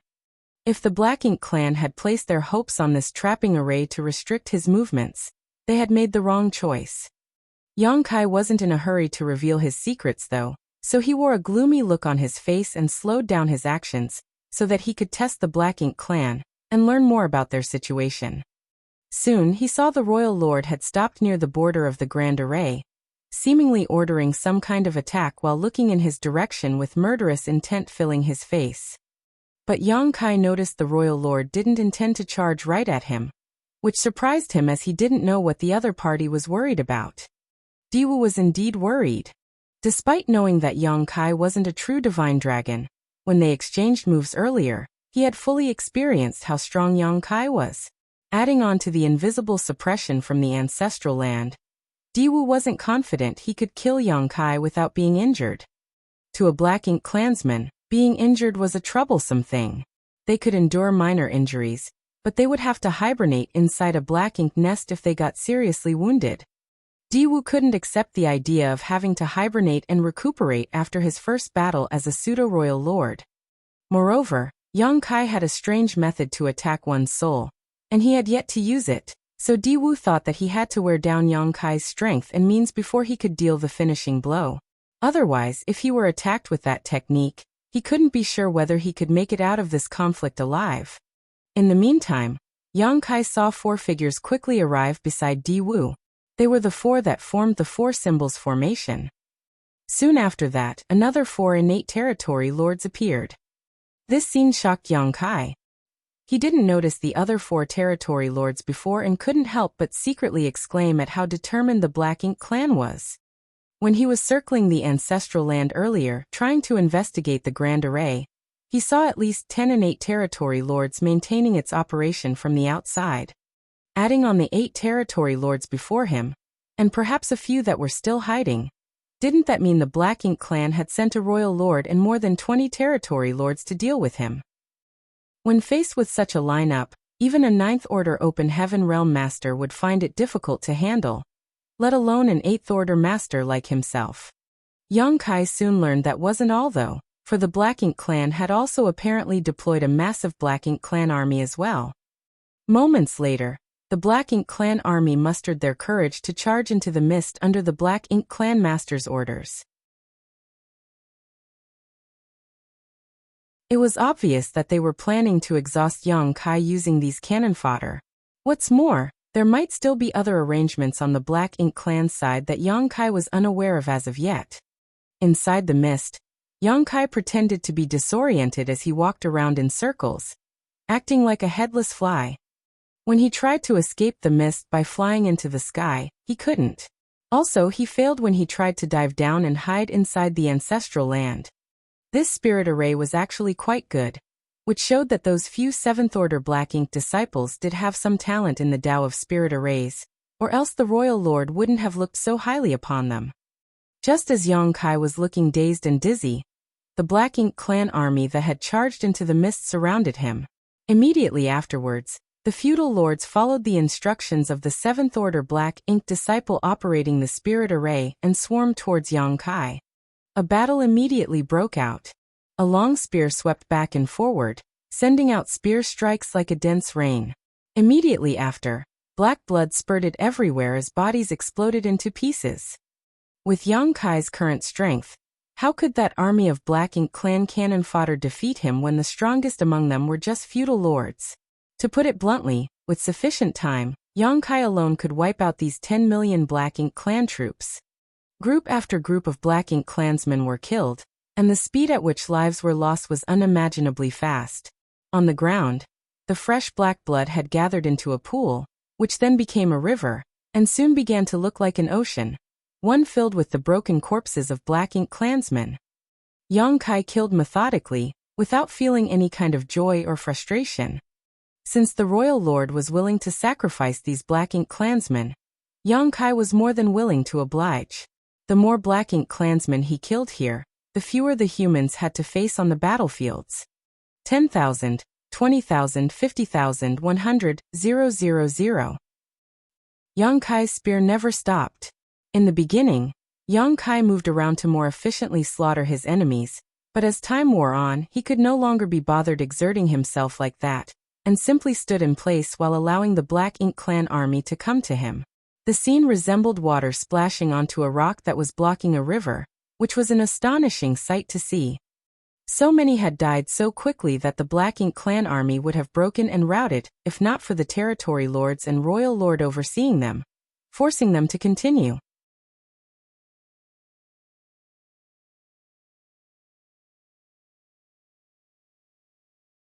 Martial Peak, Chapter 56-35 Scheming Against the Unexpected. No one could maintain their calm when facing a hopeless battle. The humans couldn't, and neither could the Black Ink clan. The Black Ink clan soldiers attacking from all directions couldn't even get within 1,000 meters of Yongkai. No matter whether it was a feudal lord, a high-rank Black Ink clansman, or low-rank Black Ink clan member, they perished with a single swing of the spear. Under such desperation, the Black Ink clan army's morale soon crumbled. However, the royal lord and many territory lords were watching them from the outside, so they dared not retreat, and could only force themselves to continue charging forward. A day later, Yongkai's kill count had grown from 100,000 to 200,000. The breath Yongkai let out was so intensely hot that it seemed like it was about to burn a hole through the void. The hand he held his spear with was still as firm as ever.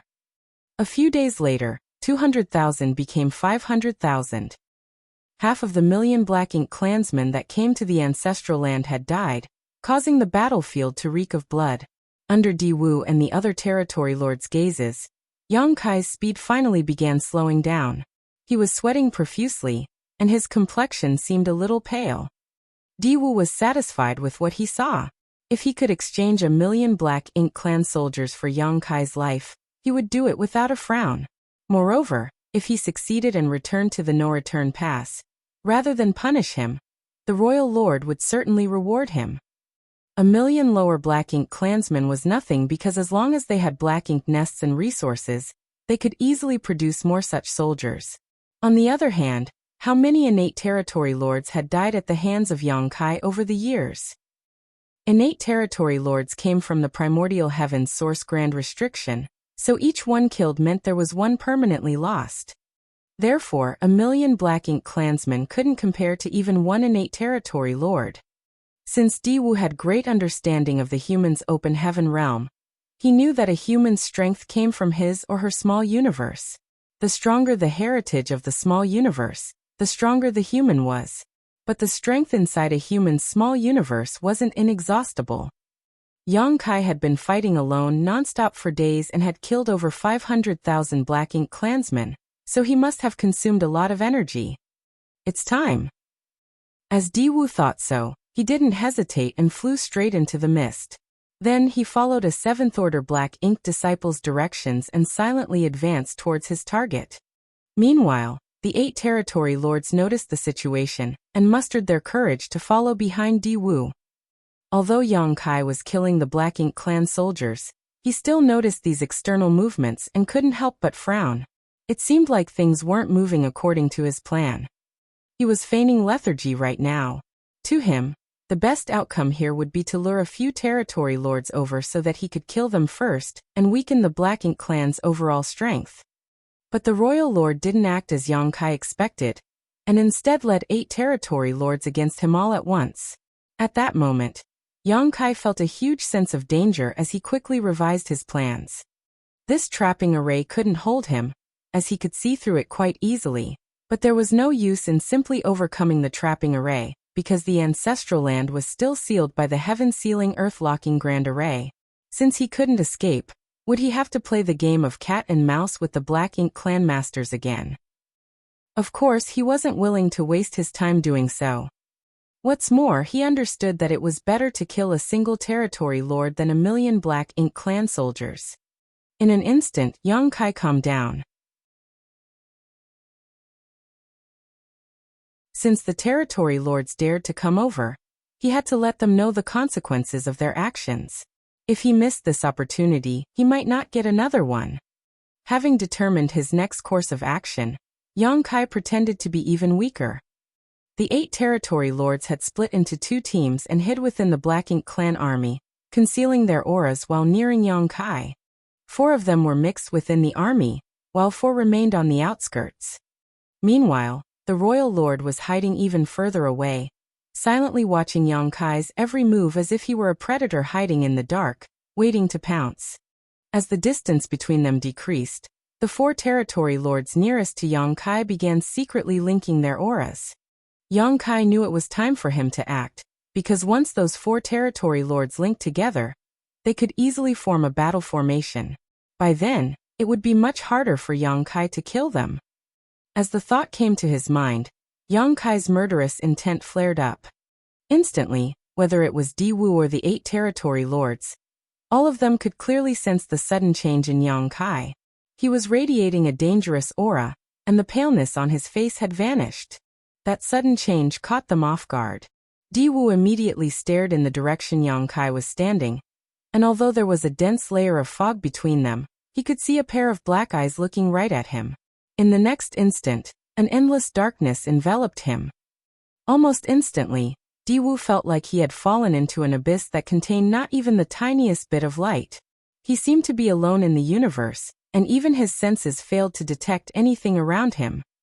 It was one of the 2 core eye secret techniques of the myriad demons' heaven, the Black Purgatory Eye.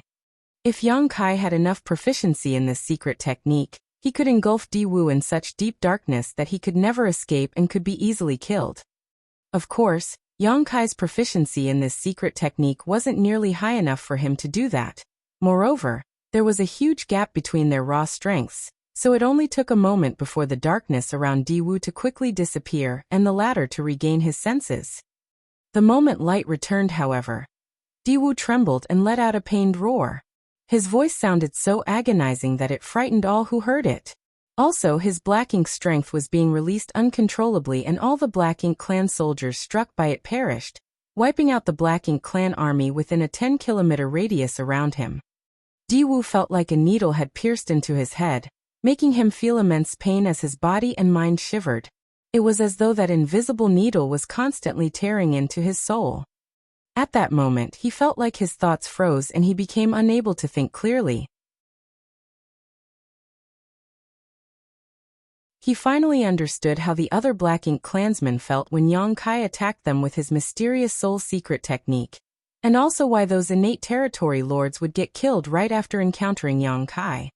When he first heard about these stories, he thought those dead territory lords were too weak and careless, but now that he had experienced it himself, he realized that those territory lords were neither of those things. It was simply because no one could endure such sudden and excruciating pain.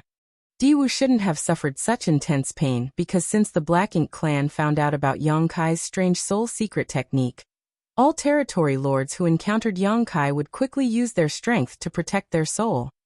Only by doing that could they best weaken the effects of this insidious secret technique. Di Wu naturally did so as well, but the Black Purgatory Eye caused him to lose all his senses and disrupted his focus. Although he recovered quickly, he had lowered the defenses of his soul for a brief moment. Without protection against the soul-rending thorn, the consequences were extremely painful. Even a pseudo-royal lord like Di Wu found it hard to endure. At the same time Di Wu screamed in pain, for other screams rang out as well. Those screams came from the 4 territory lords nearest to Yang Kai, who were about to form a battle formation. Yang Kai used the element of surprise and sent out 5 soul-rending thorns in quick succession, one at Diwu and the other 4 at the closest territory lords. That was his limit. Using any more soul-rending thorn would cause him to lose consciousness. Even at this moment, Yang Kai felt dizzy and was seeing stars. Fortunately, he had experienced this many times and had long grown used to it. Now the intense pain in his head even had the effect of keeping him awake. A royal lord couldn't bear such pain, but Yang Kai was used to it. No one's success was without reason, as only by withstanding constant tempering could a person achieve great things. Yang Kai's figure still floated atop the mountain of corpses, but that was only an afterimage as his true body had already reached the territory lord nearest to him. Then he smashed apart that territory lord's head with one spear thrust. Following that, a second territory lord fell. Yang Kai struck out at the third territory lord, but he failed to kill him in one stroke. Territory lords weren't so easily killed. When the 4 territory lords approached Yang Kai, they had paid attention to protecting their souls, so although the soul-rending thorns were powerful, the territory lords could greatly decrease the damage they took by taking precautions. They would still feel pain and have a blurry conscience, but they wouldn't completely freeze up and become easy targets. Still, this scenario was a testament to Yang Kai's cunning and ruthlessness. Before the 4 territory lords could form a battle formation, Yang Kai launched a preemptive strike. With most of their focus on linking their auras to successfully form the battle formation, they never expected Yang Kai to launch a sneak attack. They had thought that Yang Kai was completely trapped in the spirit array, and hadn't noticed them silently approaching. How could they have known that Yang Kai had been carefully monitoring their every move? What happened was the outcome when someone schemed against the unexpected. This was a desperate gambit within a hopeless battle. The entire ancestral land had been sealed with no way to escape, and there were many Black Ink clan masters here, leaving Yang Kai with no chance of escape or victory on his own. However, the original predicament changed because of the enemy's trapping array. A real master needed the ability to turn even the enemy's advantage into their own. If one only had brawn but no brain, they would forever be a reckless fool. That was why Yang Kai was the army commander of profound Nether territory, while Ouyang Lai could only be a division commander who had to obey Yang Kai's orders. It was this quality that was valued by the Supreme Headquarters, and why they entrusted Yang Kai with such an important role. In an instant, 2 powerful innate territory lords had died, and their 4 symbols formation couldn't be linked. The 3rd territory lord regained his senses when being attacked, which was why he barely managed to block Yang Kai's strike. However, he was still run through by the Azure Dragon Spear, and when a burst of world force followed up, his body was still split in 2, killing him. Like a fierce tiger, Yang Kai lunged at the 4th territory lord. It was only then that the other 4 territory lords outside finally reacted, but after recovering from their initial shock, they seemed hesitant. The situation before them was different from what they imagined.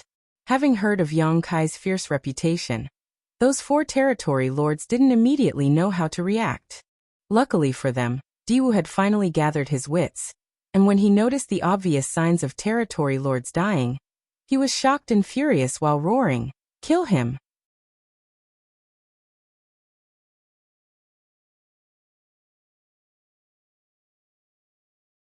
Martial Peak, Chapter 5636 Miscalculation. After Diwu gave the order, the 4 territory lords forced themselves to charge towards Yang Kai, but before they reached him, they were forced back by a storm of secret techniques. At that moment, those 4 territory lords quickly joined their auras, wanting to form a battle formation. In the meantime, Yang Kai was exchanging a 3rd attack with the 4th territory lord whom he hit with a soul-rending thorn. His assault grew fiercer with every swing of the Azure Dragon Spear. It was purely a release of raging power without any form of technique. The pain coming from Yang Kai's soul made his expression fiercer and more horrifying by the moment, and his behavior also grew more vicious and ruthless. It had only been 3 breaths of time since he began his counterattack. He first used the Black Purgatory Eye to disrupt Diwu's senses, then sent out 5 soul-rending thorns before killing 3 territory lords. The change in situation was so fast that it was difficult to comprehend. Only by acting faster than the enemy could Yang Kai maximize the advantages of his plan. The fourth territory lord barely managed to resist Yang Kai's third spear attack, but the same could not be said for the fourth. With a great thrust, the black ink cloud before him dispersed, revealing his unprotected body. This territory lord didn't last long because he was stronger than his three companions, but rather because he was the last to be targeted by Yang Kai. The first territory lord to get killed wasn't expecting the attack and didn't protect himself, but the fourth territory lord was prepared, which was why he could resist 3 spear attacks before succumbing. When Yang Kai arrived at the ancestral land 300 years ago, he killed a territory lord in his prime with 3 attacks. There were some elements of opportunistic trickery and verbal incitement, but it still showed how strong Yang Kai was. Now, even though his order hadn't changed after these 3 centuries, the heritage in his small universe had become a bit stronger. What really changed, however, was the increase of power in his dragon vein and his attainment in the Tao of Time, allowing Yang Kai to confidently say he was twice as powerful as he was 300 years ago. Furthermore, those territory lords had been hit by soul-rending thorns, so they couldn't exert their full strength while their minds were in a blurred state. That was why the fourth territory lord couldn't avoid the fourth spear attack. All he felt was a deadly aura enveloping him and a huge sense of fear filling his entire body, replacing most of the pain in his soul. Never had he felt so close to death. Save. When he opened his mouth to speak the first word, the azure dragon spear had already pierced the protective layer of black ink strength he created and stabbed through his wide-open mouth. The territory lord's last word was stuck in his throat as space principles wrapped around him, destroying his last hope of escape. The long spear shot out from the back of the territory lord's head, leaving a huge hole in its wake. That territory lord's aura flared up before instantly melting like snow under the burning sun. Before Yang Kai could pull back his spear, however, 4 very powerful secret techniques were fired at him from the other 4 territory lords. At such close range, Yang Kai might not have been able to dodge these attacks in his prime, let alone in his current state. At the same time, he felt like his head was about to explode, and his consciousness began turning blurry as his thoughts slowed down. Meanwhile, on his face, except for the fierce expression he had because of the pain, his eyes turned dull, making him look a little dazed. Those were the symptoms of his soul being heavily injured. Many cultivators lost all sentience and sense of self after suffering heavy injuries to their soul. Luckily, Yang Kai's instincts were still intact, so when those 4 secret techniques were about to reach him, he channeled his dragon vein's power and a patch of small, dense dragon scales appeared on his skin. The dragon scales made his exposed skin suddenly turn shiny, as if he were wearing a gold robe. The next moment, Yang Kai was enveloped by those 4 secret techniques. As black ink strength burst out, a large boom sounded, and the world around Yang Kai shook as he released a muffled grunt. Before the effects of the territory lord's secret techniques had faded, the angry Diwu arrived from behind and lunged at Yang Kai. Diwu knew that since Yang Kai had used his strange soul secret technique, this would be the best chance to kill him. Before this, he was wary of Yang Kai's means, but now Yang Kai was like a toothless tiger to him, so he naturally wouldn't let go of such an opportunity. At the same time, the 4 territory lords that had formed the battle formation exchanged a glance before quickly moving back, while maintaining their formation. Since Diwu had made a move, they didn't have to do anything else besides keeping up the 4 symbols formation, and preventing Yang Kai from escaping. The truth was that they were happy to see this situation as well because they were still afraid of dealing with Yang Kai. They were scared of getting killed by this human killing star, so they had no qualms about letting Diwu take the lead. Sounds of explosions kept ringing in everyone's ears while there seemed to be figures flying about within the dense black ink strength. Soon, a figure flew out like an arrow leaving its bow. The figure spat out a mouthful of golden blood in midair. It was Yang Kai, and he clearly couldn't control his body. At this moment, he seemed extremely haggard. Not only was his hair in a mess, but the layer of dragon scales covering his body was also like a broken net, shattered and peeling off in many places.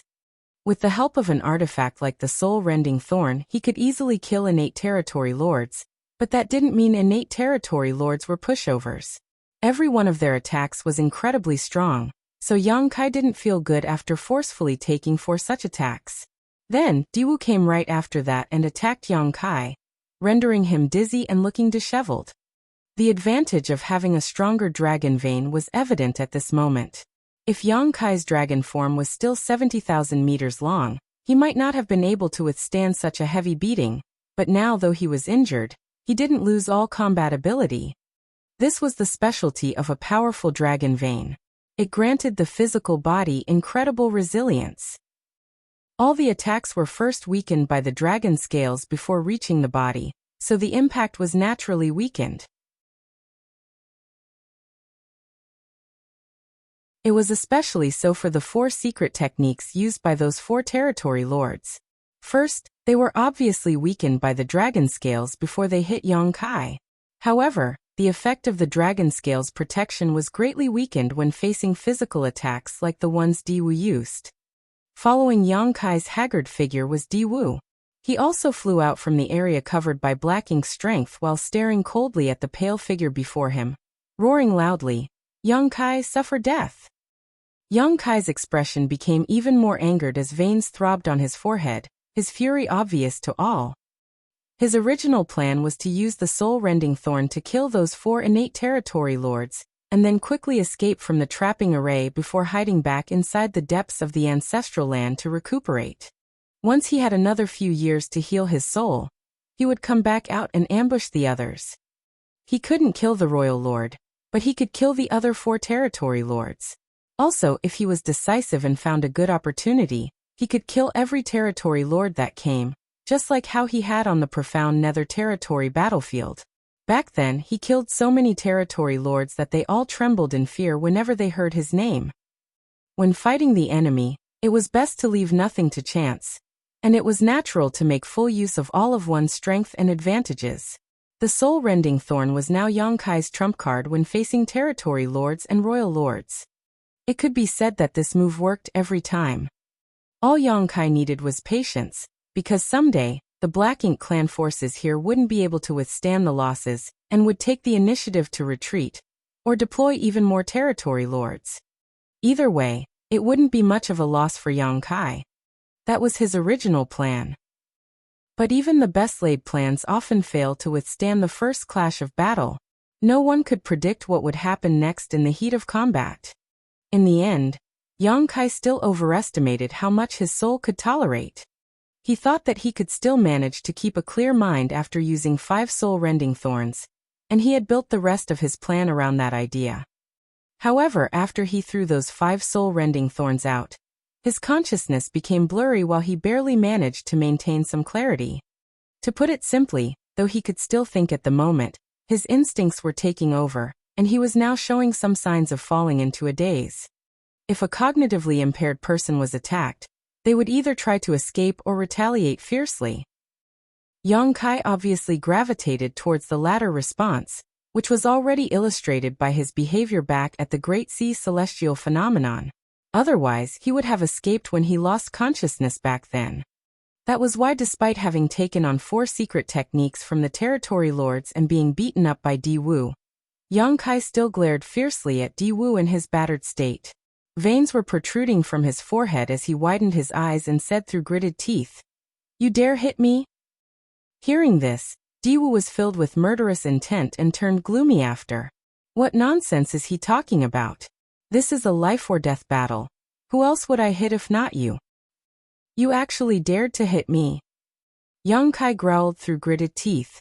He was like a bullied child questioning why he was being targeted while suppressing the vexation he felt inside. Enough nonsense, die. Diwu roared before immediately charging at Yang Kai. After the previous attack, he was sure that Yang Kai was no longer his opponent. Although he still needed some effort to kill Yang Kai, today was going to be the day of Yang Kai's death. From today onwards, the Black Ink clan wouldn't have to be worried about this human anymore, which was a great contribution on his part. While the thought flashed across his mind, Diwu's expression suddenly fell because at that moment, Yang Kai's supposedly weakened aura exploded out. Since you hit me, I'll hit you back. The aggrieved child was finally retaliating. Heavens and earth, lend me your strength. The injury to Yang Kai's soul made his mind become a little unstable, and the endless rage had influenced his thoughts into forgetting his original plan. However, he still had his natural abilities, so he instinctually knew he had to go all out when dealing with a royal lord. If his own strength wasn't enough to deal with a royal lord, he would just borrow strength from others. He was going to borrow strength from the ancestral land. What he did 300 years ago won him the favor of this land. Then he fused with it for 300 years, which allowed him to look back in time and see the evolution of this world. Also, the huge amounts of ancestral strength entering his body had helped his dragon vein grow stronger and allowed his dragon form to grow from 70,000 meters to 99,999 meters. Even cultivating inside the dragon pool for 300 years wouldn't have been so beneficial. The entire ancestral land had opened its arms for Yang Kai, letting him have whatever he wanted. Under such conditions, it wouldn't be hard for Yang Kai to borrow some strength from the ancestral land.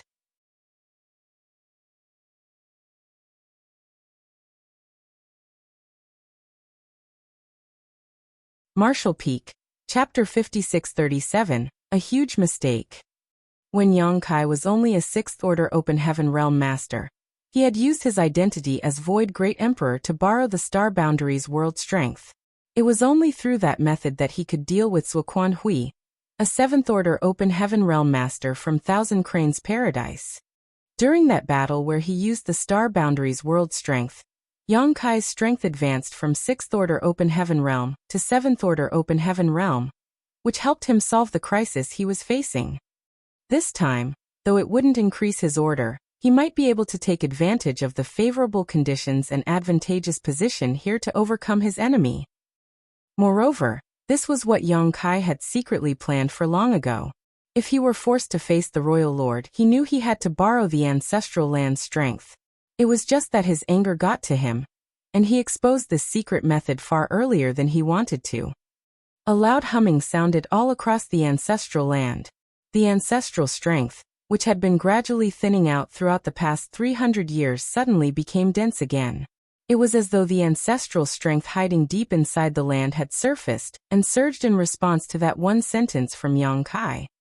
Not only that, the ancestral strength from the entire ancestral land was gathering towards Yang Kai's body from all directions. Then the ancestral strength formed a layer of brilliant protection around Yang Kai's figure in the blink of an eye. While watching the scene, Diwu felt his face twitch. It didn't matter if this change only affected Yang Kai, but following the increase in density of ancestral strength, Diwu realized that the suppression this land had on his strength also increased. The most important sign was that he felt his black ink strength circulation become sluggish when he tried to use it. He only attacked after waiting 300 years because of the ancestral land's restriction on his strength. Before, that suppression was very obvious, and he wasn't confident in dealing with Yang Kai if he managed to lure the latter out. He only acted after the ancestral strength had thinned out significantly and the restriction on his strength was almost non-existent. So he never expected everything would change again with just a few words from Yang Kai. The original confidence Diwu possessed was replaced with a sense of danger. Before he could think more about it though, a bright light suddenly appeared before him. It was Yang Kai and he was actively attacking Diwu. The pain in his soul and rage from being beaten had made Yang Kai lose his rationality. He didn't even use the Azure Dragon Spear and instead raised his bare fist and threw it out at Diwu. At the same time, the dense ancestral strength had formed a dense protective light barrier around his skin, and even fit to his fist. This punch was powerful and heavy as Yang Kai had used all his strength. If that fist landed on a universe world, it would undoubtedly be destroyed. Even a master as strong as Diwu couldn't react in time as Yang Kai was too fast. Along with the use of space principles, Yang Kai literally instantly appeared before Diwu. In his rush to protect himself, Diwu could only cross his arms in front of him. The punch landed on the spot where Diwu's arms crossed, and when it struck, Diwu sank back and the black ink strength around him was scattered. Even standing midair, There were obvious signs that his knees were buckling and almost made him kneel. Realizing this, Diwu was enraged and gathered all his might to throw a punch at Yang Kai's face as Yang Kai was throwing his second punch.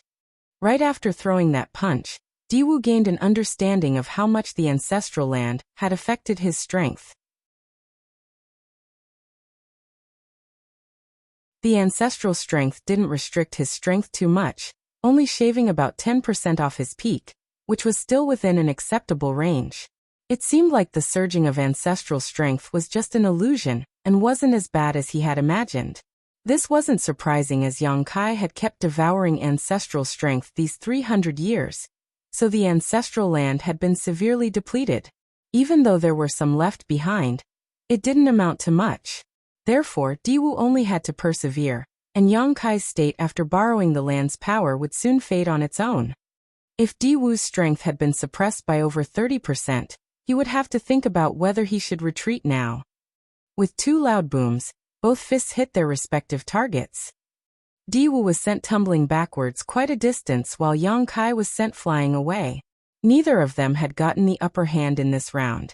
In regards to absolute strength, Diwu was definitely stronger than Yang Kai, so when both of them punched each other, the force Yang Kai received was much greater.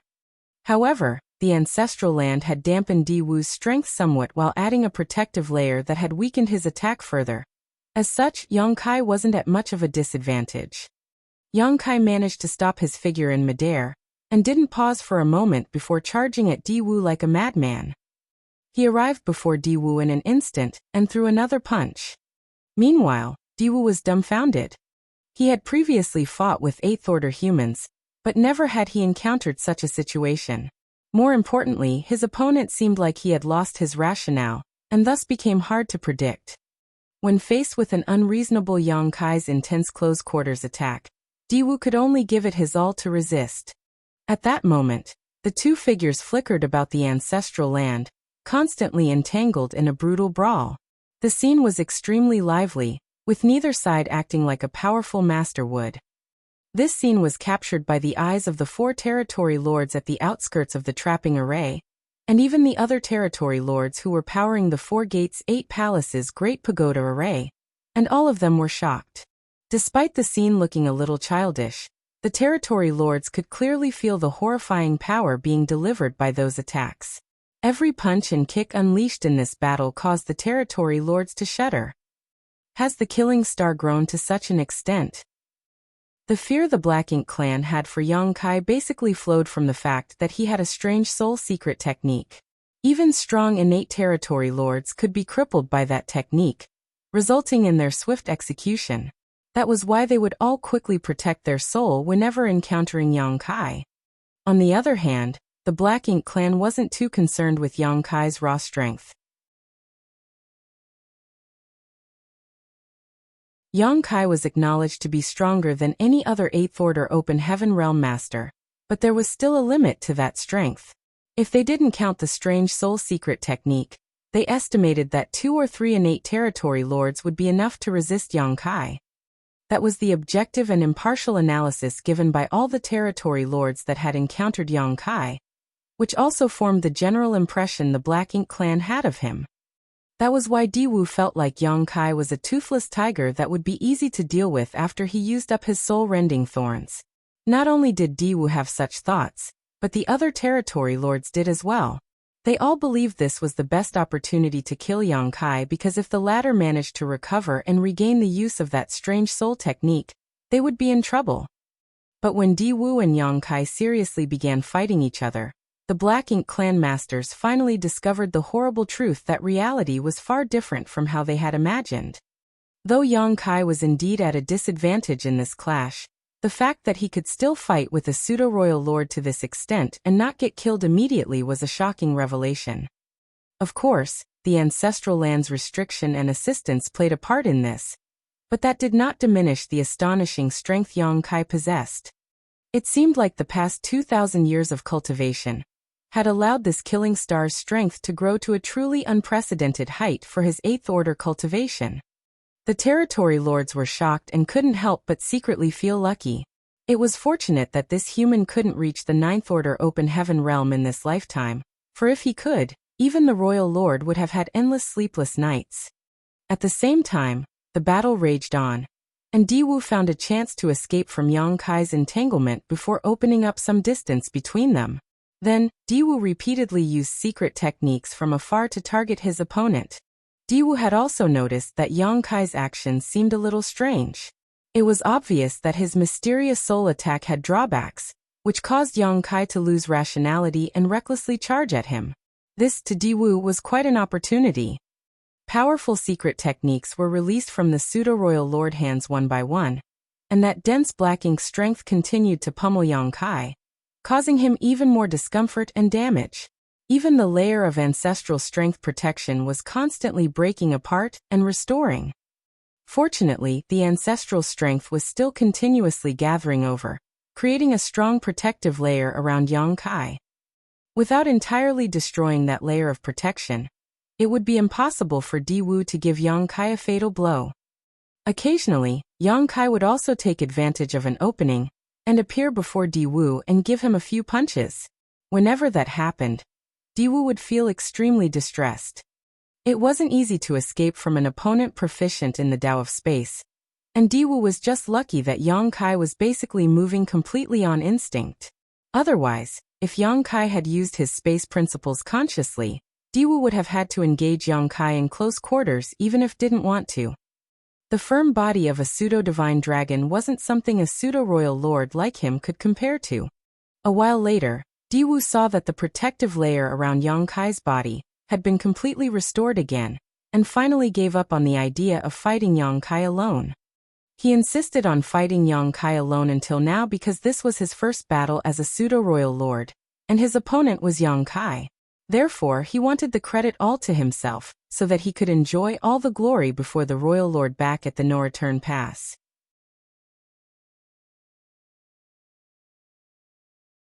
But since that no longer seemed possible, there was no need to force the issue.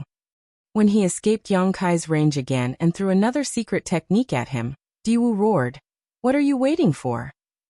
The 4 territory lords standing outside the battlefield secretly complained, but didn't hesitate to attack Yang Kai with their secret techniques. Yang Kai had just steadied himself when he was enveloped by the secret techniques coming from afar. The ancestral strength gathered around his body instantly broke, and his figure flew out and tumbled like a sack. Right after landing on the ground and spitting out a mouthful of golden blood, Yang Kai became aware of the cool feeling in his mind, causing his consciousness to wake up a little.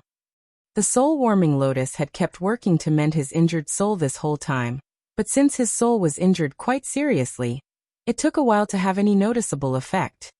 Yang Kai was confused by his current situation and the danger around him, but he didn't have time to think about it as several secret techniques were already flying his way again.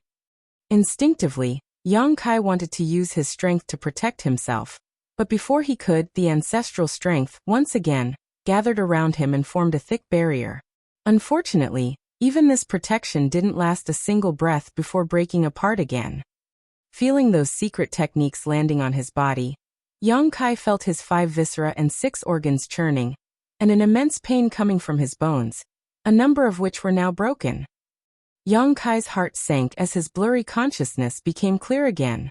Everything that happened quickly flashed across his mind, and he realized that he had unconsciously made a huge mistake and inexplicably caused this to happen.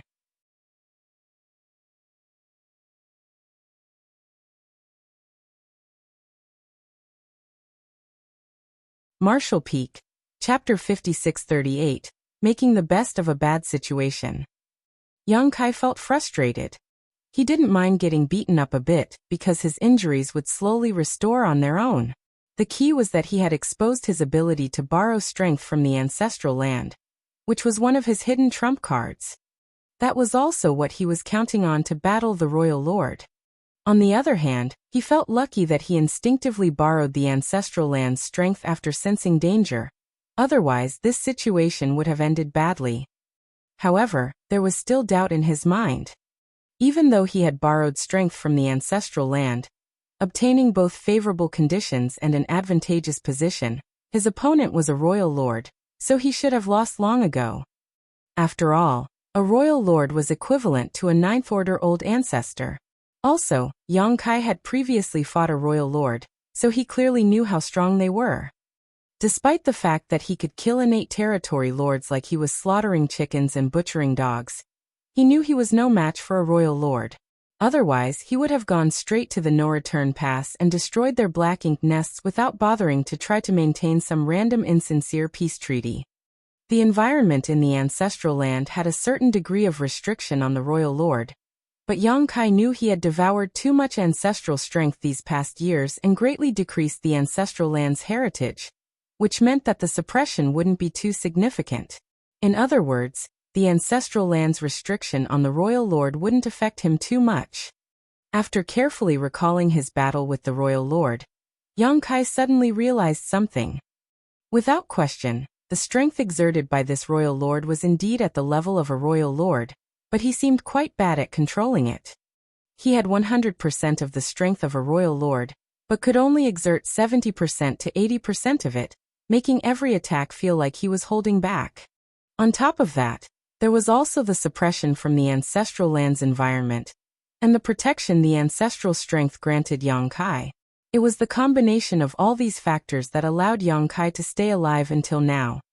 This guy must be a newly advanced royal lord, which is why he can't perfectly control his strength and why the humans had never heard of any news about him.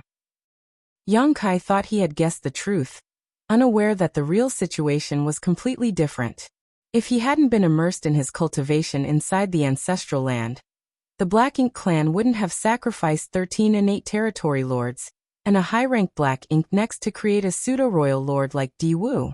The Black Ink clan could create such a master from the start, but hadn't done so until now. To the current Black Ink clan, every innate territory lord and high-ranked Black Ink nest was indispensable, so considering the overall situation, it just wasn't cost-effective to create a pseudo-royal lord. But if they could use Di Wu's strength as a pseudo-royal lord to kill Yang Kai, that would definitely be worth it. Without mentioning the Black Ink clan's plan, Yang Kai was now having a headache about his predicament. The trapping array had been completely destroyed, so the royal lord and 4 territory lords by themselves might not be able to stop him if he wanted to disengage. Of course, it was still impossible to leave the ancestral land, because this world would still be sealed before the 4 gates 8 palaces Great Pagoda array was broken. However, Yang Kai didn't need to leave the ancestral land, he only needed to dive deep into it to heal his injuries. If he did so, the Black Ink clan wouldn't be able to do anything to him. Unfortunately, the idea of retreating now made Yang Kai feel quite reluctant. His trump cards had been exposed one after another, so he would lose the element of surprise in the next battle. Since that was the case, he figured it would be better to just go with the flow and end this debacle once and for all. He made the plan to hide deep inside the ancestral land after killing the 4 territory lords because he thought he wasn't the royal lord's opponent. But now that he knew he was up against a royal lord who couldn't exert his full strength, Yang Kai thought that there might be a chance he could kill his enemy here today. Yang Kai was secretly even hoping for the royal lord to lose his patience and use his royal lord's secret technique. Back outside the Great Sea Celestial Phenomenon, Yang Kai had killed a royal lord shortly after breaking through to the 8th Order Open Heaven realm, not because he was strong, but because many coincidences came together. His biggest opportunity was when the royal lord used the royal lord's secret technique on him, wanting to corrupt him with Black Ink strength. The royal lord's secret technique was something only a royal lord could use. When performed, it was silent but had an incredible impact. Even 8th Order masters couldn't resist, and would immediately become corrupted. On the barren territory battlefield, a single royal lord had corrupted 3 8th Order masters, converting them into Black Ink disciples. It was those 3 Black Ink disciples who resurrected the Black Ink giant spirit got in the divine spirit ancestral land, triggering the collapse of the entire human battlefront. It could be said that the royal lord had made a huge contribution to today's situation where the Black Ink clan could fully suppress the humans. Without the royal lord who corrupted those 3 8th Order Black Ink disciples, it would have been impossible to resurrect the Black Ink giant spirit god. and the human race army would still have been able to bottle up the Black Ink clan on the barren territory battlefield. Although it didn't end well for that royal lord, the Black Ink clan had achieved their goal. A royal lord wouldn't easily use the royal lord secret technique though, because they would have to pay a high price. Not only would their strength suffer an immediate and substantial drop, they would also have to endure a long period of weakness. On the battlefield, such a situation would give the enemy a great chance to kill them. Outside the Great Sea celestial phenomenon, that royal lord had used the royal lord's secret technique on Yang Kai, causing himself to become weak and lose a huge portion of his strength.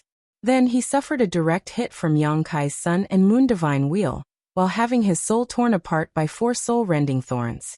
Under such circumstances, his chances of surviving decreased greatly. Even so, Yang Kai also lost consciousness and started a mad-killing spree before winning. Back then, he was only a newly advanced 8th Order Open Heaven Realm Master. Now he was almost at the peak of the 8th Order Open Heaven Realm, and had help from the ancestral land, so his strength was several times higher than back then. If this royal lord couldn't hold back, and used the royal lord's secret technique, Yang Kai could easily kill him with his spear. By then, the heaven-sealing earth-locking Grand Array would become useless. However, Yang Kai's anticipations were in vain, because a royal lord wouldn't use the royal lord's secret technique unless they were certain of success, or it was their last resort. According to what the Black Ink clan had learned over the years, Yang Kai was fully resistant to Black Ink's strength's corruption, so Diwu wouldn't be so stupid as to use the royal lord's secret technique to deal with him. Moreover, a pseudo-royal lord like Diwu couldn't use the royal lord's secret technique. But Yang Kai didn't know that. Realizing that hoping his enemy would make a fatal mistake wasn't plausible, Yang Kai figured he could only create his own opportunity. After all, the ancestral land wasn't his only trump card. Yang Kai's consciousness had recovered quite a bit now, but he still pretended to be muddled. Faced with attacks coming at him from all directions, he roared in an aggrieved manner at Diwu. "You called for help? I can call for help too. Come out, my servants." The way he was acting was like a kid kicking up a fuss after getting beaten up. However, in the next breath, the Black Ink clan masters suddenly became gloomy. That was because small stone race soldiers suddenly appeared one by one beside Yang Kai, transforming into a huge army in the blink of an eye. They were densely packed, making it impossible to count how many of them there were. The Black Ink clan naturally recognized the small stone race. Between 2,000 and 3,000 years ago, this strange race was very active on every great territory battlefield. They seemed like they didn't have much sentience and had no concept of strategy or tactics, but they weren't afraid of death or being corrupted by Black Ink's strength. Their presence had brought the Black Ink clan quite a lot of trouble during wars. Numerous Black Ink clansmen had died at the small stone race's hands. Following the continuous killings of the small stone race over the years though, their numbers decreased until they more or less disappeared. Occasionally, some cultivators would bring out some small stone race soldiers left over from the various battles, but there would only be a dozen of them at most. From what the Black Ink clan gathered from the Black Ink disciple, Yang Kai was the source of the small stone race. In addition, Yang Kai had also used the small stone race when he attacked the No-Return Pass back then. The Black Ink clan initially thought that those strange beings had been essentially wiped out, so they never anticipated seeing such a huge bunch of them be summoned in the ancestral land. At that instant, the Black Ink clansmen stopped attacking while Diwu's expression became as gloomy as a rain cloud. This couldn't be helped because back when Yang Kai attacked the No-Return Pass, Diwu had personally witnessed the attack this killing star had executed with a similar small stone race army's help. Back then, Yang Kai seemed to have used some kind of technique and instantly sacrificed 2 million small stone race soldiers to form a terrifying explosion of purifying light that even seriously injured the royal lord, giving Yang Kai a chance to escape. Therefore, in Diwu's memory, while these small stone race members weren't that terrifying, the means they gave Yang Kai access to was frightening. Kill him quickly. Seeing that the small stone race army was growing larger and larger, Diwu immediately roared while retreating to put some distance between himself and Yang Kai.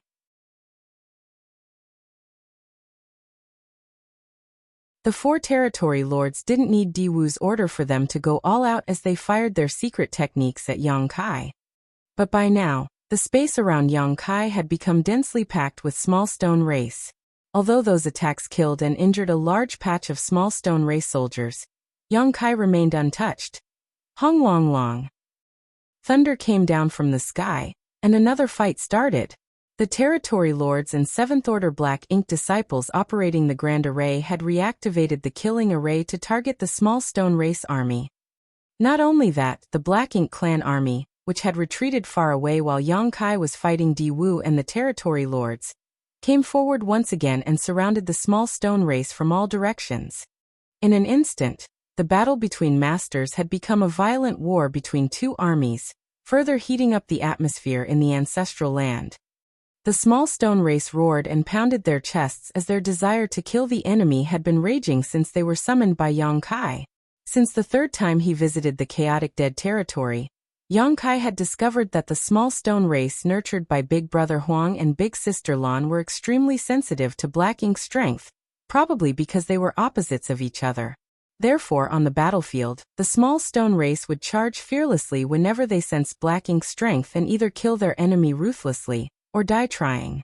In the beginning, the humans didn't have a method to control them, because of these characteristics. Once the small stone race were sent to the battlefield, they became like unleashed wild horses, which caused the humans to lose many more of them than necessary. Later, the humans began using a beast taming method and an artifact refining method to control the small stone race. The situation had improved quite a lot. At the very least, the humans could now issue the small stone race simple instructions. The small stone race soldiers Yang Kai summoned just now obviously hadn't undergone any such taming or refinement.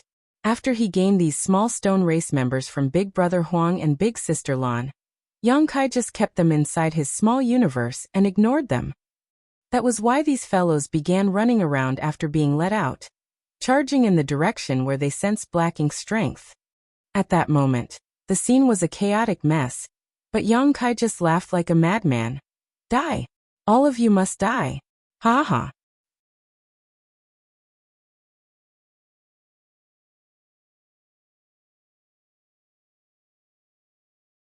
Marshall Peak, Chapter 5639, End of the Road. A fierce battle was happening in the ancestral land. The small stone race's intrepid nature doomed them to have a bad ending if no one controlled them. Many small stone race soldiers charged at the four territory lords, but could not get near them because they were rendered to pieces of stone scattered on the ground by the latter's secret techniques. Even the Black Ink clan army that came back had begun surrounding these unruly and scattered combatants. Numerous small stone race soldiers were being broken to pieces with each breath. However, large amounts of small stone races were still appearing around Yang Kai. It was like there was an infinite amount of them, impossible to wipe out. On the other hand, Yang Kai's laughter grew louder and wilder, as though he had gone crazy. Diwu had withdrawn his aura and was now hiding among the Black Ink clan army, cautiously observing the situation. The memory of the technique Yang Kai used at the no-return pass, in which he sacrificed 2 million small stone race soldiers, was still etched in Diwu's mind. Therefore, Diwu immediately retreated when Yang Kai began summoning his army to avoid being surrounded, and experiencing the same tragedy from that time. Back then, the royal lord had been injured, causing his aura to drop by at least 10%. It took the royal lord a full 1,000 years to recover from that incident. So if Diwu, a mere pseudo-royal lord, was hit by the same technique, he would likely end up in an even worse state. In addition, if Diwu remembered correctly, there were some powerful masters among the small stone race. The Black Ink clan had previously encountered a number of massive small stone race soldiers roughly 1,000 meters tall that had strength similar to that of an 8th Order Open Heaven Realm Master. Even though they had lower sentience and couldn't wield this strength efficiently, their attacks were still not to be underestimated. After observing for a long time, Diwu noticed that none of the small stone race soldiers Yang Kai summoned were 1,000 meters tall. The strongest of them all was only 100 or so meters tall, which gave them power equivalent to 7th Order masters and feudal lords. Diwu didn't take these small stone race soldiers seriously, and even the 4 territory lords currently in battle could easily kill vast swaths of them. As chaos swelled on the battlefield, Yang Kai summoned more small stone race soldiers. The 4 territory lords were in a better situation as they had formed the 4 symbols formation, so they only had to hold their ground and kill every small stone race member that came at them.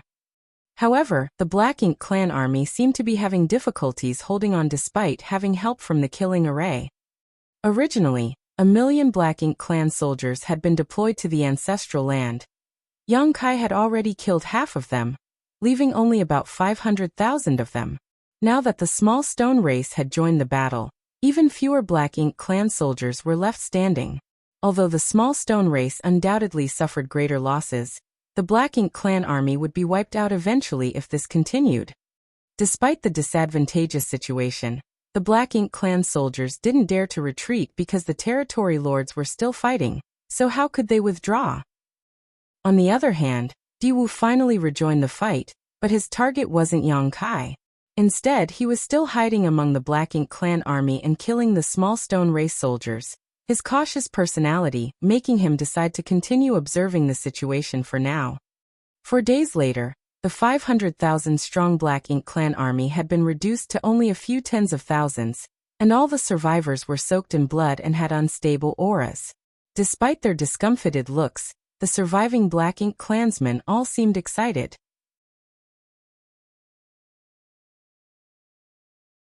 They won. They killed all the small stone race soldiers that came at them. During these few days, they estimated they had killed at least 2 million enemy soldiers. It wasn't because they were strong, of course, but because they had a pseudo-royal lord hiding among them. The small stone race soldiers only had masters on par with 7th-order humans as their strongest combatants, so how could they stand against a pseudo-royal lord?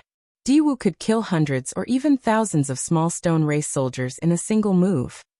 Moreover, the Black Ink clan had help from the Grand Array. The lightning bolts fired from above had culled many small stone race soldiers as well.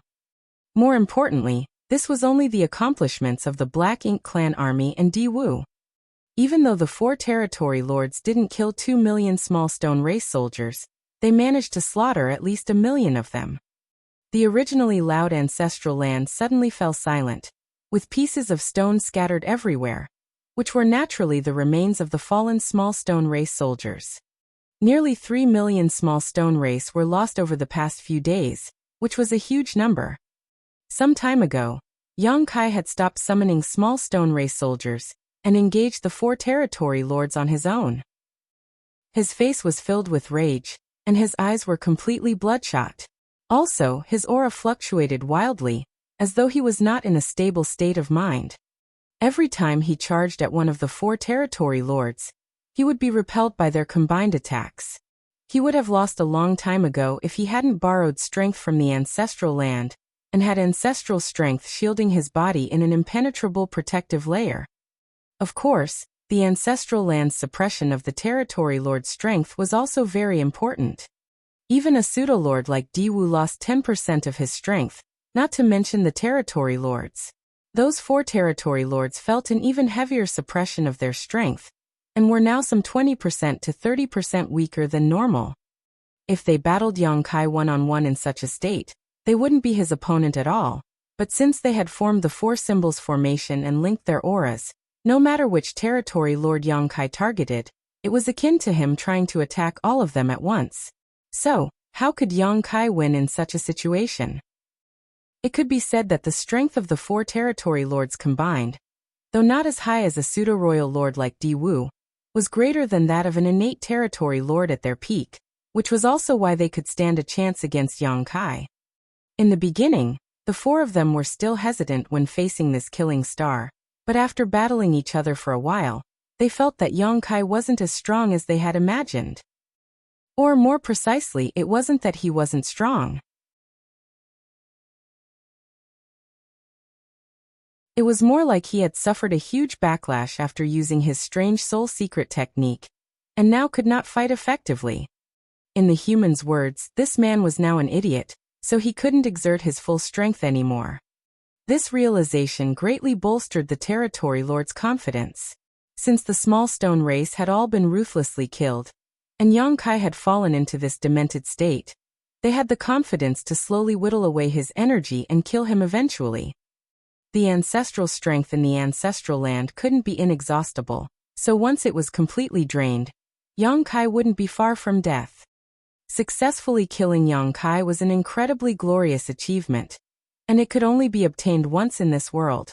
If the Royal Lord decided to create more pseudo-royal lords in the future, they would be the first in line to gain such power, just like Di Wu. Of course, innate territory lords wished for greater strength, but they could only become pseudo-royal lords, and they would have to pay a high price for that. Therefore, the royal lord wouldn't create a pseudo-royal lord if it weren't a dire situation. Regardless, these territory lords wouldn't be able to get their wish because Di Wu was the one in charge of this mission to kill Yang Kai. He was turned into a pseudo-lord just for this mission. And now that things were leaning in their favor, how could Di Wu possibly let the territory lord steal the credit from him? If that were to happen, it would make him seem too useless. After several days of secretly observing Yang Kai, Di Wu concluded that this human-killing star was an arrow at the end of its flight. According to the current situation, Yang Kai couldn't turn things around. Di Wu felt a little lucky that Yang Kai had overused his secret technique, messing up his mind and revealing his trump cards. Borrowing strength from the ancestral land and the 3 million small stone race army were definitely the secret trump cards Yang Kai had. If he were in a conscious state of mind and used those two methods to corner Di Wu. If that happened, Di Wu would definitely have been taken by surprise. Once that happened, with the strength Yang Kai had revealed, they would most likely have failed their mission. At the thought of that, Di Wu shivered. Although they had lost 4 territory lords and 1 million Black Ink clan soldiers, that was still nothing compared to being able to kill Yang Kai. When Yang Kai was blown away by one of the territory lords again, the light barrier made of ancestral strength around him became extremely dim, and did not immediately recover like usual. Seeing that, Di Wu didn't hesitate and dashed over like lightning. Yang Kai was immediately thrown to the ground, and before he stabilized his footing, Di Wu arrived. With a fierce explosion of power, Di Wu used his hand like a knife and pierced through the ancestral strength's protection, and into Yang Kai's chest.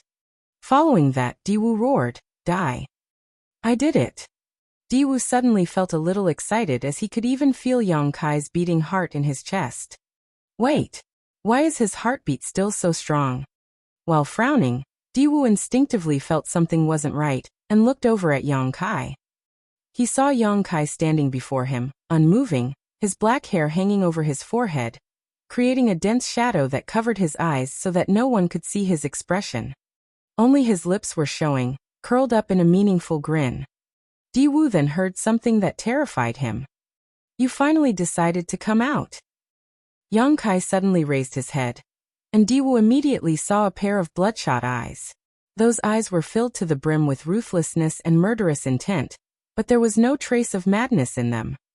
A trick, Di Wu immediately thought. What he saw all this time was just what Yang Kai wanted him to see, making him think that the killing star was not in a conscious state of mind, and had uncontrollably revealed all his trump cards. He might even be feigning weakness right now, making it seem he had reached his limit after being besieged by the 4 territory lords. All of this was just to lure Di Wu out. But why would Yang Kai do this? Did he have another way to turn the tide of battle even from this dire situation? No matter what Yang Kai was up to, Di Wu wouldn't let him use any more tricks. Just as Yang Kai finished speaking, Di Wu exerted strength into his hand and stabbed it further into the former's chest. If he could pierce just a finger length deeper, he could tear apart Yang Kai's heart. To an 8th Order Open Heaven Realm master like Yang Kai, having his heart destroyed might not be a lethal blow, but it would still be a severe injury. But just as Di Wu exerted his strength, a large hand grabbed his wrist and firmly held him in place. In terms of cultivation, a pseudo-royal lord was indeed stronger than an 8th Order master like Yang Kai. However, in terms of raw physical power, a pseudo-divine dragon like Yang Kai surpassed Di Wu by a wide margin. Therefore, how could Di Wu move when he was restrained in such close proximity to Yang Kai? Although Di Wu had been stopped, He wasn't flustered. He clenched his other fist and threw a punch at Yang Kai's face. Before his fist could reach its target though, it too was seized by Yang Kai. A pseudo-royal lord and a pseudo-divine dragon were now standing face to face at arm's length from one another, locked in mortal combat.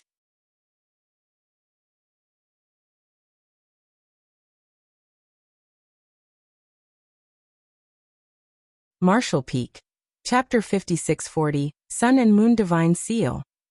Diwu was entirely at a disadvantage because Yang Kai had the absolute upper hand when it came to physical strength. The excruciating pain coming from Diwu's wrist was something he had never experienced before.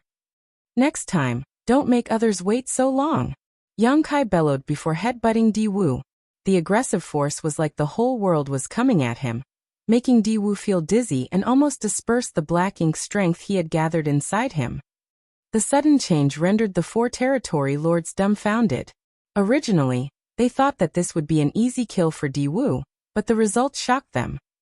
In their flustered state, the territory lords didn't have time to think about anything else and quickly attacked Yang Kai with their secret techniques, trying to save Diwu. A series of explosions sounded across the ancestral land. Since the light barrier protecting Yang Kai had been torn open by Diwu, Yang Kai had to take on consecutive attacks from the territory lords with his own body. Although he had his own layer of protection from his world force, resisting the attacks was difficult. His body was instantly battered, and he kept spitting out golden blood. "Are you done? I've been enduring you all for too long," Yang Kai roared. Suddenly, a pair of bright but also strange patterns appeared on the back of Yang Kai's hands. They were the great sun and moon marks. An extremely mysterious force appeared from within the marks, which then began permeating out across the ancestral land. In an instant, tiny wisps of light flew out from the small stone race corpses. Those lights were either pure yellow or blue. When they first began appearing, there weren't that many at a glance, but in the blink of an eye, the ground and sky were densely packed with a sea of blue and yellow covering the entire battlefield. Some 3 million small stone race soldiers had died in this vast land over the past few days. And if Diwu had observed carefully enough, he would have noticed that these small stone race soldiers had 2 different characteristics. There were even numbers of Great Sun Small Stone Race and Great Moon Small Stone Race.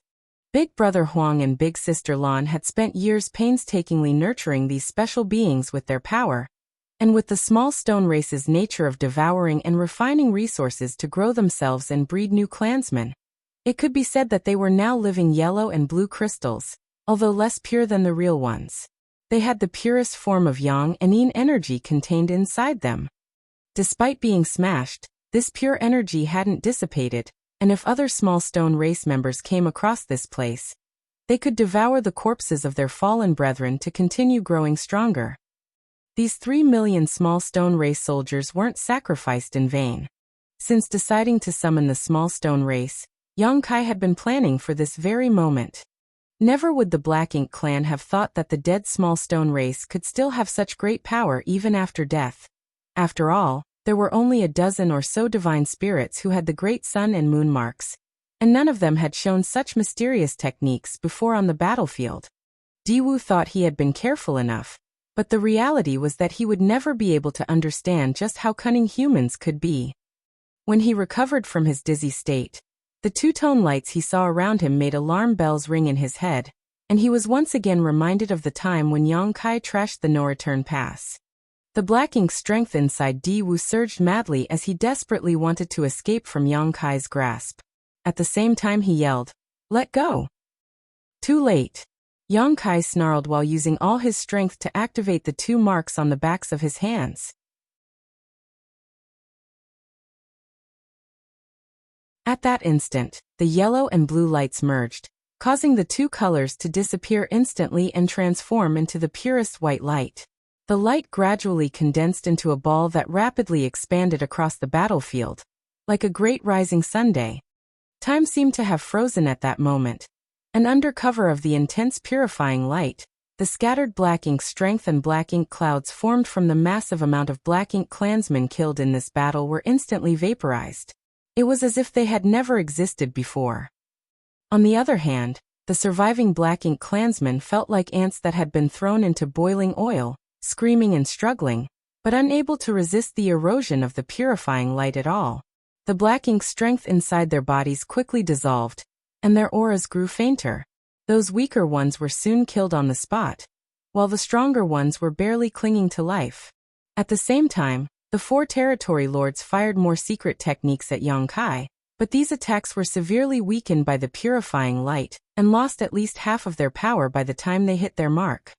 Not only that, but the territory lords were also enduring the pain of having their bodies literally melting as the purifying light invaded them, destroying their very foundation. As for Di Wu, who was right in front of Yongkai, he was experiencing the worst of these effects. Since he was the strongest and was literally being held down by Yongkai, the place he was standing was where the purifying light was the most intense. At this moment, the pseudo-royal lord was like a melting candle. The jet-black Black Ink's strength was continuously flowing out of his body, which would then be neutralized by the purifying light. Fortunately for Di Wu, he had mustered all his strength and pushed the knife hand being gripped by Yongkai further into the latter's chest just before Yongkai activated the purifying light. Although Yongkai wasn't willing, he was forced to let go at that last moment, and quickly put some distance between them to avoid his heart being pierced through. Now that Di Wu wasn't being restrained, he immediately flew into the sky, desperately wanting to escape the area being enveloped by purifying light. At that moment, space suddenly became extremely viscous and simultaneously felt like it was being stretched out infinitely. It was only for a moment, but it was still torturous for Di Wu. It only took 3 breaths of time for the blast of purifying light to dissipate. But during that short moment, the Black Ink clan had suffered a terrifying loss. Di Wu finally escaped the space binding and charged out of the area being encased by purifying light, but when he looked down, he felt devastated. The tens of thousands of Black Ink clan soldiers that had survived the previous slaughter were now reduced to less than 2,000 by the intense purifying light. However, even these survivors were like flickering candles in the wind, at risk of being snuffed out at any moment. As for the 4 territory lords who had formed the 4 symbols formation, all 4 of their auras had disappeared. Soon Di Wu saw Yongkai covered in blood, and in his hand was a huge head. That head belonged to one of the territory lords, and the expression on its face was filled with reluctance and disbelief. Obviously, this territory lord never expected their originally advantageous situation to suddenly make a huge turn for the worse. Yongkai was cornered and at his limit, but he suddenly regained control of the entire situation in the blink of an eye and even had the time, while Di Wu was escaping, to kill the 4 weakened and stunned territory lords who were being tortured by the purifying light to the point of wanting to die. Yongkai seriously injured a true royal lord by sacrificing 2 million small stone race soldiers back at the no-return pass. Today 3 million small stone race had died here, so how could mere innate territory lords withstand the resulting burst of purifying light? Moreover, there was also suppression from the ancestral land. If Yongkai targeted them in such a situation, where they couldn't even access 50% of their maximum strength, they were still doomed even if they had formed a battle formation. When the 4 eyes suddenly met, Di Wu once again felt hopeless and terrified. He came here in full confidence, but suddenly discovered after this huge battle that perhaps killing Yongkai was an impossible task. At that moment, he suddenly had the urge to retreat. Now there's only the 2 of us. Yongkai casually tossed the head away as if he were throwing out the trash. When compared, Yongkai's injuries were definitely more serious than Di Wu's. His soul was constantly throbbing, and his body was completely battered. Even so, Di Wu's mental state right now was far worse than Yongkai's. Yongkai looked at Di Wu with his deep, cold eyes while asking, "Are you ready to die, Sir Royal Lord?" However, Di Wu just turned around and made a mad dash while yelling, "Open the Grand Array!" Since the heaven-sealing earth-locking 8 palaces Great Pagoda Array was still active, he couldn't escape without it first being opened. Once he gave the command, a crack appeared on the Grand Array, and Di Wu immediately charged at it like lightning. But when it came to speed, none could match Yongkai.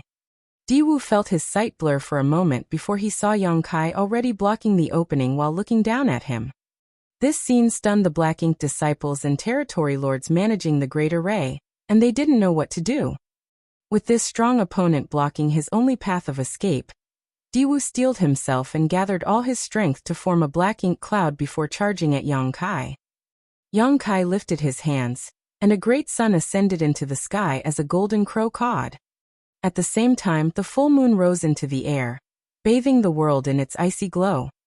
The mysterious scene of the sun and moon rising together reappeared, and Yang Kai stood below them like a deity.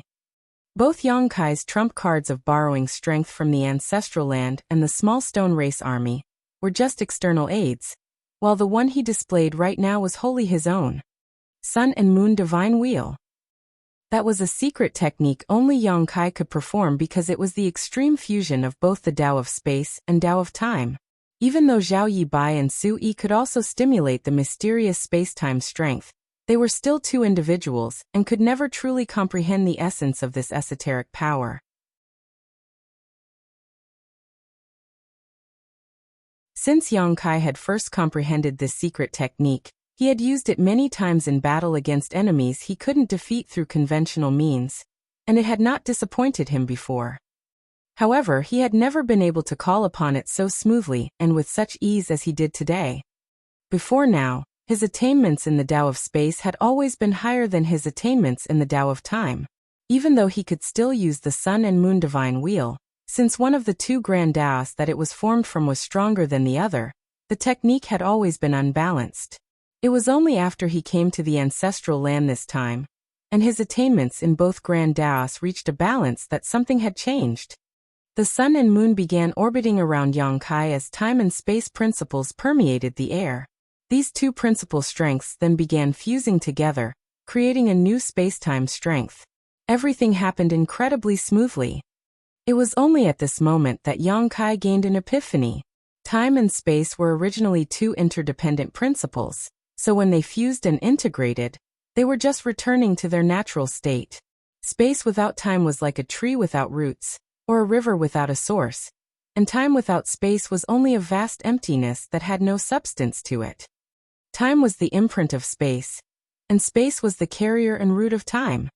After millennia of studying and comprehending both the Tao of time and the Tao of space, Yang Kai was finally showing signs of gaining true understanding and mastery of them. This newfound enlightenment had immediate tangible benefits in how the Sun and Moon Divine Will manifested. Originally, the Sun and Moon Divine Will took the form of a great sun, and the full moon rapidly spiraling towards each other as they shot forth, blasting out waves of space-time strength as they flew forward. But now that Yang Kai had gained a deeper understanding of space-time, the sun and moon were able to fuse entirely and turned into a mysterious seal that was one half great sun and one half full moon. This seal was not nearly as dazzling and awe-inspiring as the original Sun and Moon Divine Wheel, but it was actually far more profound as it had condensed all the power which had been blasting out into a single point. With unstoppable momentum, the seal fiercely slammed into the black ink cloud that Diwu was hiding within.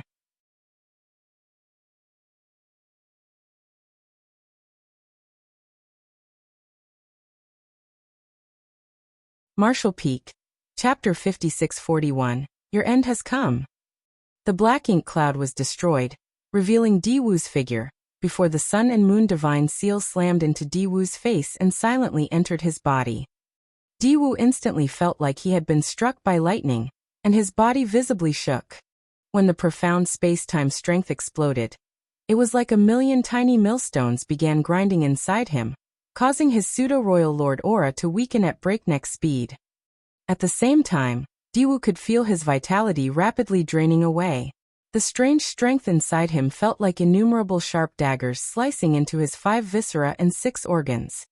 What is this divine ability? Diwu was absolutely terrified. The newly formed Sun and Moon Divine Seal wasn't as imposing or overbearing as the Sun and Moon Divine Wheel, but it was far more deadly.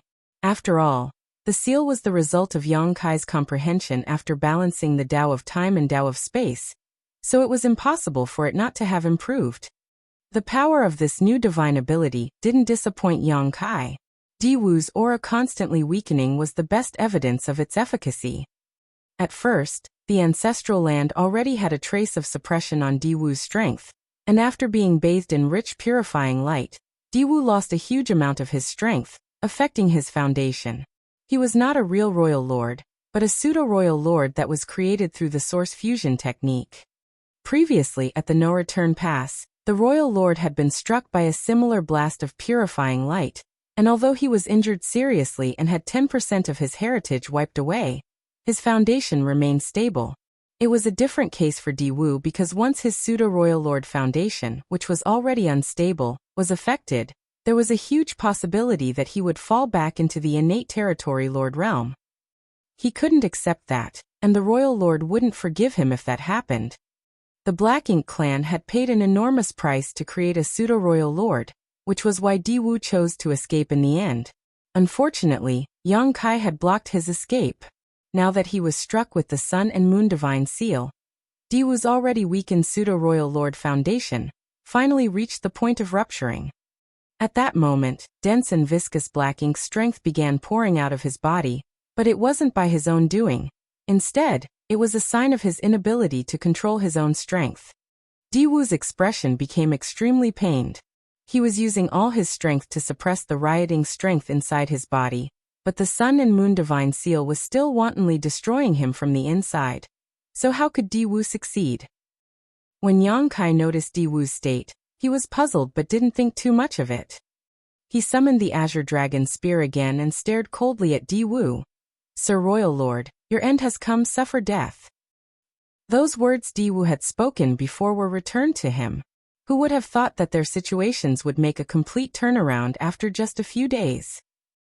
Once those words were spoken, Yang Kai thrust his spear at Diwu. When the light from the spear bloomed, a myriad of Tao strengths wove together, giving the spear an unstoppable momentum. Diwu roared madly as he counterattacked, and the two figures instantly became entangled with each other. Even with the suppression from the ancestral land, and after being weakened by purifying light and the Sun and Moon Divine Seal, Diwu still had the strength to fight. However, his strength was constantly slipping away, and as time passed, he would only become feebler.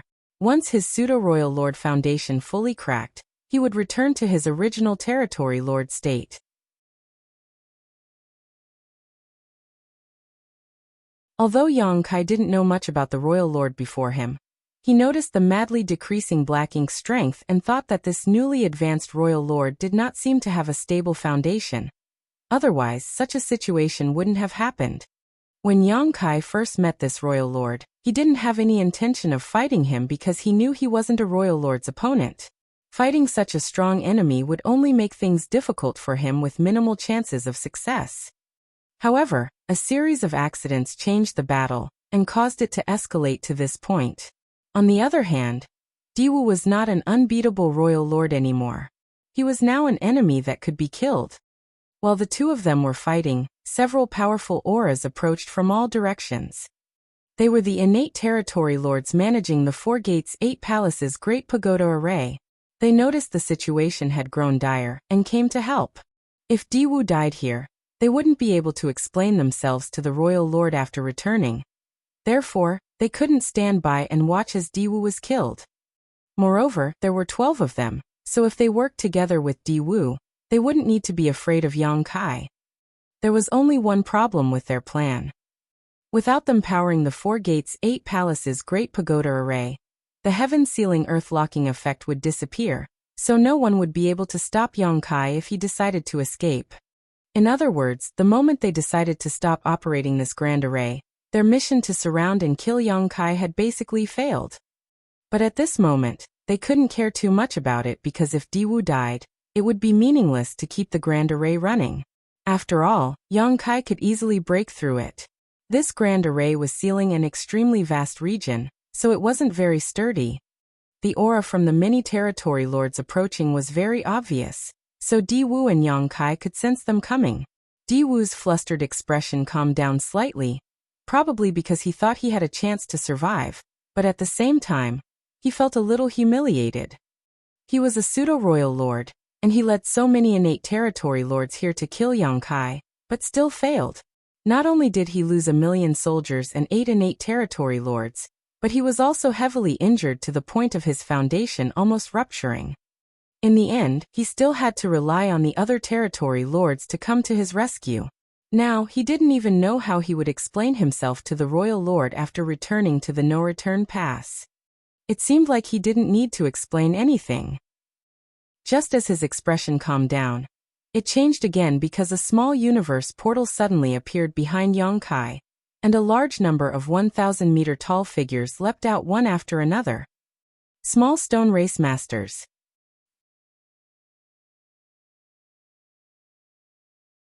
In an instant, nearly 300 of these 1,000-meter-tall small stone race masters appeared, each of them radiating extremely imposing auras that made it obvious they had the strength of 8th-order open heaven realm masters. Of course, since they didn't have much sentience and acted entirely out of instinct, their combat capabilities were far lower than 8th-order masters. Moreover, ordinary 8th-order masters were weaker than innate territory lords. However, none of that mattered with this kind of advantage in numbers. 300 small stone race masters was an enormous lineup. All the remaining Black Ink clansmen were thoroughly shocked because, from what they knew, the small stone soldiers were a very special race that was difficult to nurture. After some 3,000 years of war, the small stone race had basically been wiped out. Even if there were still some, there wouldn't be many. Yang Kai summoning the 3 million small stone race soldiers was already very shocking for the Black Ink clan. Back then, Diwu even specially observed the small stone race, trying to see whether there were any of these more powerful masters among their ranks, but he never spotted any. Since Yang Kai could summon so many small stone race, how could it be possible that he didn't hide any small stone race masters? It was just that Yang Kai didn't want to bring them out. When they witnessed so many small stone race masters appearing before them, the Black Ink clan realized their mission to surround and kill Yang Kai had failed before it even began. However, Yang Kai kept this advantage hidden, and continuously used his discomfited state to give the Black Ink clan false hope. He even exposed a number of his tricks and trump cards just to grind away at the Black Ink clan's strength. At this moment he finally showed his final hidden hand, as if to spell out for them how hopeless and pitiful all their plotting truly was. 8 territory lords were dead, and a Black Ink clan army of 1,000,000 soldiers was wiped out. Also, the pseudo-royal lord Diwu was seriously injured, and the existence of the 4 gates 8 palaces great pagoda array was exposed. These were the losses the Black Ink clan had suffered in this battle, but what about Yang Kai? Some serious injuries? 3 million dead small stone race soldiers? Did any of that even matter? Diwu felt both aggrieved and angry at the same time. What a scheming bastard. The instability of his state of mind caused his pseudo-royal lord foundation to falter even more. Adding on to Yang Kai's constant attacks, he knew he couldn't hold on much longer. After getting summoned, those 300 small stone race masters dispersed in all directions, roaring as they charged at the approaching 12 innate territory lords. The territory lords were stunned at the same time, and didn't know whether to continue forward or retreat. If they continued trying to save Diwu, they would inevitably be besieged by these small stone race masters, with each of them having to face at least 20 on their own. Even if these small stone race masters didn't have much sentience, their incredible strength wasn't easily dealt with. Once the territory lords were surrounded by these small stone race masters, death was basically guaranteed. But it wouldn't be appropriate for them to retreat either. At that instant, the territory lords were caught in a dilemma. Run! Diwu roared through gritted teeth. Head back and report to Sir Royal Lord that Diwu has failed his trust and deserved his death. Hearing what Diwu said, the territory lords all turned around and ran. If they had decided to run themselves, they wouldn't have been able to explain it to the Royal Lord, but now that Diwu had ordered them to do so, they no longer had a reason to hesitate. Meanwhile, the small stone race masters were chasing after them.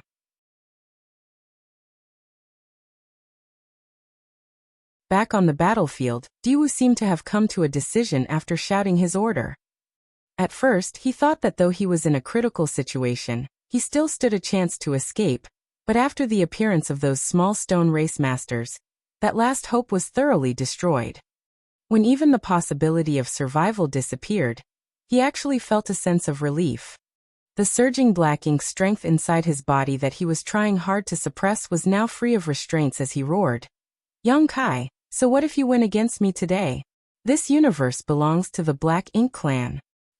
At that instant, black filled the sky as the dense and fierce black ink strength turned into a huge tornado that was madly spinning with Di-Wu in the center.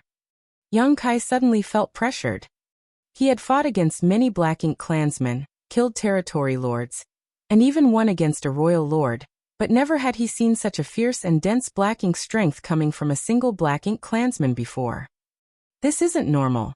At a glance, Young Kai could see that Di-Wu was about to suffer a fatal backlash from his own strength. The best choice now would be for him to escape the battlefield because it was impossible for Di-Wu to maintain this state for long. However, Di-Wu seemed to have noticed Young Kai's plan.